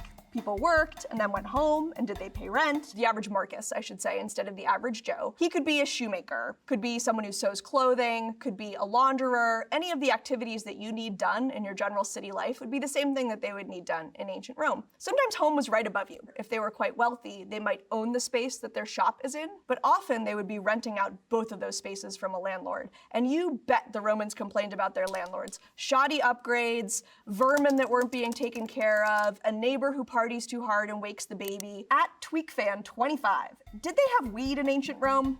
Yes, but not in the way that you were asking. Romans really loved hemp as a plant, and they loved how easy it was to make ropes with it. We find hemp products all over the place. And hemp, the word for it in Latin, is cannabis, so you can see the connection. But there's no sense that the Romans, first of all, smoked it. Smoking was not a particularly good thing in Roman culture, but there's also not great evidence that they recognized its sort of mind-altering possibilities. At Kevin Feeney, it will always be faintly extraordinary to me that Roman historians cannot agree on the answer to the superficially simple question of how many Roman emperors were there. So when Augustus is the first emperor, he declares a successor, Tiberius. Tiberius becomes the next emperor, and miraculously we have 2. So why is it so hard to keep counting? Eventually Rome becomes big, and eventually other people decide they could be emperor. And what does it take to become emperor? For a lot of Romans, the answer is an army that they're paying can declare them emperor, and they can besiege Rome until they are declared emperor. Flash forward to later in the Roman Empire, when we have divided centers. Is the center of Rome the city of Rome anymore? No. There's a center in Constantinople. Sometimes it's Milan, sometimes it's Ravenna. We're getting then multiple emperors or people who could be perceived as emperors at the same time,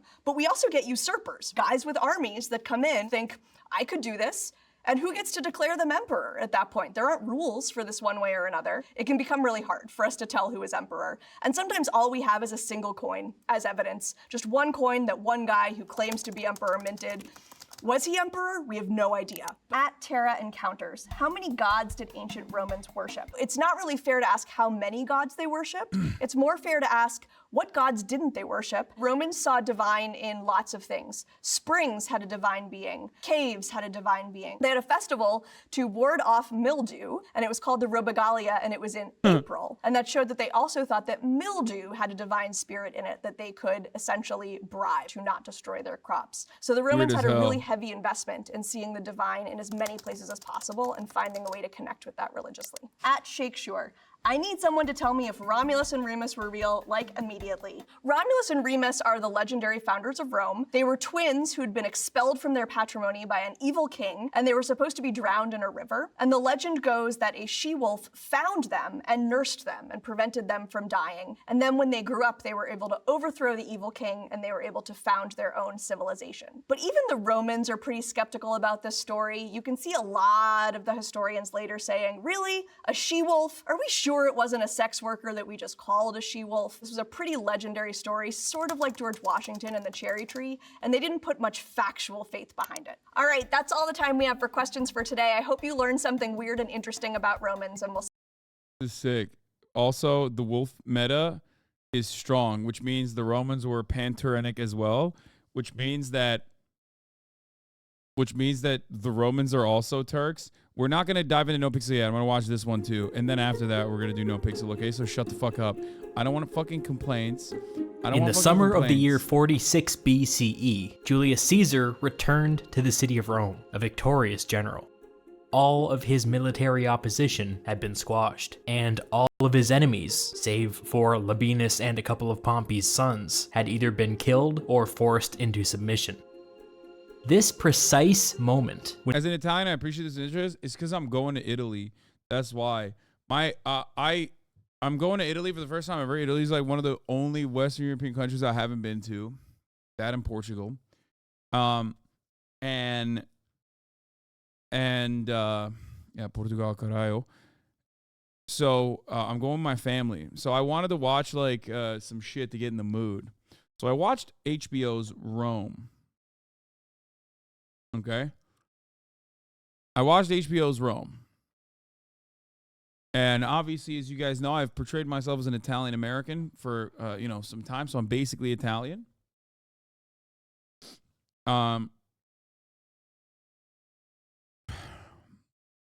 So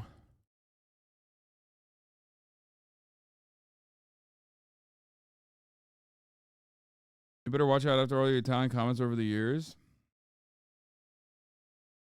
So that's why I started watching it. I have watched Barbarians. He's fucking sick. But that's way before I was more interested in the Roman shit.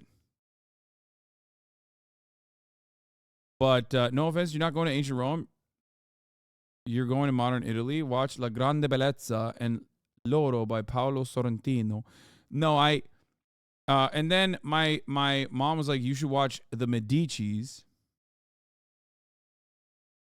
And that one isn't as fun, in my opinion.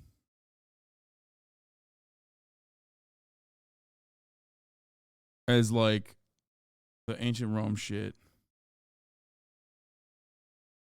Too much drama. Not enough like, I don't think there's enough like fucking.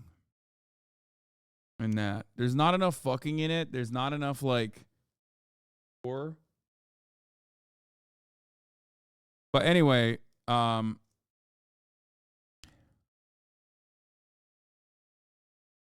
also don't know what I'm gonna do when I'm like, I don't know what I'm gonna do when I'm there. Stream wise.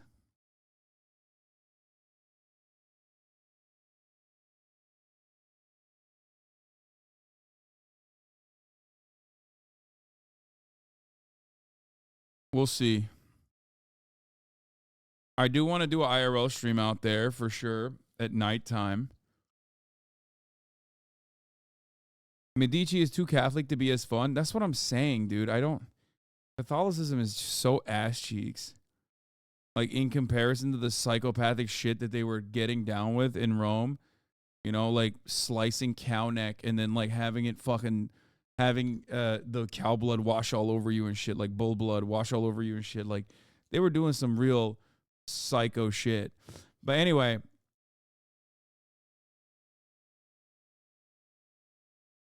we'll see. I just don't know. I don't know what I'm going to do. And I don't know if I know anybody out there, like any content creators out there, anyone that I could link up with out there.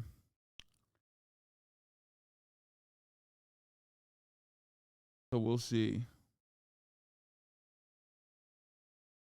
Watch Solo. They eat shit. Yeah, no, I'm good. Thank you.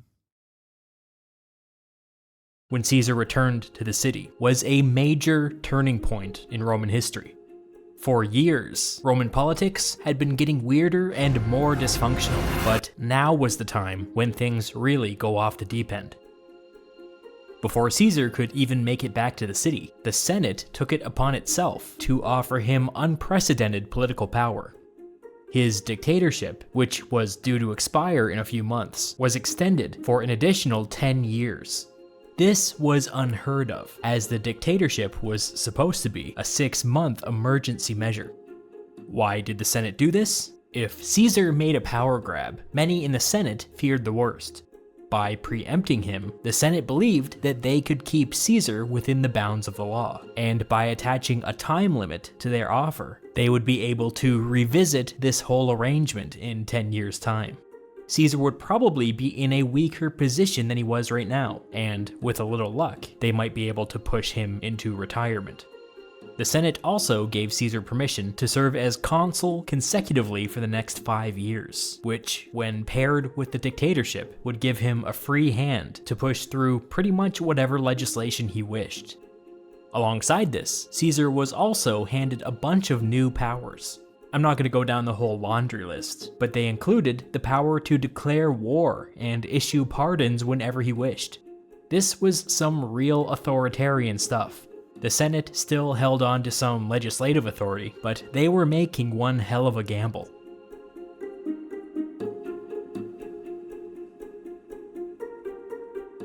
When Caesar returned to Rome, he asked the Senate to meet with him outside the Pomerium. He told them that he had conquered new territory for Rome, and that he had been hailed as imperator by his armies. He formally asked their permission to cross the Pomerium under triumph. In fact, he said that he was qualified for 4 triumphs, one for Gaul, one for Egypt, one for Asia Minor, and one for North Africa. It's worth briefly explaining each of these claims. In Gaul, he had annexed a bunch of territory and been hailed as imperator. Gaul was totally legit. In Egypt, it gets more complicated. If you remember, Caesar lost a battle, then won a battle, then negotiated a settlement where he handed a Roman province over to the Queen of Egypt. Giving away a province is kind of the opposite of conquering territory. The Egyptian campaign should not have qualified for a triumph. In Asia Minor, Caesar won a decisive battle, but all he really did was restore the status quo. That doesn't really count as conquering new territory, although I guess it's debatable. Sometimes you have to fucking pad the stats a little bit. It's called resume building, okay? Very normal. As for North Africa, this one's really complicated. Caesar won a decisive battle, but in this case it was against his own countrymen. For the sake of public relations, Caesar argued that King Juba of Numidia was the brains behind the North African campaign, but this was not true. After Caesar's victory, he shifted some of the Numidian client kingdoms into one of Rome's existing provinces, which is kind of just an administrative thing, but I guess technically counts as conquering new territory. Of Caesar's 4 proposed triumphs, 3 were questionable. Nevertheless, the Senate signed off on all of them. I'm going to spend a few minutes going through each of Caesar's 4 triumphs, but if this piques your interest at all, you should know that I made a video where I break down each step of the Roman triumph in excruciating detail. Learning about the Roman triumph ruins every parade you see for the rest of your life. Caesar's 4 triumphs would be celebrated on 4 separate days, in the order in which they occurred. Gaul, then Egypt, then Asia Minor, then North Africa.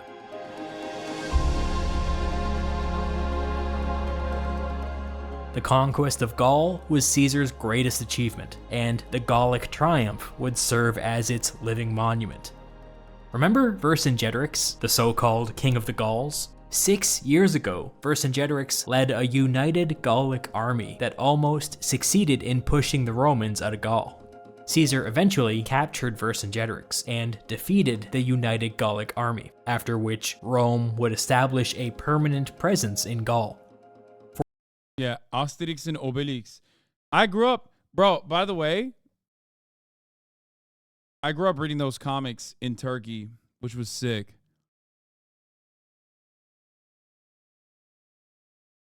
In Turkish, we called Obelix, Oburix. Obur means like really like fat and really hungry, like someone who is, I guess, what is it? It's one of the 7 deadly sins. What is it called? What's the sin? Gluttony. Oburix. Obur means glutton. So they translated Obelix into glutton, gluttonix, basically for Turkish.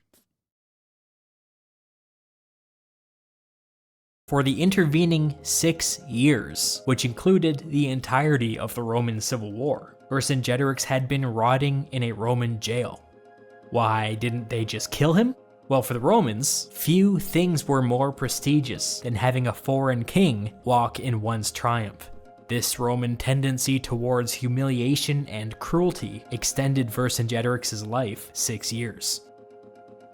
Caesar's Gallic triumph kicked off with wagons carrying paintings depicting Caesar's various victories over the Gauls. These were followed by even more wagons, hauling... This shit was kind of cool too. I mean, it's like kind of gross from modern day standards, but like wild that they would just like set up... Wild that they would set up like a propaganda wagon, basically, and parades and stuff. And captured Gallic treasure. Walking alongside these wagons were an assortment of Gallic prisoners, including the so-called King of the Gauls, Vercingetorix. After this, Caesar made his entrance by crossing the Pomerium and making his way up the Via Sacra before cheering crowds. As the name would imply, apparently they had like the elephants fucking walk too, right? Via Sacra was home to Rome's largest temples. As Caesar was passing the temple to Fortuna, the goddess of luck, one of the wheels on his chariot snapped and he was thrown onto the street. To the superstitious Romans, it appeared that the goddess of luck had finally abandoned Caesar. After a brief delay, another chariot was found, and the triumph continued. As Caesar approached... Not a cell phone in sight. Yeah, everyone just having a great time, dude. The Gallic triumph's grand finale, he decided to climb the steps to the Temple of Jupiter Optimus Maximus on his knees in an act of penance. Hopefully, the goddess of luck would find this pleasing. After this bit of public humiliation, Vercingetorix, the so-called King of the Gauls, having played his part, was strangled to death. The rest of the Gallic prisoners met the same fate. An important part of the triumph is that Caesar's soldiers were permitted to cross the Pomerium and follow behind him along the triumphal route. By the end of the triumph, everybody was pretty loose, if you know what I mean, and it was customary for the soldiers to entertain the crowd by singing rude songs. Suetonius, writing 150 years after the fact, had access to sources that are now lost to us, and went to the trouble of transcribing one of the songs that Caesar's army sang during the Gallic triumph. It went something like this. Romans, watch your wives. Here's the bald adulterous whore. We pissed away your gold and Gaul and come to borrow more.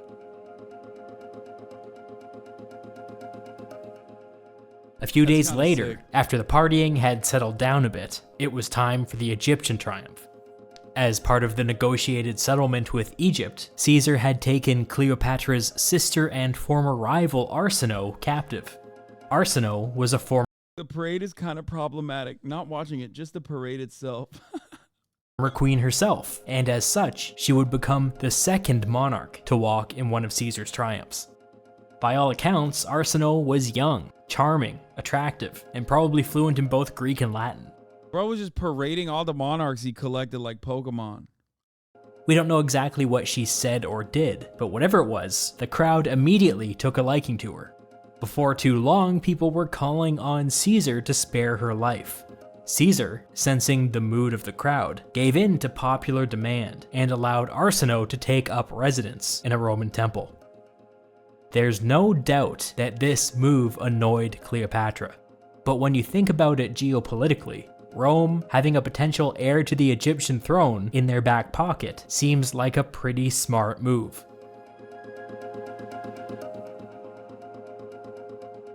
A few days later, it was time for the Asia Minor triumph, which celebrated Caesar's 5-day campaign that ended with the Battle of Zela.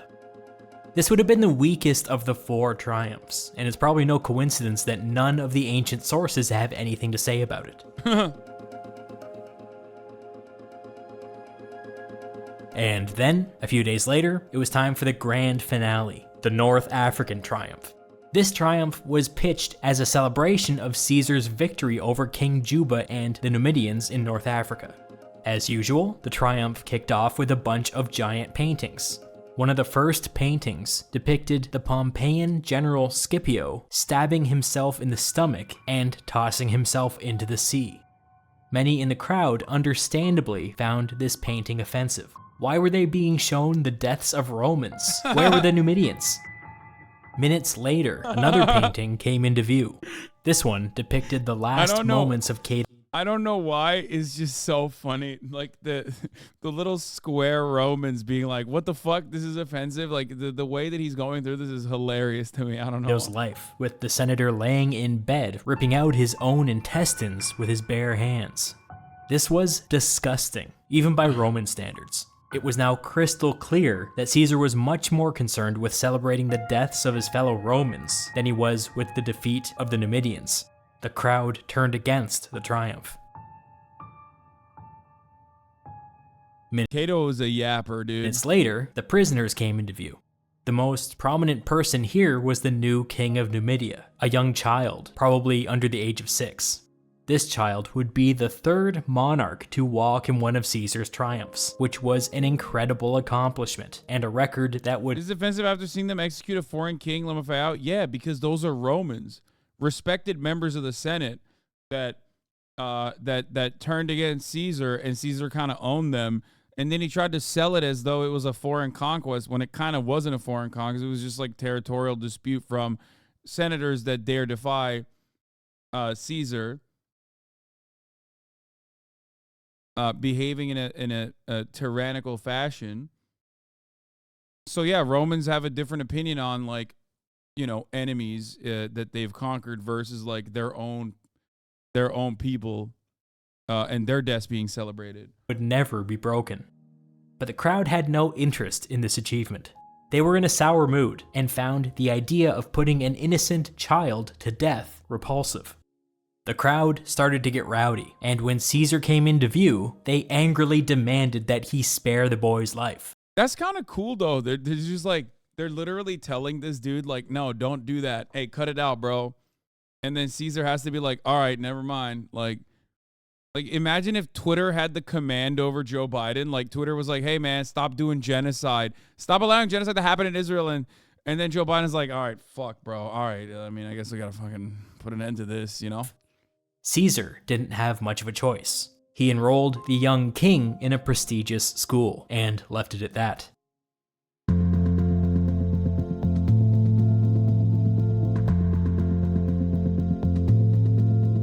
When you add together each of— I think this is why this is his biggest video. It's so sensational. The emperor listens. Caesar's 4 triumphs, he hauled 2,000 tons of silver across the Pomerium. Currency conversion across 2 millennia is pretty much impossible, but just so you get a proper sense of scale, that much silver would be worth $1 billion today. The scale of Caesar's personal wealth— Brandon's America had grown to that What of— can you buy with $1 billion in Joe Brandon's America? Probably like a chicken and an egg, you know what I mean? Small country, and it was time to use that wealth to begin meeting some of his obligations. At the top of his list were his legions, who, in return for sacrificing so much, had received nothing but a bunch of promises. Caesar gifted each of his soldiers 1 silver talent, which, bearing in mind that currency conversion is pretty much impossible, would have been equal to like 10 or 15 years' wages. Centurions were given 2 silver talents, and officers and command staff were given 4 silver talents. This was extremely generous, and everybody knew full well that this was coming right out of Caesar's pocket. But the spending spree was just getting started, because Caesar then turned around and gifted every Roman citizen the equivalent of like 4 months' wages. This was a surprise, to be sure, but a welcome one. The Roman aristocracy looked down their noses at this blatant political pandering, but since it was a They're the fucking neoliberals telling Caesar, you fool, you absolute idiot. Good things should not be done. How will the workers know? How will the workers know their place? If you keep giving them money, you're going to cause inflation. If you keep giving them money, they will... If you keep giving these people money, then they're not going to work hard. It's really fucked up. Oh, God. You're not supposed to do that. Private donation, they were in no position to do anything about it. Despite this flurry of generosity, Caesar's full debt to his soldiers had not yet been paid. This is a rough estimate, but something on the order of 22,000 soldiers were currently up for retirement, and that number would only grow in the years to come. The Roman state owed every one of these men a plot of farmland and a cash bonus, and it was Caesar's responsibility. Bro, I mean, dude, think about it, dude. You go out there, and if you don't get fucking zoinked in the chest and then succumb to your fucking wounds, you get a farm, like, that's pretty chill. To make sure that happened. But 22,000 is a big number, and even with unlimited funds, coming up with that much farmland would be tough. Yeah, Caesar should have done the GI Bill instead. Would require a political solution. Well, I guess this is technically it. Luckily, Caesar was at the height of his political power. He had just been appointed dictator for an additional 10 years, and was at the very beginning of a Oh God, this is why Parenti tried to say Caesar was killed due to helping the proletariat, which is such a bullshit book. Is stupid. 5-year run as consul. His first move was to push a bill through the Senate, setting up a mechanism through which farmers could sell their land to the government at inflated prices. This meant that Rome's failing farmers would be eligible for a little cash bailout. Of course, since this was a voluntary program, the full redistribution of 22,000 farms would take many, many years. Now that Caesar's veterans were being dealt with, some important political decisions needed to be made. The chaos of the Civil War had devastated the Senate. The size of the Senate tended to fluctuate year to year, but if you assumed perfect health and attendance, it could top out at like 800 members. Although in practice, 300 was pretty typical. As you might imagine, the Civil War had pushed a lot of senators into early retirement and, well, death. And by the year 46, Senate membership was down in the danger zone. Some back-of-the-envelope calculations said that there would not be enough qualified senators to properly staff Rome's provinces. Caesar would do 3 things to solve this problem. He would expand the pool of available candidates, he would widen the filter that produced qualified candidates, and he would temporarily lower the qualifications themselves. This whole thing was super consequential, and it would ruffle a lot of feathers, so let's get into it. Weren't they loyalists too? Caesar widened the pool of available candidates by using his dictatorial powers to unilaterally appoint hundreds and hundreds of new senators. Yeah, he fucking packed the Senate with those who are loyalists, but also like of ill repute. Maybe not like members of ill repute, but like lower class individuals. Who were these new senators? They were basically everybody that Caesar had come into contact with over the last 15 years. A bunch of these new senators were retired centurions from his legions. It goes without saying that these guys were loyalists.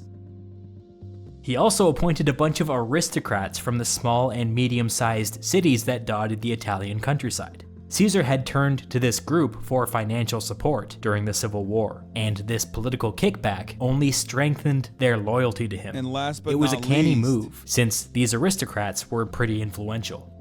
Last but not least. And some of these new senators came from outside Italy. During the Gallic Wars, Caesar had made commitments to some Gallic aristocrats in exchange for their support. Appointing these Gauls to the Roman Senate was a way of finally making good on these commitments. Imagine putting fucking French people and German people, or I guess like, you know, whatever that was back then. Disgusting, gross, absolutely unacceptable. Why would you do that? Putting foreigners in the fucking beautiful Senate? Are you out of your mind? Let's make this Caesar guy's doing globalism, dude. He's doing globalism, folks. These are barbarians, dude. What the fuck? Gross. A few things clear. Yeah, he's doing a DEI initiative. Diversity! Fucking pronouns! Fucking California shit! About these Gauls. For starters, these people had been given Roman citizenship ages ago. They were fluent in Latin. They wore Roman clothing. Their children got Roman educations. Nevertheless, the appointment of ethnic Gauls to the Roman Senate caused an uproar. On the streets of Rome, people started telling a joke that went something like this. The Gauls have crossed the Pomerium. They're asking for directions to the Senate House. There was a lot of loose talk at the time about senators showing up unable to speak Latin, sporting Gallic facial hair, wearing Gallic clothing, practicing Gallic religion, but none of this was true. It was all just wild paranoia. By the time Caesar had finished making all of his appointments, the Senate had quadrupled in size. Over time, the Senate would shrink back down to normal, but this would take at least a generation. As I said before, Caesar had good reasons for packing the Senate, but we shouldn't lose sight of the fact that at its heart, this was a power grab. The vast majority of the Roman Senate were now personally loyal to Caesar. But the Senate packing thing wouldn't entirely solve the problem at hand. The only senators that were allowed to serve as governors were the ones who had been elected to one of Rome's two highest offices, consul and praetor. Because of the Civil War, many of Rome's former consuls and praetors were either dead or retired. It would take quite a long time to filter this expanded pool of politicians up the cursus honorum, so Caesar widened the filter by increasing the number of annually elected praetors from 8 to 10. But widening the filter wouldn't entirely solve the problem either. As a stop. What about twink backshots in the Roman Senate? An average Tuesday for famous bottom Brutus in general? Yeah, the types of backshots that Brutus was offering is not exactly the same fun-loving backshots that we've experienced in the American Senate this past weekend, of course.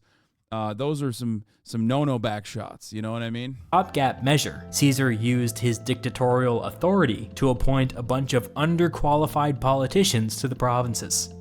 Caesar's old job as governor of Cisalpine Gaul went to one of the Senate's lowest-ranked senators, Marcus Brutus.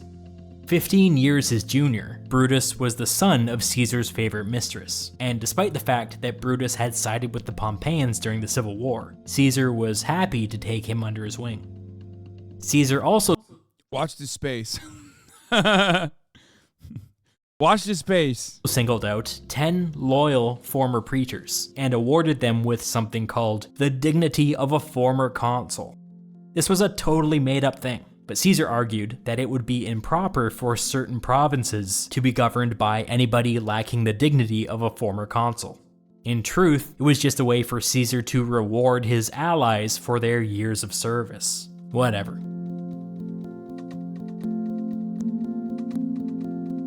Caesar packaged these power-grabby political reforms with some more general anti-corruption stuff. This included a provision that said that any governor convicted on corruption charges would be automatically expelled from the Senate. This fight against corruption was one of Caesar's hobby horses. He believed that corrupt governors needlessly antagonized the locals, which put Rome at risk. The corrupt aristocracy did not much like these reforms, but they weren't in a position to do anything about it. Taken as a whole, this was a staggering number of reforms to come down all at once. That's how it felt at the time, too. Most of these bills were conceived and written up in Caesar's home, and would only see the light of day when it was time for the Senate to provide their rubber stamp. Cicero even notes that a few of these proposals showed up with his own name attached to them, which was quite the surprise. Now that the immediate Don't you dare speak out about that. Political problems were out of the way, Caesar turned his eye to the public. Rome had a ton of systemic issues that had been in a state of neglect since before the Civil War. The largest of these, and the one that had the most direct impact on the lives of everyday citizens, was the grain dole. Quite simply, the grain dole provided free or subsidized grain for Rome's poorest citizens at the state's expense. The significance of the grain dole is kinda hard to wrap your head around, so think of it like this. For most of world history, most people spent most of their money on food. The grain dole took 320,000 of Rome's poorest citizens and eliminated their largest household expense. This was one of the most effective government-run anti-poverty programs in world history, and frankly, nobody would improve on it. This destroyed. This is why the Roman Empire fell, folks. These kind of proto-socialistic nonsense, mumbo-jumbo, fucking welfare programs. How the fuck do these guys know? How the fuck do they know the value of a denarii?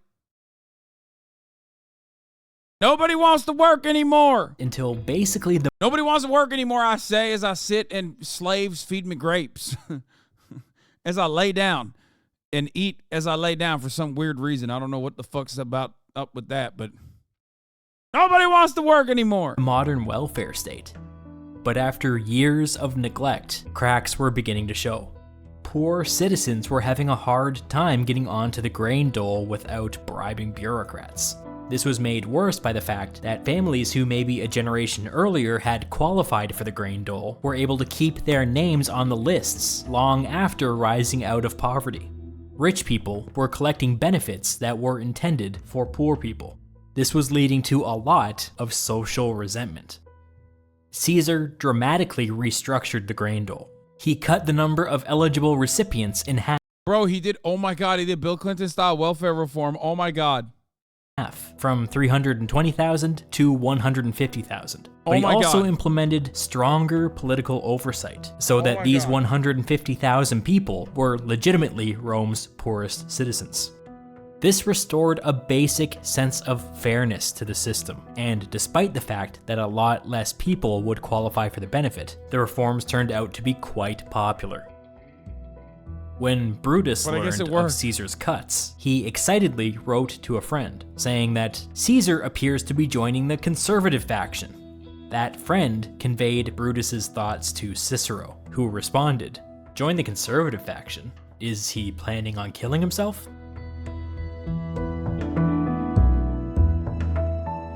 Watch this space. Now that Caesar's major reforms were up and running, he was free to take on. It's funny because, like, I guess not having a direct democratic, process creates an environment where you unironically, literally have to pay attention to what the fucking discontent from the citizenry looks like, because they don't have like the neutering impact of like feeling like your voices matter every couple of years or whatever. I mean, I guess they did have some semblance of like elections, like an electoral process, but like ultimately, because they didn't have that, there were revolts. So you have to pay attention to it, because if people are genuinely frustrated and they're not happy, then they just revolt, in which case it's entirely unavoidable. Like, then you're totally fucked. So in a weird way, the lack of like modern democratic process that you that we look at and enjoy and celebrate is almost neutering that old way of forcing everyone to actually try to pay attention, so there isn't like a built up resentment that causes actual systemic collapse.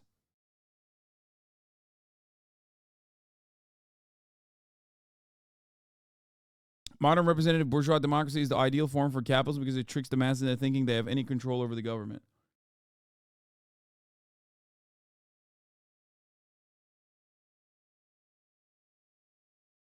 Seems familiar. Well, I mean, it's like the closest that you can get to is like the Chinese form of governance. Even though there is obviously a democratic process in China as well, there's like elections and whatnot. At least as far as I read, the people have to, like, the people in positions of power have to pay attention to their citizens getting angry, because that could lead to genuine rebellion. Is the difference between neoliberal methods of control versus more authoritarian mechanisms of control, where in an authoritarian mechanism of control, you personally recognize that you are being controlled. So as long as the government is doing things that is like relatively right by you, you're like, okay, there are a lot of stuff that I don't appreciate, but I'm not, like, I'm well fed enough to not revolt against it and get angry and do something about it. Whereas under neoliberalism, you feel as though your choices matter, and you actually are contributing to the process in a meaningful way, and actually by design, it's almost less responsive to public opinion, less susceptible to public opinion, because there's always a way that you can democratically show what your discontent is. As long as you can also, especially in like the American process, as long as you can categorize that democratic structure into two neatly organized, neatly confined capitalist boxes that are marginally different from one another, it gives you this opportunity, like you are choosing something and it's like marginally better than the other thing, and therefore Yeah, like you're voting, you're speaking with your vote.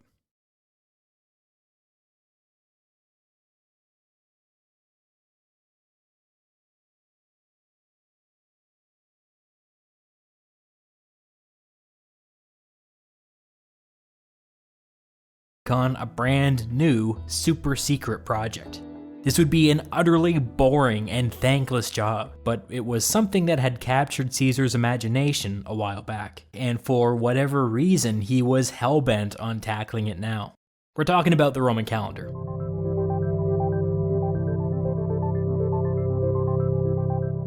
We don't need to go into all the details, but for starters, it was a lunar calendar, as in it followed the phases of the moon. The phases of the moon do not line up with the solar year, which means that lunar calendars always drift out of sync with the seasons.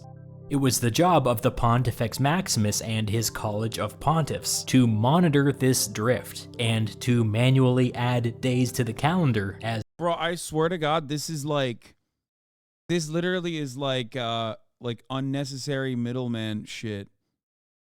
It feels like how the stock market works, where like there are certain aspects of it that are just completely made up so that there's an additional job for a guy that makes the situation more complicated, and then that means more jobs for more bullshit middle management jobs for people whose entire purpose is to make this complicated thing uncomplicated. As needed. The current Pontifex Maximus happened to be Julius Caesar, and as we know, Caesar had been indisposed for like a decade and a half. As a consequence, the Roman calendar was a good 3 months out of sync, which, as far as calendars go, is kind of a catastrophic failure. But Caesar had just spent the better part of a year in Egypt, where he learned that the Egyptians used a nearly perfect 365-day solar calendar. Caesar enlisted the help of an Egyptian astronomer named Sosigenes of Alexandria, and together they designed a new Roman calendar, loosely modeled on the Egyptian system. Like the Egyptian calendar, the new Roman calendar would be 365 days. Good start. But the Egyptian calendar did have some flaws. They evenly divided the year into 12 months of 30 days each, which adds up to 360. Roman calendar guy and Deloitte consultant explaining their bullshit jobs to each other in the afterlife. Yeah. And then they manually added in 5 extra days at the end of the year to make the math work. Those 5 extra days were a problem. Under the Roman system, these days would be administered by the Pontifex Maximus, and if administered incorrectly, the calendar would begin to drift again. That would not do. Caesar and Sosigenes wanted this new calendar to run on autopilot, so they took those 5 extra days and peppered them throughout the year, creating a bunch of 31-day months. The month of February was considered unlucky, and for superstitious reasons, they bumped it back to 28 days, as it had been under the old system, and offset this with even more 31-day months. That's awesome. But according to Sosigenes, even the nearly perfect Egyptian calendar was slightly out of alignment, since it did not take into account the actual length of the year, which was 365.25 days. Under the old Roman calendar, the traditional place to insert extra days had been during the month of February, and so Caesar and Sosigenes invented a system where an additional day would be automatically inserted into that month on every 4th year. They made it very clear that this was not one of those extra days that the Pontifex Maximus could tinker with. This would be an automatic process, out of the hands of the politicians. With that, the new Roman calendar was complete. But there was still a problem. The current date was still 3 months out of alignment. So here's a trivia question that you can bore your friends with. What was the longest year in human history? I love this. I love that this entire video, 25 fucking minutes long, is for the absolute stupidest fucking question and the answer for the stupidest fucking trivia question of all time. I was wondering why he called this the longest year in human history, because I thought maybe like the implications of Julius Caesar, even though it was like a lot longer than 1 year, the time frame I think he's discussing, and it's awesome. Seems like a trick, but it's not. In order to bring the Roman year back into alignment, Caesar inserted 90 extra days into the year 46 BCE, making it a 445-day year, which was 25% longer than normal. On January 1st of the year 45, the new Roman calendar, which is known to us as the Julian calendar, came into effect. Automating the calendar and getting it out of the hands of politicians was a great human achievement.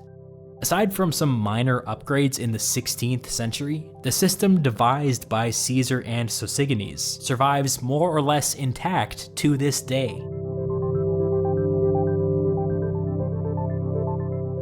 While Caesar was busy in Rome, something was happening out in the provinces. Without warning, the Spanish governors began writing in, requesting reinforcements. Before Caesar could even act, Rome's 2 Spanish provinces had fallen to the enemy. What enemy? Caesar's old right-hand man Labienus had joined forces with 2 of Pompey's sons. Fucked up. Rome's disgruntled Spanish legions had eagerly gone over to their side. Caesar had been caught entirely flat-footed. Apparently, the Roman Civil War wasn't over yet.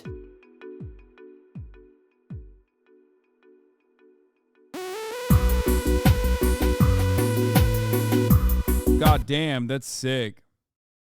Do you know Z-Way excited for this? Oh yeah, this is gonna premiere in 14 hours. It's not out yet. Alright, I gotta go pee real quick while my favorite dad does his thing again on TikTok, okay? Hold on. I'm sorry. Don't leave me. Aren't you here with me? I know that your love is gone. I can't breathe, I'm so weak. I know this isn't easy. Don't tell me that your love is gone. That your love is gone.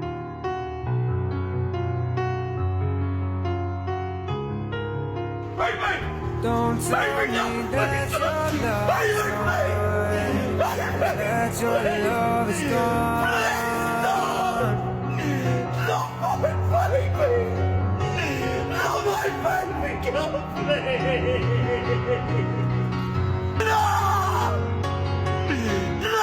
I'm sorry, don't leave me. I want you.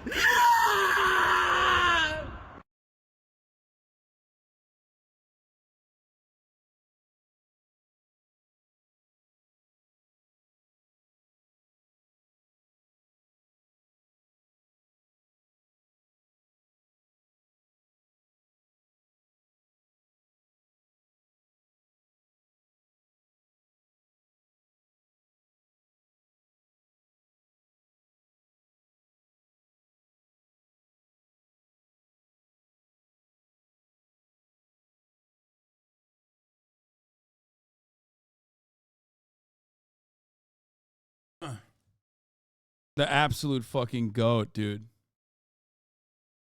This guy just streams his fucking chair, dude. I just gave you guys unfiltered, some of the best unfiltered content of all time.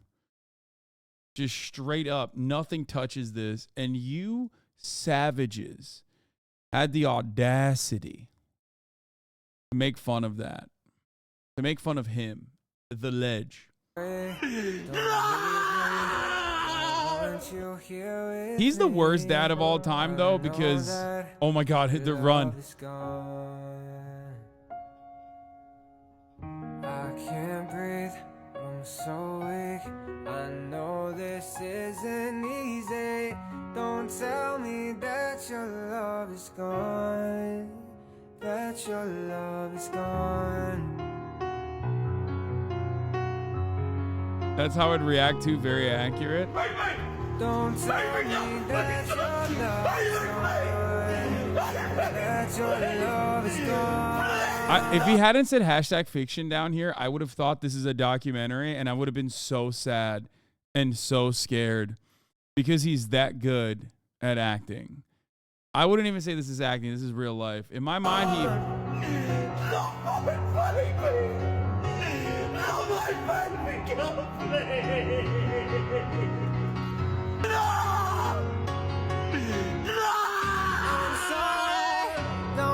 I love the cut too, from this to this.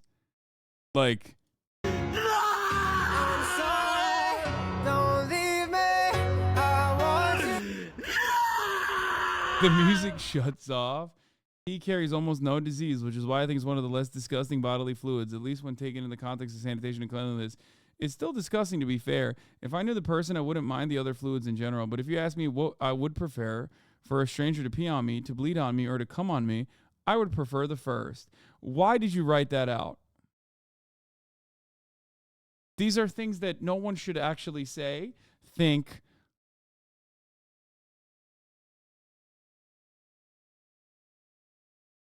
and certainly not say publicly. I mean, are we still doing No Pixel today? Sorry, I missed the update. I had to have a yucky convo with my parents. Yeah, we are doing No Pixel. We are doing No Pixel. Ladies and gentlemen, boys, girls, it's time. It's fucking time for No Pixel. That's right. Notice how I immediately changed my accent. You can tell it's Donny O'Sullivan time. It's Donny O'Sullivan time. That's right. That's right. We're connecting. We're connecting. Which side do I put the camera on? Maybe this side. Right. Accent on before the game? That's dedication. Is Will going to be on? He said he's going to be on later. That's right. He's going to be on later. But what's going to be on right now is that at the top of the hour, there's a 3-minute ad break. And Donny O'Sullivan demands you no longer see those fucking ads. So all you need to do is subscribe, ladies and gentlemen, boys, girls, and MBs. All you need to do is subscribe for $5 or for free with a Twitch Prime by connecting your Amazon account to your Twitch account, where you get 1 free Prime subscription a month. That's right. Donny O'Sullivan is back. Here's the free minute ad break coming to you right now, folks. From the lovely lanes of Kilishandra, Mr. Donny O'Sullivan, a man who loves public transit, a man who loves the Sega franchise Yakuza, a man with many dreams, a man with a deep dark past and a secret. His facial scar, certainly not because I haven't figured out what to do with his backstory. He's got one dream and one dream only, and that is to take a fucking train. Here's the 3-minute ad break now. Them all Arabs 2 by 2, like the Zulus, they had spears, a bow and arrows. Oh, bravely you faced one with your 16-pounder gun, and you frightened them damn natives to the marrow. Come out, shipwreck and tans, come out and fight me like a man. Show your wife how you won medals down in Flanders. Tell her how the IRA made you run like hell away from the green and lovely lanes of Kilishandra. The time is coming fast, and I think this day is near, when each Shoney traitor he will run before us. And if there'll be a need, well, our kids will say Godspeed with a verse or two of singing this fine chorus. Come out, you black and tans, come out and fight me like a man. Show your wife how you won medals down in Flanders. Here it is, folks. This was my last location, but we'll spawn in little soul apartments. Fucking right. Come out, you black and tans, come out and fight me like a man. Show your wife how you won medals down in Flanders. There it is. It's me, Donny O'Sullivan, folks. Wow. Look at this beauty right there. The fucking pier. I can see it. I can see it clearly from my little soul apartment. It's not the best apartment, but it's the one I got. Right. Wait a minute. Why the fuck am I... Hold on. Why the fuck am I so fucking bruised and battered? Why the fuck am I so bruised and battered?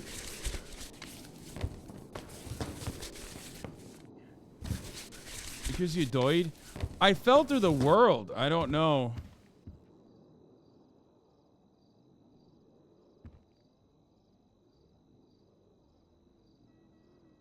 Falling into the void fucked you up. Alright, well, I'm on the 5th floor. Time to go down, I guess. Time to go down. You go down the fire exit. I haven't been able to get on the elevator so far. I didn't jump out of a car. Folks, I fell. I fell. I fell into the underworld, into the fucking back rooms. That's what the fuck happened to me. I fell into the back rooms when I made the mistake. The mistake of... Oh, yuck! The mistake of calling up touching a payphone. Very big mistake. I gotta put a poster up. I gotta put a poster up. Hold on. No, I fell out of the car, but I got fixed up for that. I just died in the... Like I said, it wasn't... What is all happening? There's so many motherfuckers wearing masks and shit. What the fuck?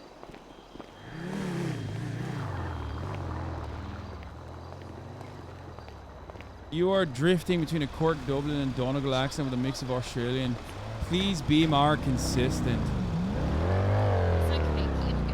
This is the most consistent I can be.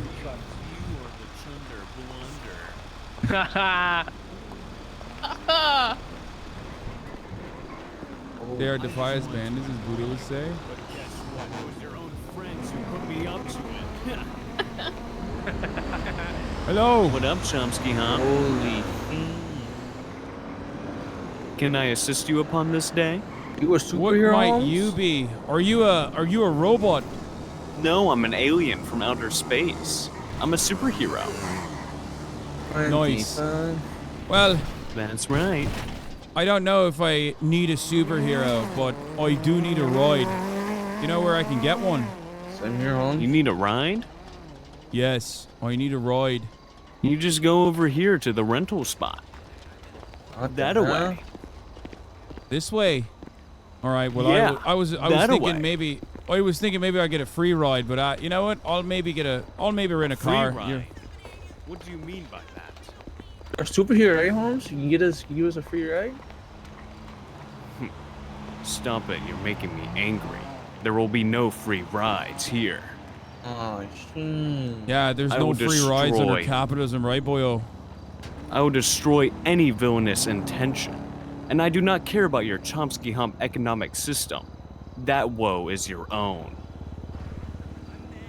Oh no, I meant no offense. I just meant, you know, no free rides, no free lunch, that sort of thing, right?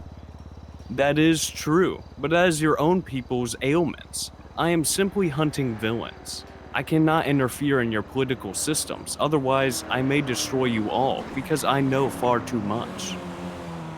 Oh yeah, like what? I guess you know where the fucking rental car ride area is. And I have advanced technology. Oh, shit. Watch this. Yo, what the hell? Oh my god. It's a blaster. You got a license for that? Shit. No, not at all. The government is hunting me as we speak. Oh, all right, well, carry on then. I'm gonna go rent a car. Have a great day. Right, if you need a superhero, call me up. Amadeus. Dan Harmon, good at this game. Where the fuck is I'm about to get hit by a car. Oh, shit. Where is it? What is this blue? Oh.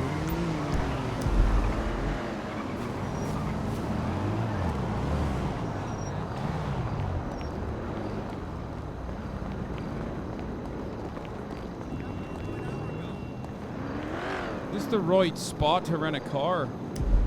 It seems like it. How the fuck do we rent now? Money. Man, this guy's a rip-off, dude. Don't pay him $100. Don't? He'll take your money and not even give you a car. It's crazy. What the hell? Yeah, maybe you can try. I don't know. It didn't work for me. Withholding. What the fucking scammer, Holmes. I don't know what kind of car I should get. Bloody believable, man. What's the type of car? What's the type of car that everyone's got? Just a compact. Toyota, please. Dude, it's only 4. It's Glendale, Seminole, Club, and Bliss the compact. And I don't know which one is the good one.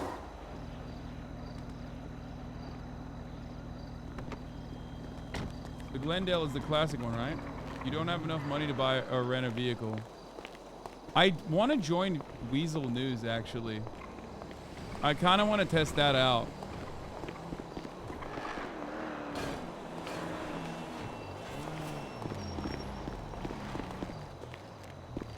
Hey, how's it going?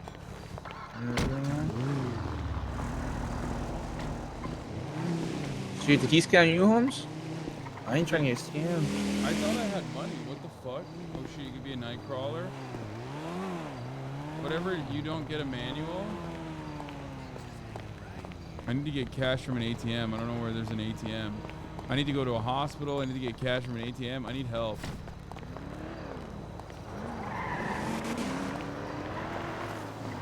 How the fuck do people have Jeeps already?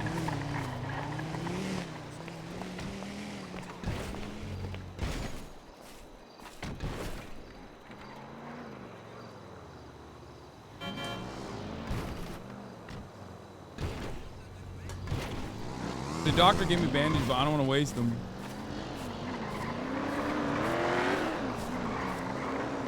The fuck? What a commotion. Sick, I tell you. Why do you call me Actually, I sick? just went to the doctor. They said I was Tony O'Sullivan trying to become a reporter. Look at this fucking car.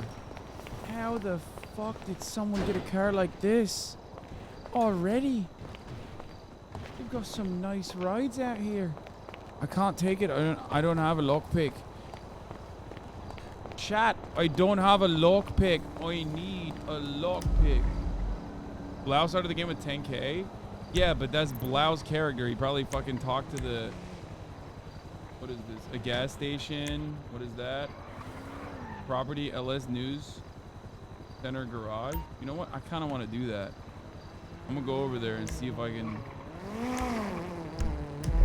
get a job there. Blau also plays a shit ton more roleplay. Yes, of course. I mean, he was the fucking mayor, dog. He was a straight up roleplay guy. Change your stream category, Hossie. I'm pretty sure mods already did that, and you're the one who's not seeing it.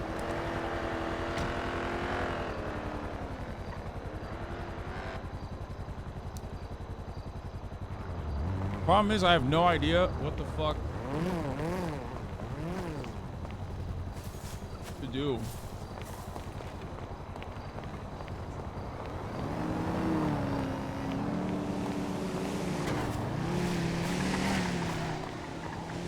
People drive like maniacs out here.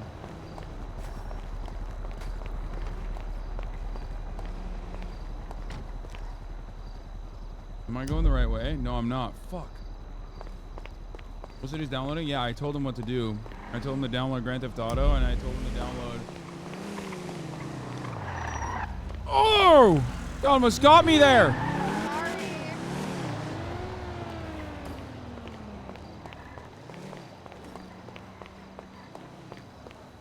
The fuck is going on in this godforsaken city, boyo? Let me tell you. Whoa, what the fuck is that? Hold on. That's a shady character. Hello there. How are you doing then? Interesting. I will make a mental note of this.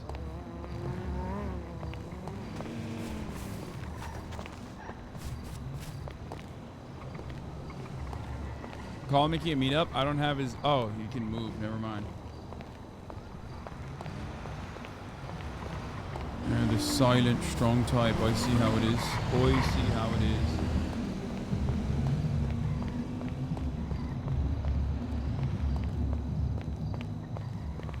Oh my god, look at this fucking car. So many nice cars everywhere. People drive insane. Fanfin randomly passed out and someone was what? Yeah, Mickey did not give me his number, so I don't have his number. I'm gonna try to go into this.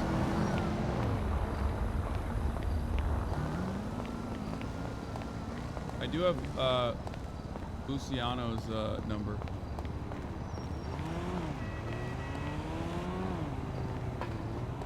Good afternoon. Hello. Hey there, I don't believe we met before. My name is Earl, and I run the Weasel News. Are you interested in joining our team or just here to track your progress as a news reporter? I want to work. Ready to get the scoop?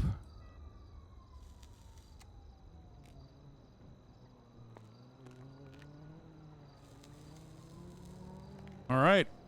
There we go. Now I have a van. A car, I mean. Which is nice. How the fuck do I find the van? How the fuck do I find the van? How? In the back? Alright then. Let's find a job on my phone. Job center. Create a group.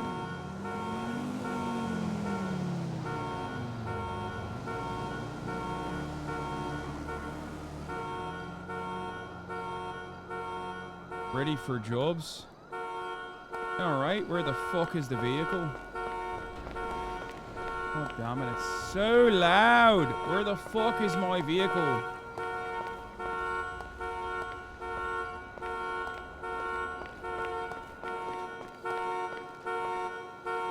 That is so fucking loud. Okay, job pending. How the fuck do I find the goddamn car?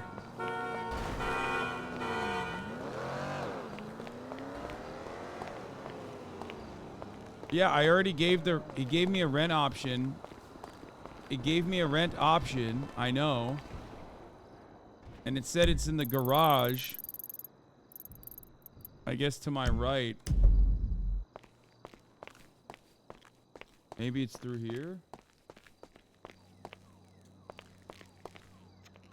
Right. Rent a vehicle. Find a van parked behind a building. Wait, no. Wrong thing. Alright. Rent a vehicle. Find a garage. Where the fuck is the garage? You have to be on a job first? I am on a job. Hello?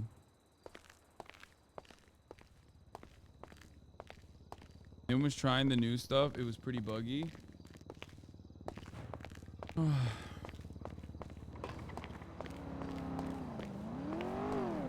Garage.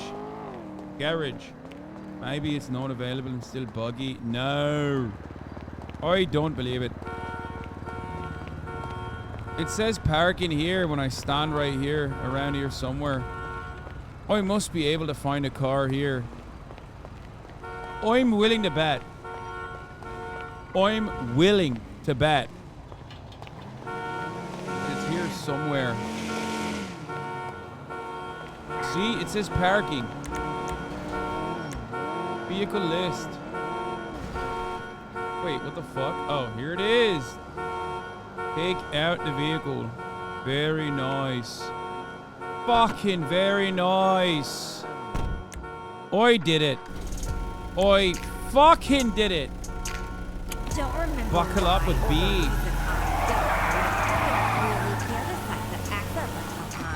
It was in my skull. I guess they burned it all. Everything went black for me, then I began to fall. And then when I fell, I was alright, where the fuck? A blazing upside down city until I learned to stop. Do you think that I'm bad shit? Job center. I'm ready for jobs. Now I wait.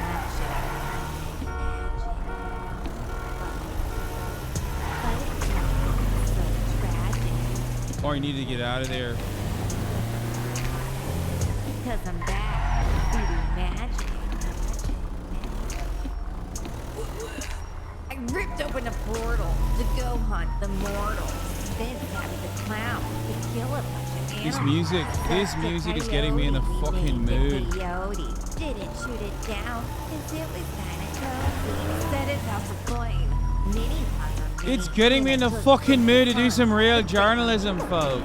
He brought me back here so I can spread some fear. Plus, I died way too young. Give me a few more years. Do you think that I'm bad shit, bad shit, bad shit? All right. Working for jobs. I was killed with my hatchet. This is the most no royalty music ever. What is this? Will wants you to check Discord. Bro, I can't, like, I don't know what to do here. What is this? Hello? Hey, what's going on? Can you hear me? All right. Are we sticking with the Blarney Bays? Do you want me to be a Blarney Bay? Yeah, I mean, I've created a character called Donnie O'Sullivan, who is, wait, how the fuck do I turn off the goddamn radio? Hold on, it's so fucking loud. I actually don't know how to turn off the fucking radio.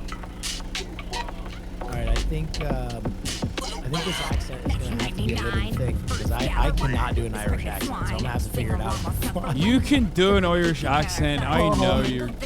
Oh, Donnie, my cousin, me bae. All right, I turned off the radio. Fuck, I've turned it off finally. All right, listen.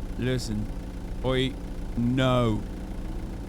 I'm gonna turn off the fucking. I'm gonna turn off the van too because I don't want to spend any more gasoline. All right. My name is Donnie O'Sullivan. All right. I'm 32 years old. All right. And I'm in Los Santos from Ireland. And you can be my cousin from Boston if you'd like.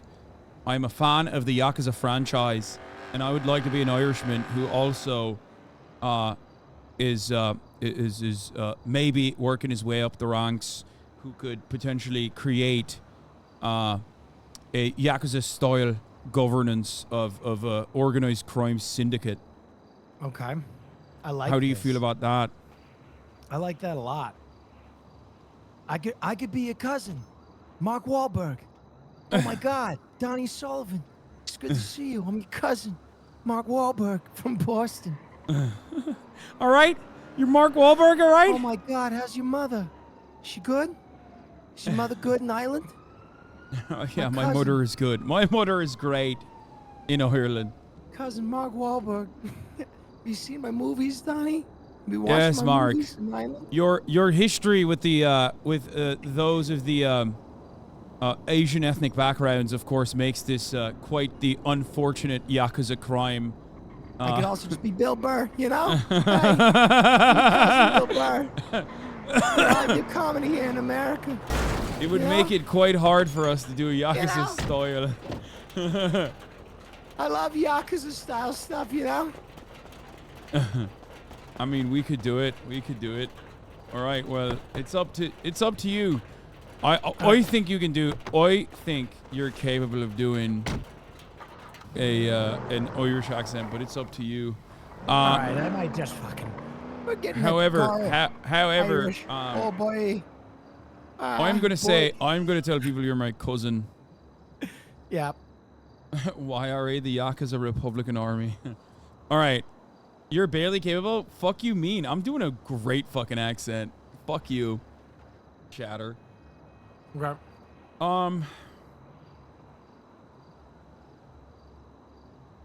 Okay. I'll be on in about 30 minutes. I gotta set it up. All right. I'm excited as hell. All right. Hell yeah. See you in a little bit. All right. Bye.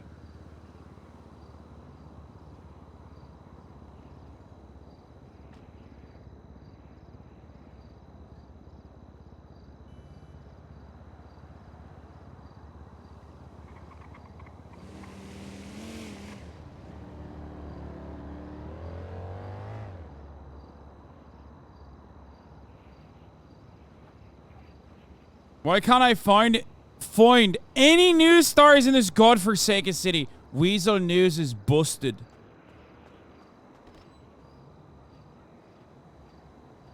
I think you need the ready unready for this. It glitched, maybe. Earl is working on it. So maybe it's broken.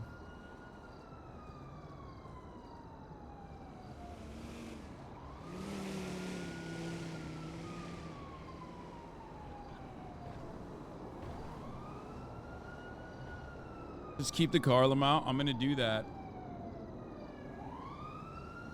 You had a job offer earlier that you missed? No, it came up, but then it actually didn't.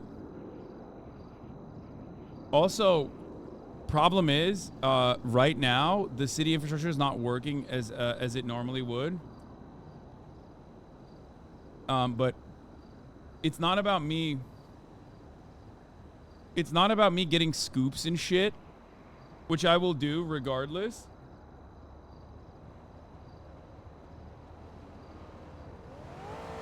I will do all that shit regardless. However, this is like about making money. You know what I mean? Like you need to do a job and make money and stuff.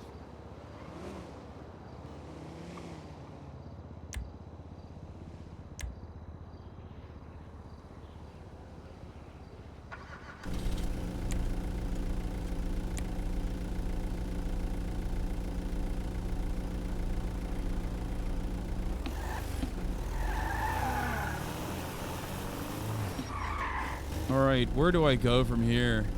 Now that I've gotten a car, at least now that I've gotten a car, my first piece is going to be on the city's non-working public transit. That's what I'm thinking. Maybe, as a journalist, I will go to the Vanilla Unicorn and write about the bustling sex work industry in the city.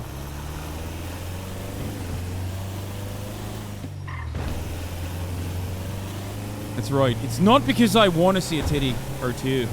Or maybe far. Police. Wait, hold on. Alright, hold on. Let me see. Excuse me! Officer! Officer! Hello! Oh, this city is absolute garbage.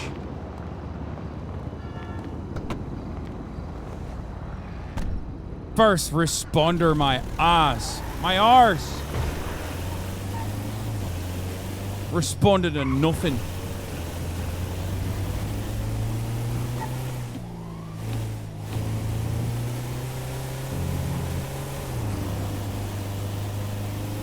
Oop, time to buckle up. Cars, people driving like absolute fucking animals. No interest. Captain's diary. Donny O'Sullivan's diary, day 2. I've joined the ranks of Weasel News. It doesn't seem like there's anything going on in this bustling city, but deep down inside, there's a dark secret. A dark secret that the city carries. I venture off towards the nearest strip club with hopes of chasing a story. But the reality is, I'm chasing a dream. And no, before you say, Donny, the dream you're chasing is seeing a bunch of titties, maybe 2, maybe 4. But the reality is, it's so much more than that. The city has a bustling economy of sex workers, and I'm here to find out how they make their money and how the city's economy has relapsed since the Sanguine Wars.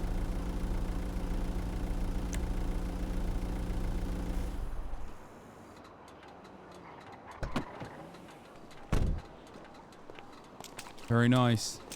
I'll take a couple steps towards the Vanilla Unicorn. The establishment has no cars outside of it. Not a good start. Not a good start to the story of Donny O'Sullivan. But I have dreams of becoming a seasoned journalist, which means that an empty strip club still holds a lot of promise. Real class every night, it says inside the Vanilla Unicorn. Perhaps the terms of service has taken its toll. Does not seem as though there is any strippers inside the premium lounge. Time to take a peek. Hello? Is there anyone here? I say, as I stare at these beautiful bulbous breastises. Donnie O'Sullivan reporting on scene. Every night, it says. However, it seems to me like at 5:45 a.m., Vanilla Unicorn is unfortunately not frequented. I move back into the back rooms. I have the opportunity to get stylish. I will not be taking that opportunity.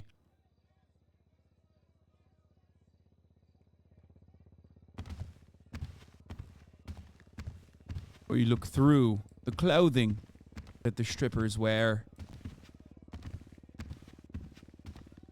At 5:45 in a bustling city like Los Santos, normally the strip club should be very much in action. It turns out that tonight is different. As soon as I see the stripper pole, my epigenetic memories kick in. I dance like I've never danced before. Something comes over me, and I find myself dancing alone inside the strip club by myself.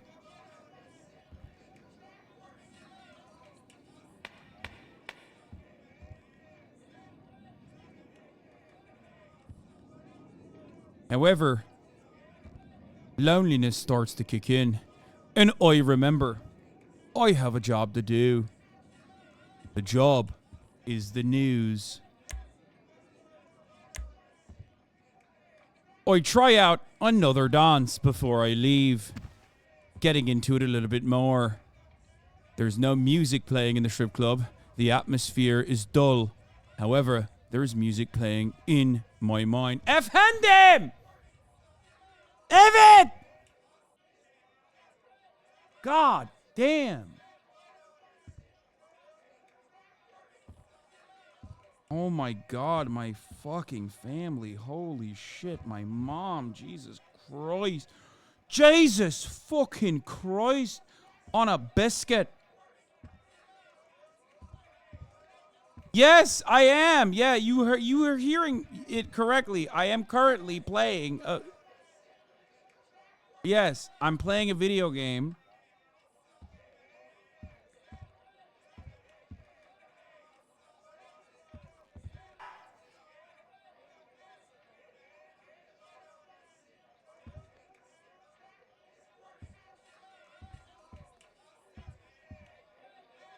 Hold on a moment as I order food for the family. Back home in Ireland, my mother is demanding I order food. My brother is showing up for dinner with his girlfriend. We will be having Korean, or they will be rather, in my mind. It's not my favorite shepherd's pie, but that is not going to stop me. I hear claps. I look around. It's simply a dream. I leave the strip club, Vanilla Unicorn, feeling refreshed, despite the fact that I'm chasing a story, and I was completely and wholeheartedly unable to find one here. The dancing has reinvigorated me. Donnie O'Sullivan out. As the morning starts, I choose my second story. The second story being public transit in the city of Los Santos. Much has been said. Much has been said about the public transit structure in the city of Los Santos. The brochure that I read on my way as I flew in was clear. Public transit certainly works. How do the poor people of Los Santos get together and travel on the cheap? Need to make posts on your in-game phone? You should twat out your reporting.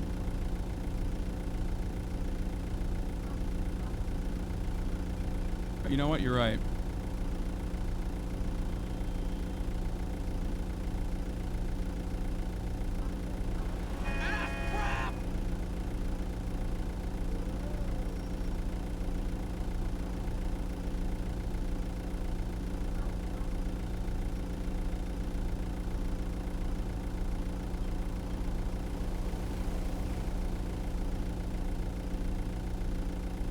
Are the terms of service too restrictive?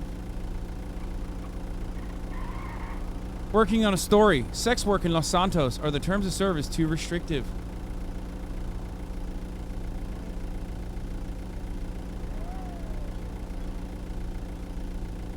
The stripping economy is certainly suffering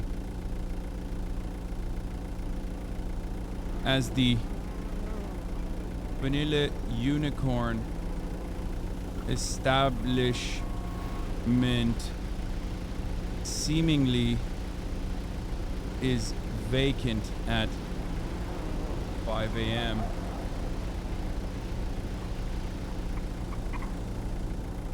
More details soon.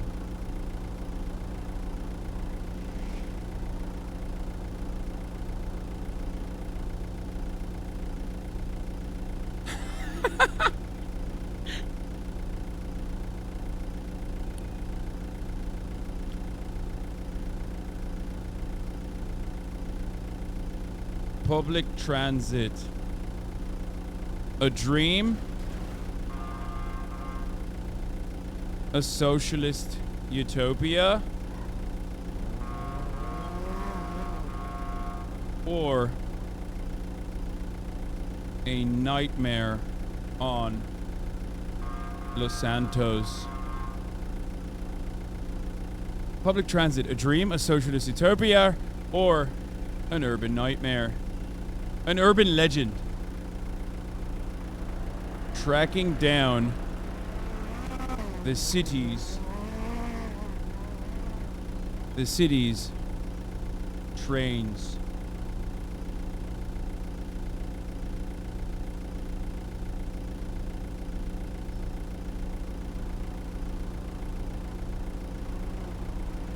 Message me for tips.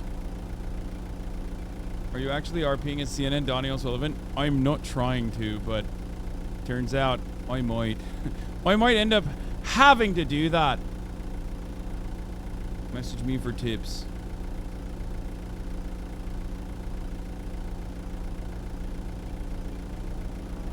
Public transit, a dream, a socialist utopia, or an urban legend? Tracking down the city's trains. Message me for tips.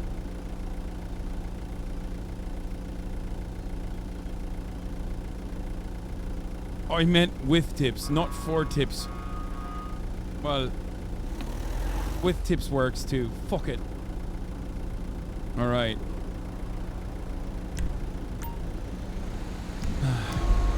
My next move is going to be tracking down the Los Santos economy. One part of this economy is to understand the work. As a good journalist, I must get a job and try to do an honest wage before I go back to the vulturous, parasitic nature of doing journalism. But before I do so, I must go to the emergency room so I can find out what the city's vagrants are up to. It seems to me like there's a massive problem here. Many dead. I must still be going off that hay.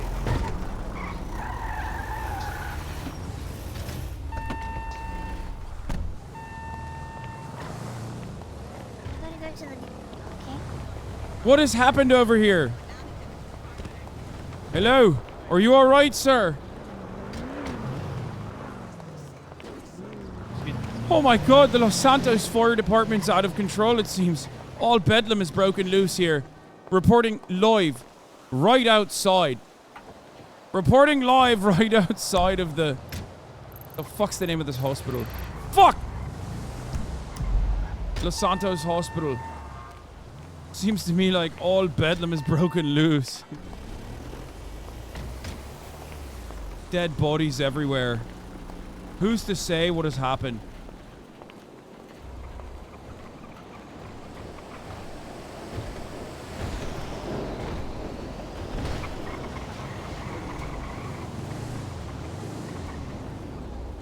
Wait, how do I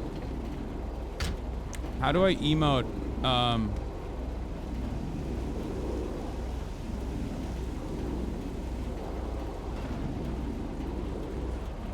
What is the film shocking? Oh, film shocking. Seems to me like there's a lot of dead bodies, but no one is taking care of them. I see a lot of grime cars outside of the hospital. Seemingly, people are going in and out. What are you doing?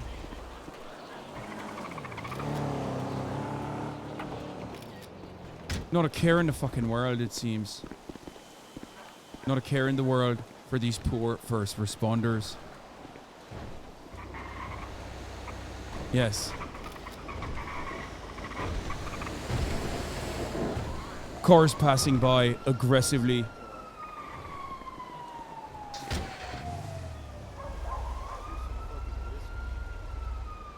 People punching. Santa Claus walking idly by. This is not a bustling city, but a chaotic environment. Yes. Marat, leave me alone, please. I'm working.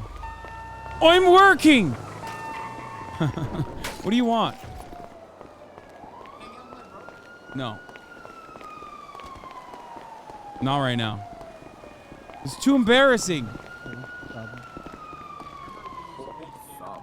Yeah. Hello! Hi there, welcome to hospital.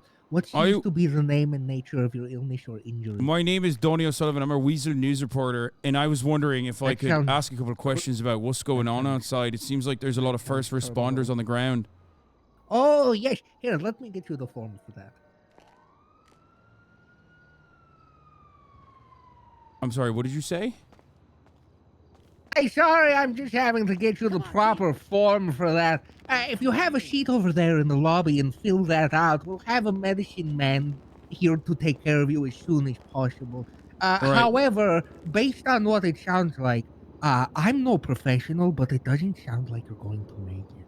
Well, I also do happen to have a medical emergency as well, but that's a secondary, you know, because the job comes first. That's why I wanted to ask about that first and foremost. Of course, absolutely, absolutely.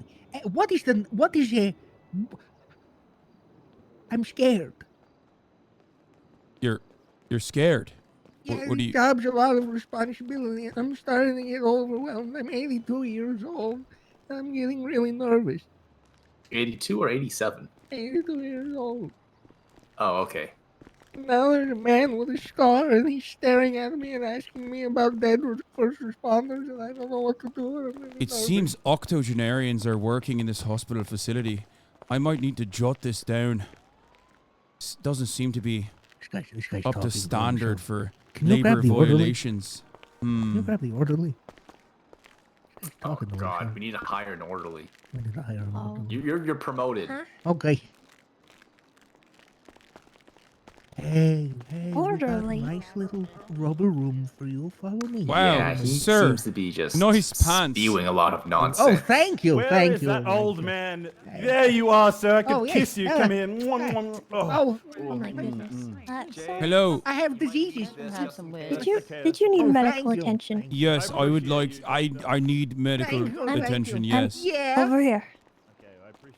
We have to get this man to I a candid room as soon as I possible. just remember the last thing I remember is touching a public phone and I fell into a state of chaos, and then I woke up and I had bruises all around my body. Okay.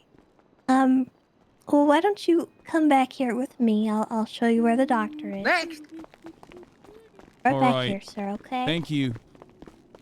Watch your back. He talks to himself. Okay. This...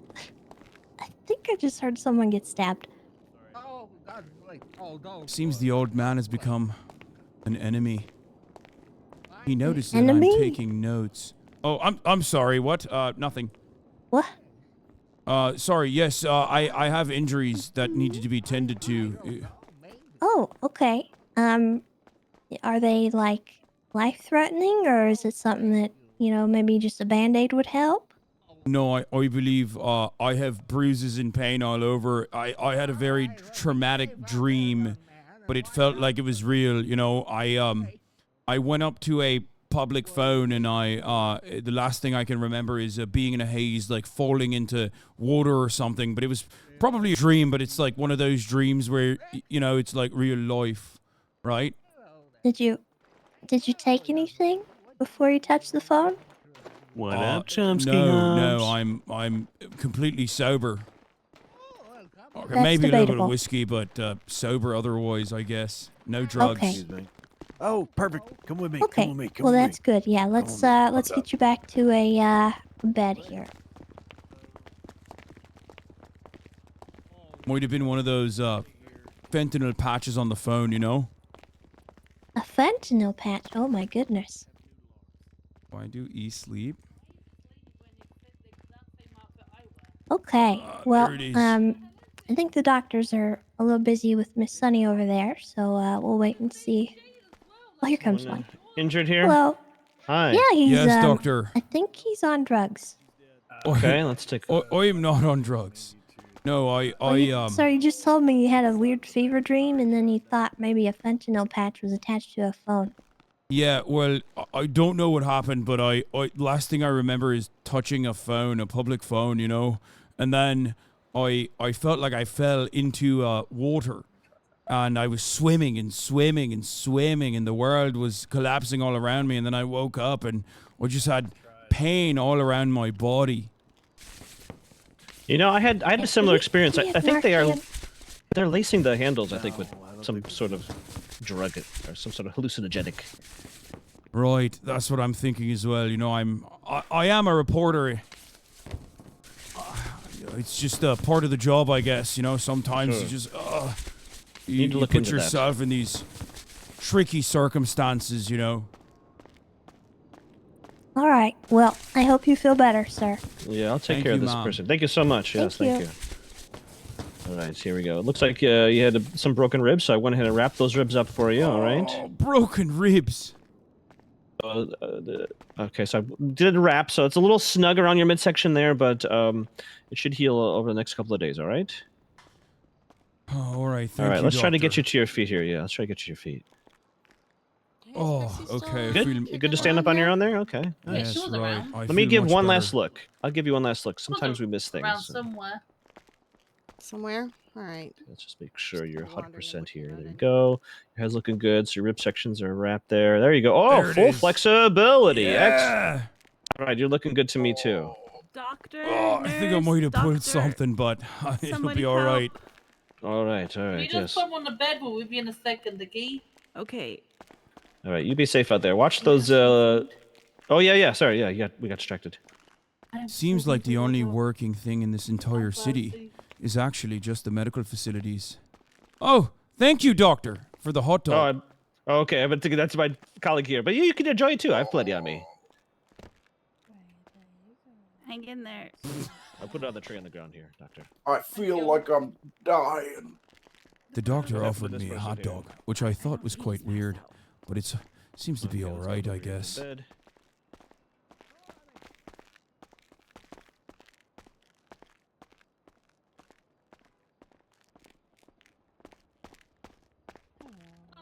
Healthcare All right, there we go. Let's take a look what happened here. with a good taste. Oh, looks like, did someone punch you, friend? Did you get Healthcare in a with fight? Movies. Doctor Oh, Feel Good. I If got they the don't, Google Los and this Santos driver was a maniac. medical Your practitions legs are bleeding. Did they run over giving you over? patients he went hot nuts. dogs, I feel like I stopped the bleeding and here. free Not drugs. too severe, but we're gonna it's bleeding under control, right? Find out more on Weasel News. Take your left leg here. Right leg there. Can you report those drivers? I mean, that seems like something that I would think you should be able to do. Well, the cops let him off with a warrant. I'm gonna get to work. Good afternoon.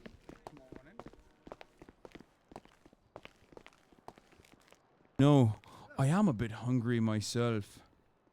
Might as well consume this hot dog that the doctor gave me. And some antipsychotic drugs for no reason. I'm not even psychotic.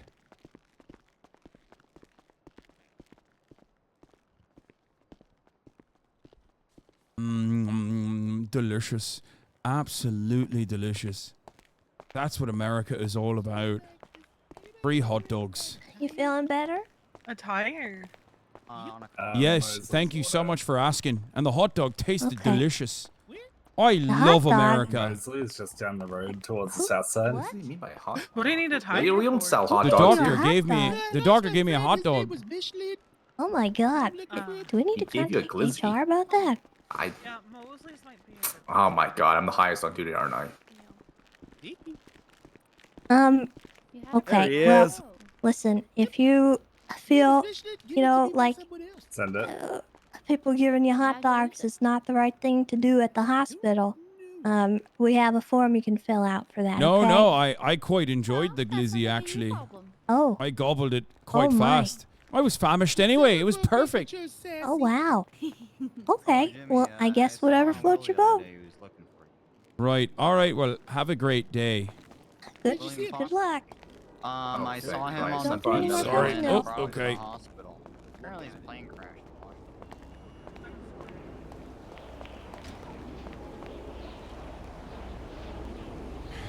It seems like the job center is not working. Weasel News is not going to be giving me a job. However, a journalist's job is 24/7 because the news never stops.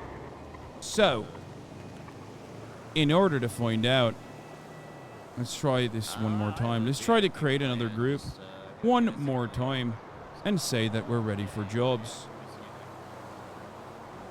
Hopefully, maybe,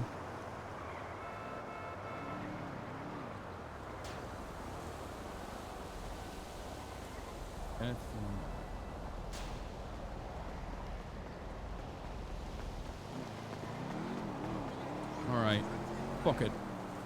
I'm checking out of Weasel News. It's time to do some other jobs. Perhaps one of the absolute worst jobs of all time. Tow trucking. The streets are absolutely littered with corpses of first responders. It seems to me like there's chaos gripping through the city. We will be heading over in my Weasel News van.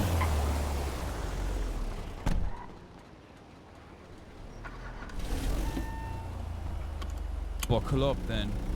I will be heading over with my Weasel News van.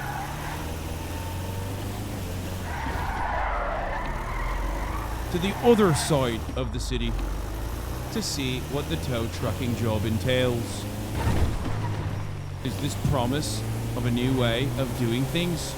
Will I be able to make an honest living? How easy is it to make an honest living, an honest earning in this city? Find out more in a little bit. I head down. I head down to the tow truck, where it seems chaos is also occurring. Holy shit! There are so many tow trucks. What the fuck is going on?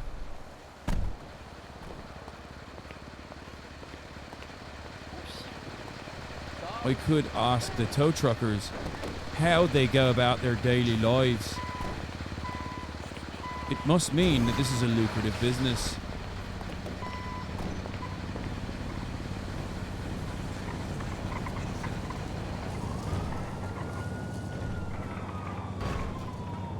Is tow trucking the most lucrative for entrepreneurs? For young upstarts? Or is it a dead end?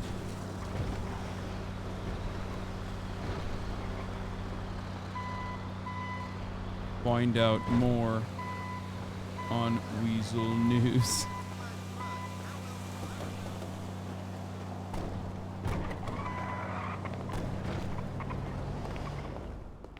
Hello, sir.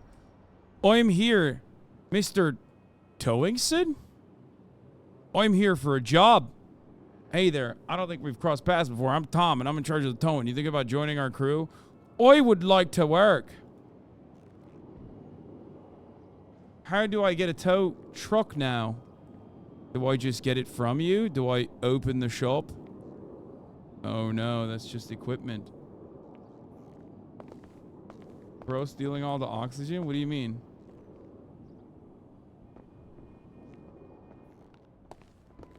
How do I get a tow job? Oh, you wait for an offer? And that's it? The next room over. Hello. Excuse me. Where do I get a tow truck? I was about to ask you the same thing.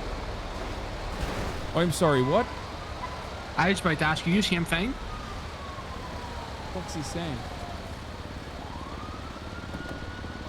Is he actually Irish? What the fuck's he saying? Why are you looking at me like that? He's a scout. Oh, he is. Well, I have no idea how to get the how to find a tow truck. So I guess we're still on the hunt.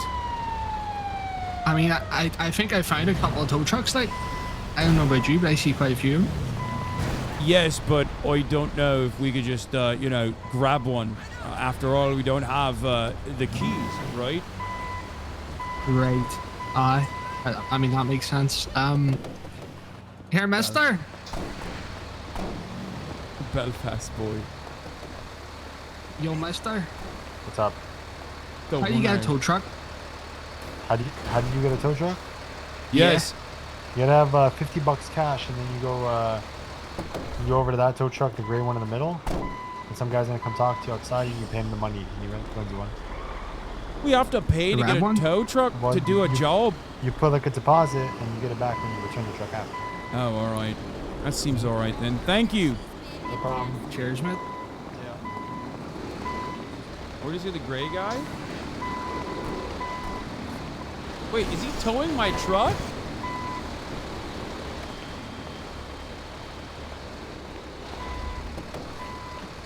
Are you towing my van? What the fuck are you doing? Sir?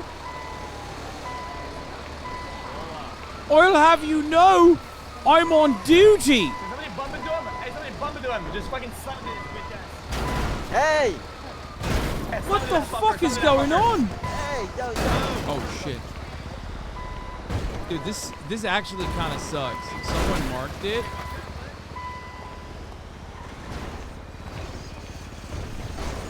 I mean, this situation is fucking unmanageable. What the fuck? Over here. Oh, yeah, no, it's like on that. You got a partner? Do I got a partner? No, I do not. Is this a two-man job? I don't know. I would need those two guys were doing it with two. I think you can do it with 2R1. All right. Okay. I've just rented this vehicle, I think. Okay. There it is. I've successfully rented a vehicle in the parking lot. You can join in if you'd like. Someone just towed my van, my news van. Which leads me to did you park it in here? Well, I parked it for approximately 3 minutes because I was doing a news reporting, and I believe that I actually... Yes, I believe that I parked it completely legally, which leads me to believe that people are actually out here possibly marking cars inappropriately. Oh! Oh my god! Jane, watch where you're driving! What are you doing? Are you okay? God, are you okay? No, I'm not fucking okay. Are you out of your gob? Who hit you? Hold on. Please, take this hamburger, okay? Eat it. I've been traumatized after seeing that. Can I have a hamburger? For fuck's sake. I just got fucking fixed up, dude. You alright, lad? No, I'm not alright. I just got fucking blasted in the face by a tow truck. Do you want me to call an ambulance?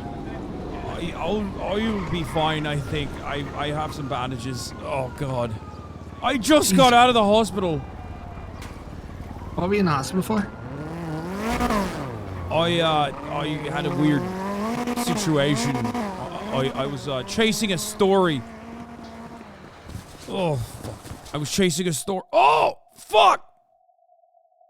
Oh, please. All right, never mind. I think you do need to call an ambulance. What the fuck is going on?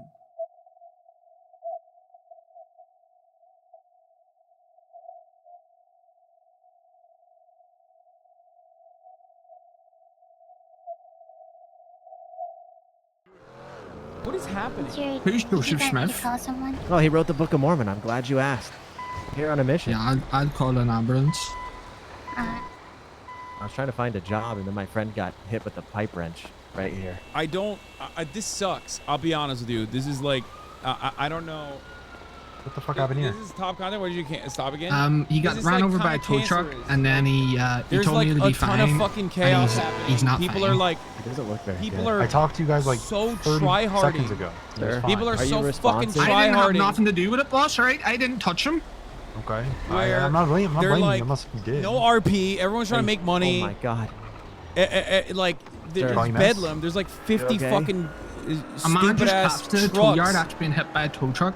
Nah, did die. No, not that I part. don't even. I'm not even annoyed with You like need an ambulance. someone marking my fucking. Someone marking my unconscious. ambulance or my van Yeah, and yeah. stealing it. Does anyone That's know fun. like That any, you can make RP out of that, but it's like, what the you fuck? know, CPR, medical stuff like that? No, I only did a little bit of medical Oh, stuff the when I was EMS is on the volunteering in way. Africa. Just don't move him. What if he's got a broken neck? I won't. I learned something today. What'd you learn? They can't cure French. French friend was hit in the head. And I thought maybe they also had a cure for being Someone French. please call a fucking ambulance. We did. There's we an did. ambulance on the way. There's one on the way. Relax. You'll be alright. Relax.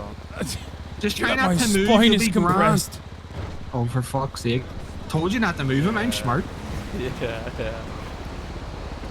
Okay.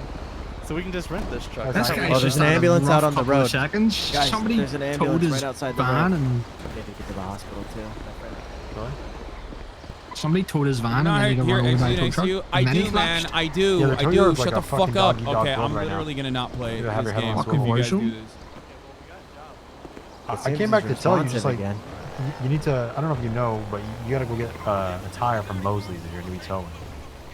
Tire from Mosley? Is that Yeah, to you buy go- in there?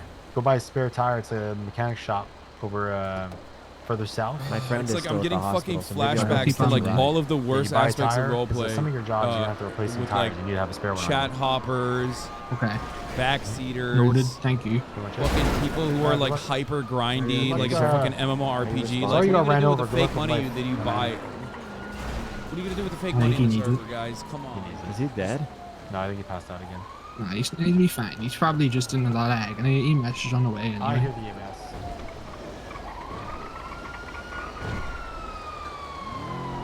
Looks like he's twitching a little bit. Give him space.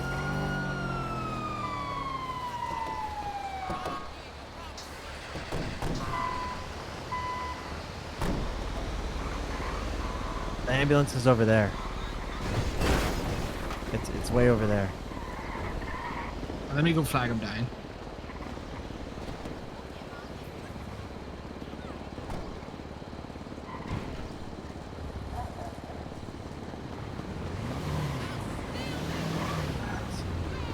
can just go to the 24/7 over here. This ginger guy fell down. This guy misses. God. Are you with me? I'm dying. I think I got slammed by a fucking tow truck. Yeah, that's happening a lot, huh? I'll meet you guys at the your leg is. I'll take care of his right side. Take care of his left. All right.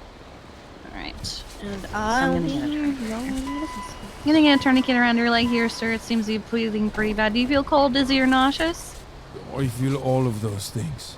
Yeah, As I a matter bet of you fact, do. I feel nothing at the same time. You know, that's probably a good thing, considering how His left badly side this looks car pretty did to you. good. It's not bleeding or anything. Oh, his right side's a little fucked. If you could take care of his head, I can take care of his arm and leg. All right, let me just. Yeah, he might need a bandage that seat up collar. bit. I slammed you with Yeah, my I'm gonna tow clean truck. off Here's the a cut hamburger. with some Goodbye. saline Yeah, I and mean, wrap some bandages around it, and then Mhm. I'm gonna get a seat collar on you. I'm gonna make sure that there isn't any spinal injury or anything like that. Okay. Mm-hmm. All right, your arm here is looking pretty swollen, though. I'm worried there might be a fracture, so I'm gonna get a splint around it. Okay, just stay patient, stay still. Thank you. Yeah, of course, of course. What's your name, by the way? I'm Donny O'Sullivan. Nice to meet you, Don. I mean, not nice to meet you, but good to meet you. I'm Kiki. Once we get this bleeding from your head taken care of, we'll get you to the hospital, okay? All right. Thank you. All right, let me just Yeah, wrap of another course. set of bandages around there, see if that helps. It might still end up bleeding through the bandages, though. I suppose I'm not like a fucking RP purist by any means, okay? And I'm not the best RP Right, by looks any like we means, might but be it's good just enough like to pure transport you, grinders okay? are so fucking All right, annoying. there we go. All right, That's let's it. get you in there. Gonna get you on this spinal board. Oh, okay. Yeah, we're gonna move you nice and slow. Oh no, don't I'm worry. feeling that now. I bet you Good luck, are. bye. Don't die, mate. See you later. All right, have a good day. I'm gonna go get a wheel.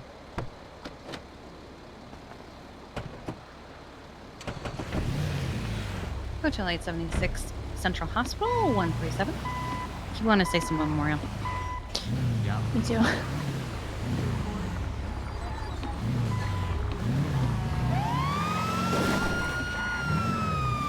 Sweating in an RP server is wild. Yeah, I mean, it's just a part of the process. I do it too sometimes, so it's like.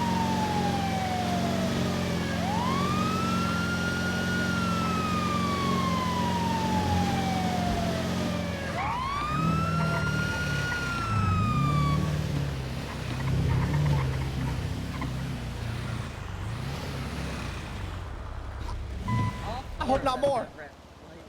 Yep. This one too. Some of them can't go above 4th gear and stay below. Hey, man. Nope, they all do that. Well, a couple of them have gotten going. What? Even with the red engine light. Yeah, they all have red engine lights. Oh, good. Dear God. Yeah, none of them are good right now. Yeah, every one of them is red engine lights. A couple of them still go above 60, but most of them don't. Bestest one will do Osleys is will not 62. have parts until probably tomorrow or the day after. The advanced repair kits that we got from the PD will only put a door back on. They don't help with the engine at all.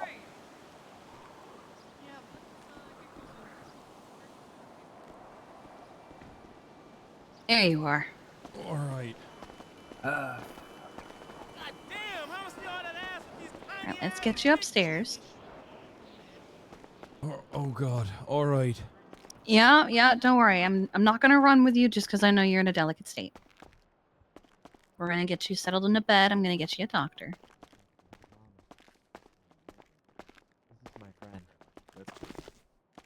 God will protect her. When you get Hey, the there's chance, the- can you help this Marnie? lady out the bed? Yeah. I'm straight noodle armed at this point. I can't do nothing. Ooh, there are a lot of people everywhere. I was trying to break it up. Is that a There you go. sheriff? Is that a cop? There's two of them over there. Yes. Oh, could you, if you don't mind, could you call him over here as well? Sure. I'd like to report an incident. Hi there. Are you guys busy? The man in the white White would like to make a police report. Oh, how nice. Oh, that's very touching, honestly. I'm glad that you guys are such good friends. This is a very nice friendship Do I've you need witnessed. comfort? Oof, okay. Well, I can take care of you if Hornby wants to talk to the guy who got hit by a tow truck and wants to make a police report about it. Is that not working? Oh, it's not working. He wants someone to talk to him, though. Okay. Okay, so who got hit by a tow truck? Oh boy. Let's see. Oh, wow. he did. You have some swelling. Okay. Oh, he did, officer. Okay. Hi, So, it's Dr. Donto, can you hear me? let me get on the other side. Yeah. Oh, What happened? your big body is stepping over me. Okay. Yeah, you're fine. You'll get Oh over it. God! All right. Okay. Oh. Okay. So tell me, who's driving this tow truck? Do you know?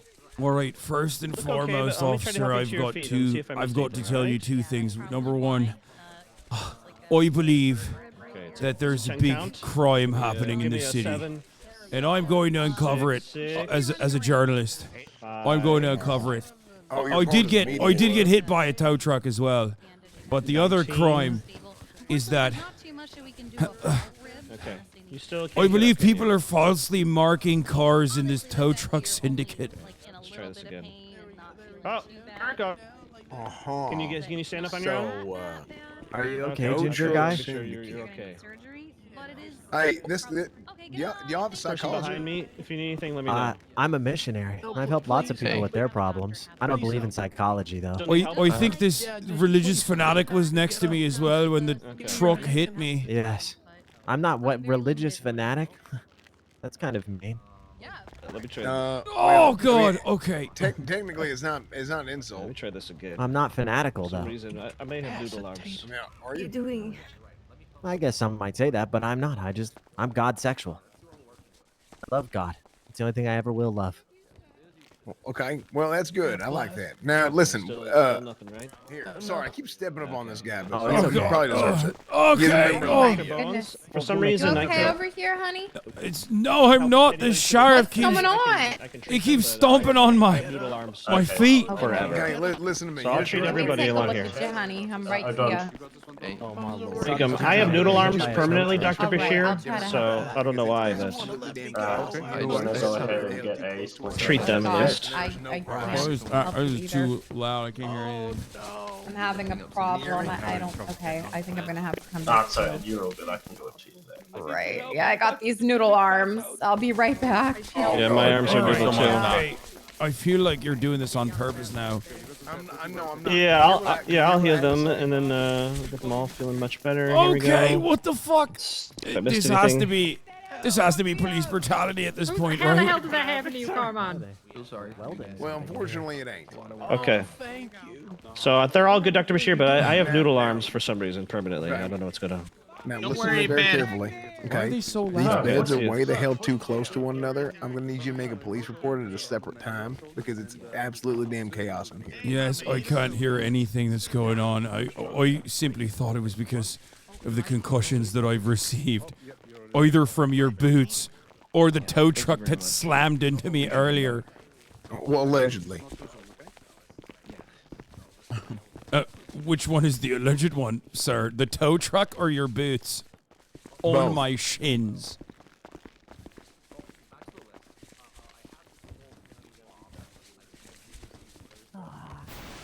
Yeah, both. I'm gonna say. Yeah, I don't know if I can treat the patient in their position. Let me see if I can.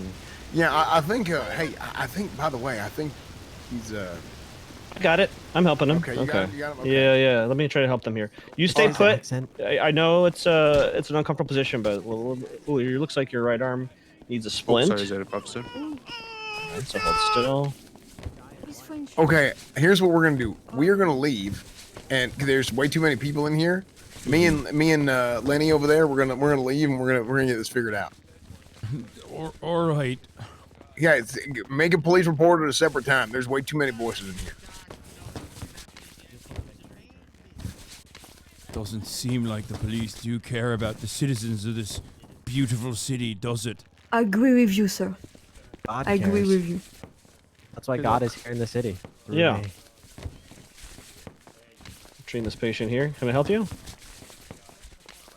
I'm just waiting. Okay, I just wanna see make sure- here. Also That's help this good. guy. Helped you with this guy. Yeah, I'm taking care of his left arm here. Am Yeah, I I got the fucked legs. up? I might be Okay. broken because it says I'm Take care incapacitated. of I the might right like arm have next. actually broken the fucking. Okay, I'll do the Am right I arm bugged? next.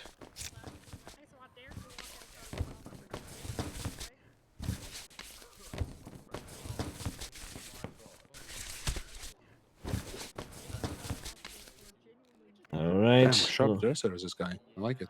Yeah, I do like it too. You did just very well, sir. Oh shit. Gunshots. Oh, yeah. This is I'm gonna treat the head here. Ooh, I'm still working on the legs. Yeah, you got pretty messed up there, sir. What happened? You gonna file a police report, or what happened to you? Right? I got slammed into by a tow truck in the Oh, parking Jesus. lot of the tow company. Not I the didn't first, almost not the die, I last did die. development. These tow truck drivers are kind of out of control these days. I'm gonna wrap the midsection here. Yeah, I'm still just on this guy's legs. I mean, they Yeah. really took a hammer and What do you mean, side? I'm on the side of God. right And leg then- seems to be pretty good though. When I called over the fat cop over to give him a report of the situation, he kept stepping on me. All right. Yeah, Dr. Bishop, I'm so sorry. I don't think I can help anybody No. to their feet. Okay, you got this? No problem at all. Okay, thank you. Okay, sir. I'm gonna go ahead and help you up to your feet. Okay. So if you can just put one arm on my one shoulder, other arm on my other shoulder, and then on the count of three, we'll heave together and pick you up. Okay. All right. Cool. 1, 2, 3, and up we go. Okay. Oh. Uh-oh. Oh. Oh. Uh-oh. I think I've now got noodle arms also. Oh, fuck. I'm just gonna give it one more shot. No, it's not gonna work. Okay, sir. I'm so sorry about this inconvenience. I'm just gonna quickly. Hey, Dr. Valentino. How are your Everything arms? okay? A lot better. I just woke up again. Oh, great. Yeah, because mine just conked out. Could you help this guy up, please? Absolutely. Okay. Wait, while it's a bit calm, I'm gonna quickly take a nap, and I'll be right back in. All right, sounds good. All right, honey. Get on up and see how you feel. Oh, okay. Oh, Oh, I he feel like a walks. new You all man. right? Awesome. Thank you so much No Wow. problem. for Have all a your great help. day. You have curing hands. Thank you. I've been You okay? I just wanted to make sure. I saw you get hit. I'm not okay at all. I thought that I'd never be able to walk again. My friend here, who's aggressively French, got hit in the head by a didn't pipe wrench. get stabbed. Oh, it looked like a pipe wrench to me. Permanent noodle arms. People are crazy in this city. Might have to take Did you know that they don't have a cure for French? I did one nap already and it did nothing. Wait. What is Are wrong you, with French? are you telling me that she started speaking French after getting hit with a pipe wrench? No, No, she's no, just no. always been French. I was just wondering if they had a cure.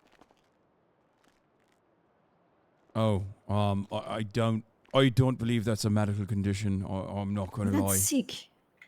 What? It's just very aggressive. Yeah, well, I can help What's it, your you know. accent, sir? I've never heard anything like it. I'm Irish. Donny Ah. O'Sullivan. Irish? What's your name, sir? I'm Elder Spencer Smith. Why I'm does it say? Fapius. I'm here for you. Why does it honey. say Peter on your name tag then? We honor my friend Peter. He's my missionary partner. Usually we come in groups of two. He's no longer with us. What happened to him? Things. Let me take a look at you, honey. Okay, where did they stab you? What? That's it? What kind of things? Okay, I'm seeing the blood. I'm gonna stop Not the bleeding good over here. things. He's gonna be perfectly fine. Don't you worry. There's a little bit of Okay. blood, but I'm gonna clean it all up, Do you love. care to elaborate or? Don't I mean, worry. I I was feel wandering like through the desert from Salt Lake City to Los Santos. And day 3 of wandering through the desert, I was very hungry. Mm-hmm. And I kind of blacked out. Next thing I knew, I just had Peter's name tag. And so I wore it around. I think that God must have taken him early. seems quite interesting. Okay. So you were in the desert and you blacked out and your friend is gone. Is that what you're saying? Yeah, I think he went with God, where I hope to go one day, to the celestial kingdom. All right. Okay. Celestial Kingdom. Okay. Have you ever heard about the Book of Mormon? I have not. What is the Book of Mormon? Well, you see, there was this really cool guy. His name was Joseph Smith. He found golden tablets in his backyard, left by the angel Moroni. And he wrote them down. And he converted them into words that we could understand. And anyways, I live my life on those teachings. It's kind of like a God DLC. I don't really know how else to describe it. Or like Lord of the Rings Extended Edition. From all the Isn't stuff. this guy interesting? Yes, very, very interesting indeed. So what happened to Peter is, it seems to me like what happened to Peter is a little bit more interesting than the Mormon stuff, though, you know? What do you mean? Peter's just in the Celestial Kingdom. He probably has all two wives, a family, and everything. He's probably repopulating another planet somewhere else, as we speak. I don't want to. Repopulating a planet, you say? Okay, all right. Part of my Very mission. Nice. My Very afterlife nice. mission. All right, well, I'm gonna go and try to hunt down some more stories. But What do you do for a job? Currently I'm in between jobs right now. I would like to work for Weasel News, but I'm a bit of an independent reporter at the moment. No problem. Let me see what I can do to help you, okay? Oh, that's Hey, I great. smoked Capri Just trying to Sun find for work today, too and to I'm make really more money scared that I have lung for cancer. the church. Right. For the Mormon If you ever need help, Church. if you ever need help with anything, love volunteering. Love helping. Brock, sir. Okay, I feel like I'm about to do the most unwise thing I've done so far and give you my phone number, but it seems like you have some interesting stories to tell, so... Of course. Love to help Here- out. Okay. All right, here it is. Fuck it, why not? Okay, it's 420. Hi. 7, 8, I don't know. 2. Yeah, he's Where are we worried going? about lung cancer after he smoked cigarettes. I was going to do a quick MRI on him, but you can go ahead take over if you want. It's my day off. Wow, thank you. That's a big skip for me. Okay, no problem. I got it right here in my head, and I'll throw it in my phone. All right, very nice. Well, I hope to see you again, but maybe in better circumstances. Of course. Where you don't Remember, sound I'm always so in the yellow fucking pages. crazy. You guys need You can always medical call me if you need attention or help. anything? Literally No, anything. thank you. Will do. You guys okay?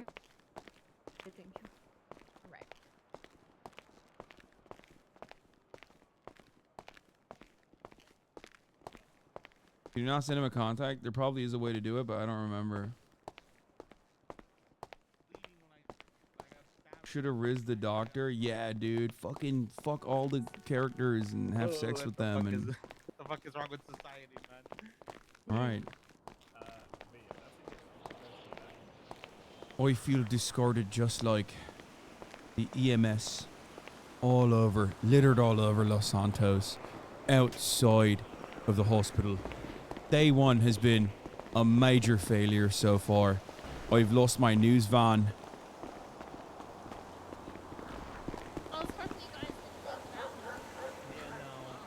I've lost my news van. I've lost almost my life. I've lost my job prospects. Seems like the city is quite chaotic. What is to be done?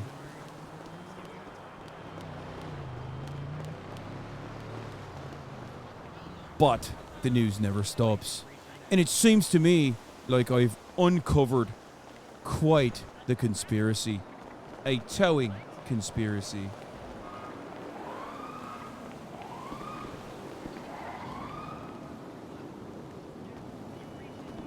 Let's twat it out.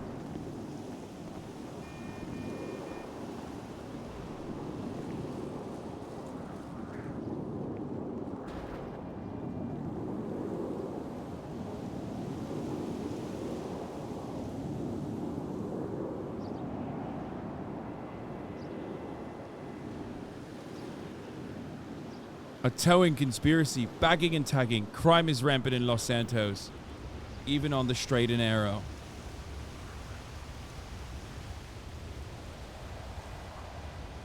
Straight and narrow sides of commerce.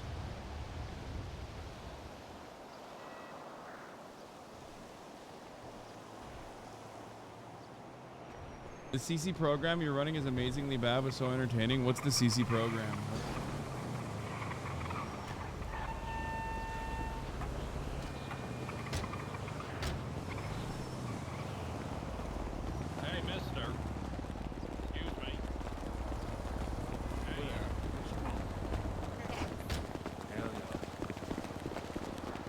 Oh, police reporter. Oh, Twitch CC. Yeah. Oh god, there's so many cars. Police brutality.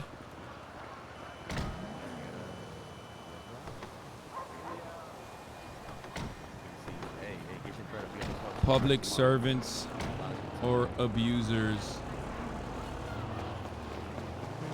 Police brutality. Police brutality on the even inside the hospital.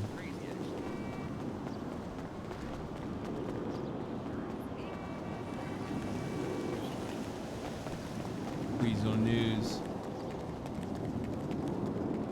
Public servants or abusers. Police brutality on the rise, even inside of hospitals. Hashtag Weasel News. It's Winsong.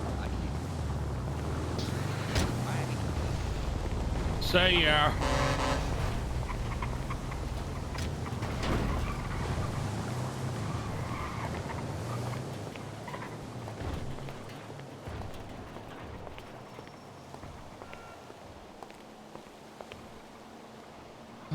Waiting for a job offer. I never even got to rent the fucking truck. I don't even... Where was it? Where is the rental? City Hall is over here. Electronics store. It's the laundromat, I think.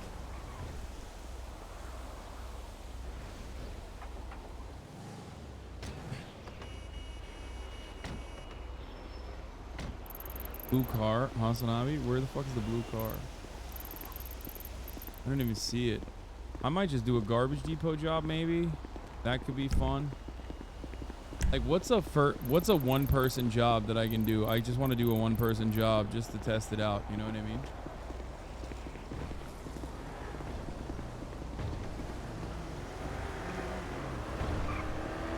Grime deliveries? I don't know where the fuck they are.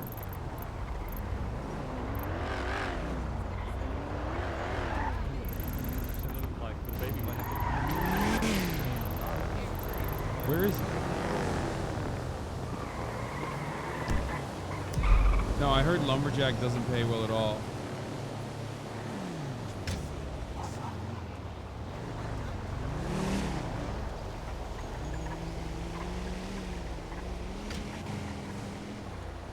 News reporter doesn't work. Tow trucking.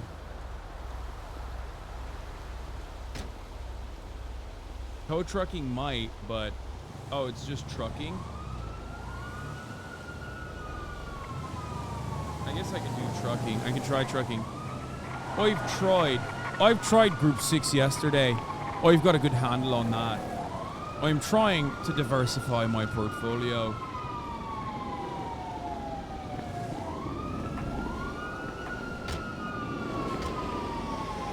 The reason why... Oh, fuck. Wait, what the fuck? What? Oh, trucking is so far. I don't have a car. Did you know there's a CNN reporter named Donnie O'Sullivan? Yes. Oh, shit. My fucking food is here. I have to go. Even before Will gets here.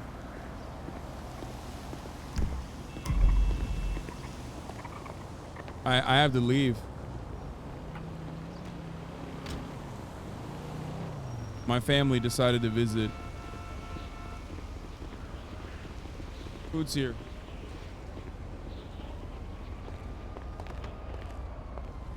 Fuck.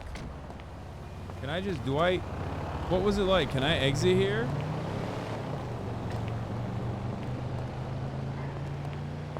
Ikishe. Okay.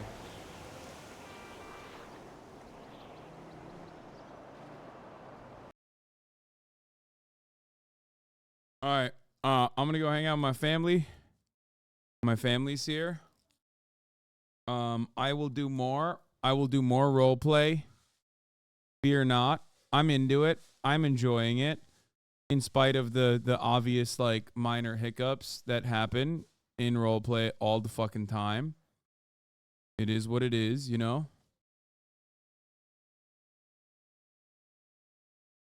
I would quit role play Cold turkey like that's frowned upon. Just FYI, I know you're new to this. Okay, dude. I don't remember. Do I have to always go back to the apartments to end it there, or I don't remember it. But anyway, whatever. It doesn't matter.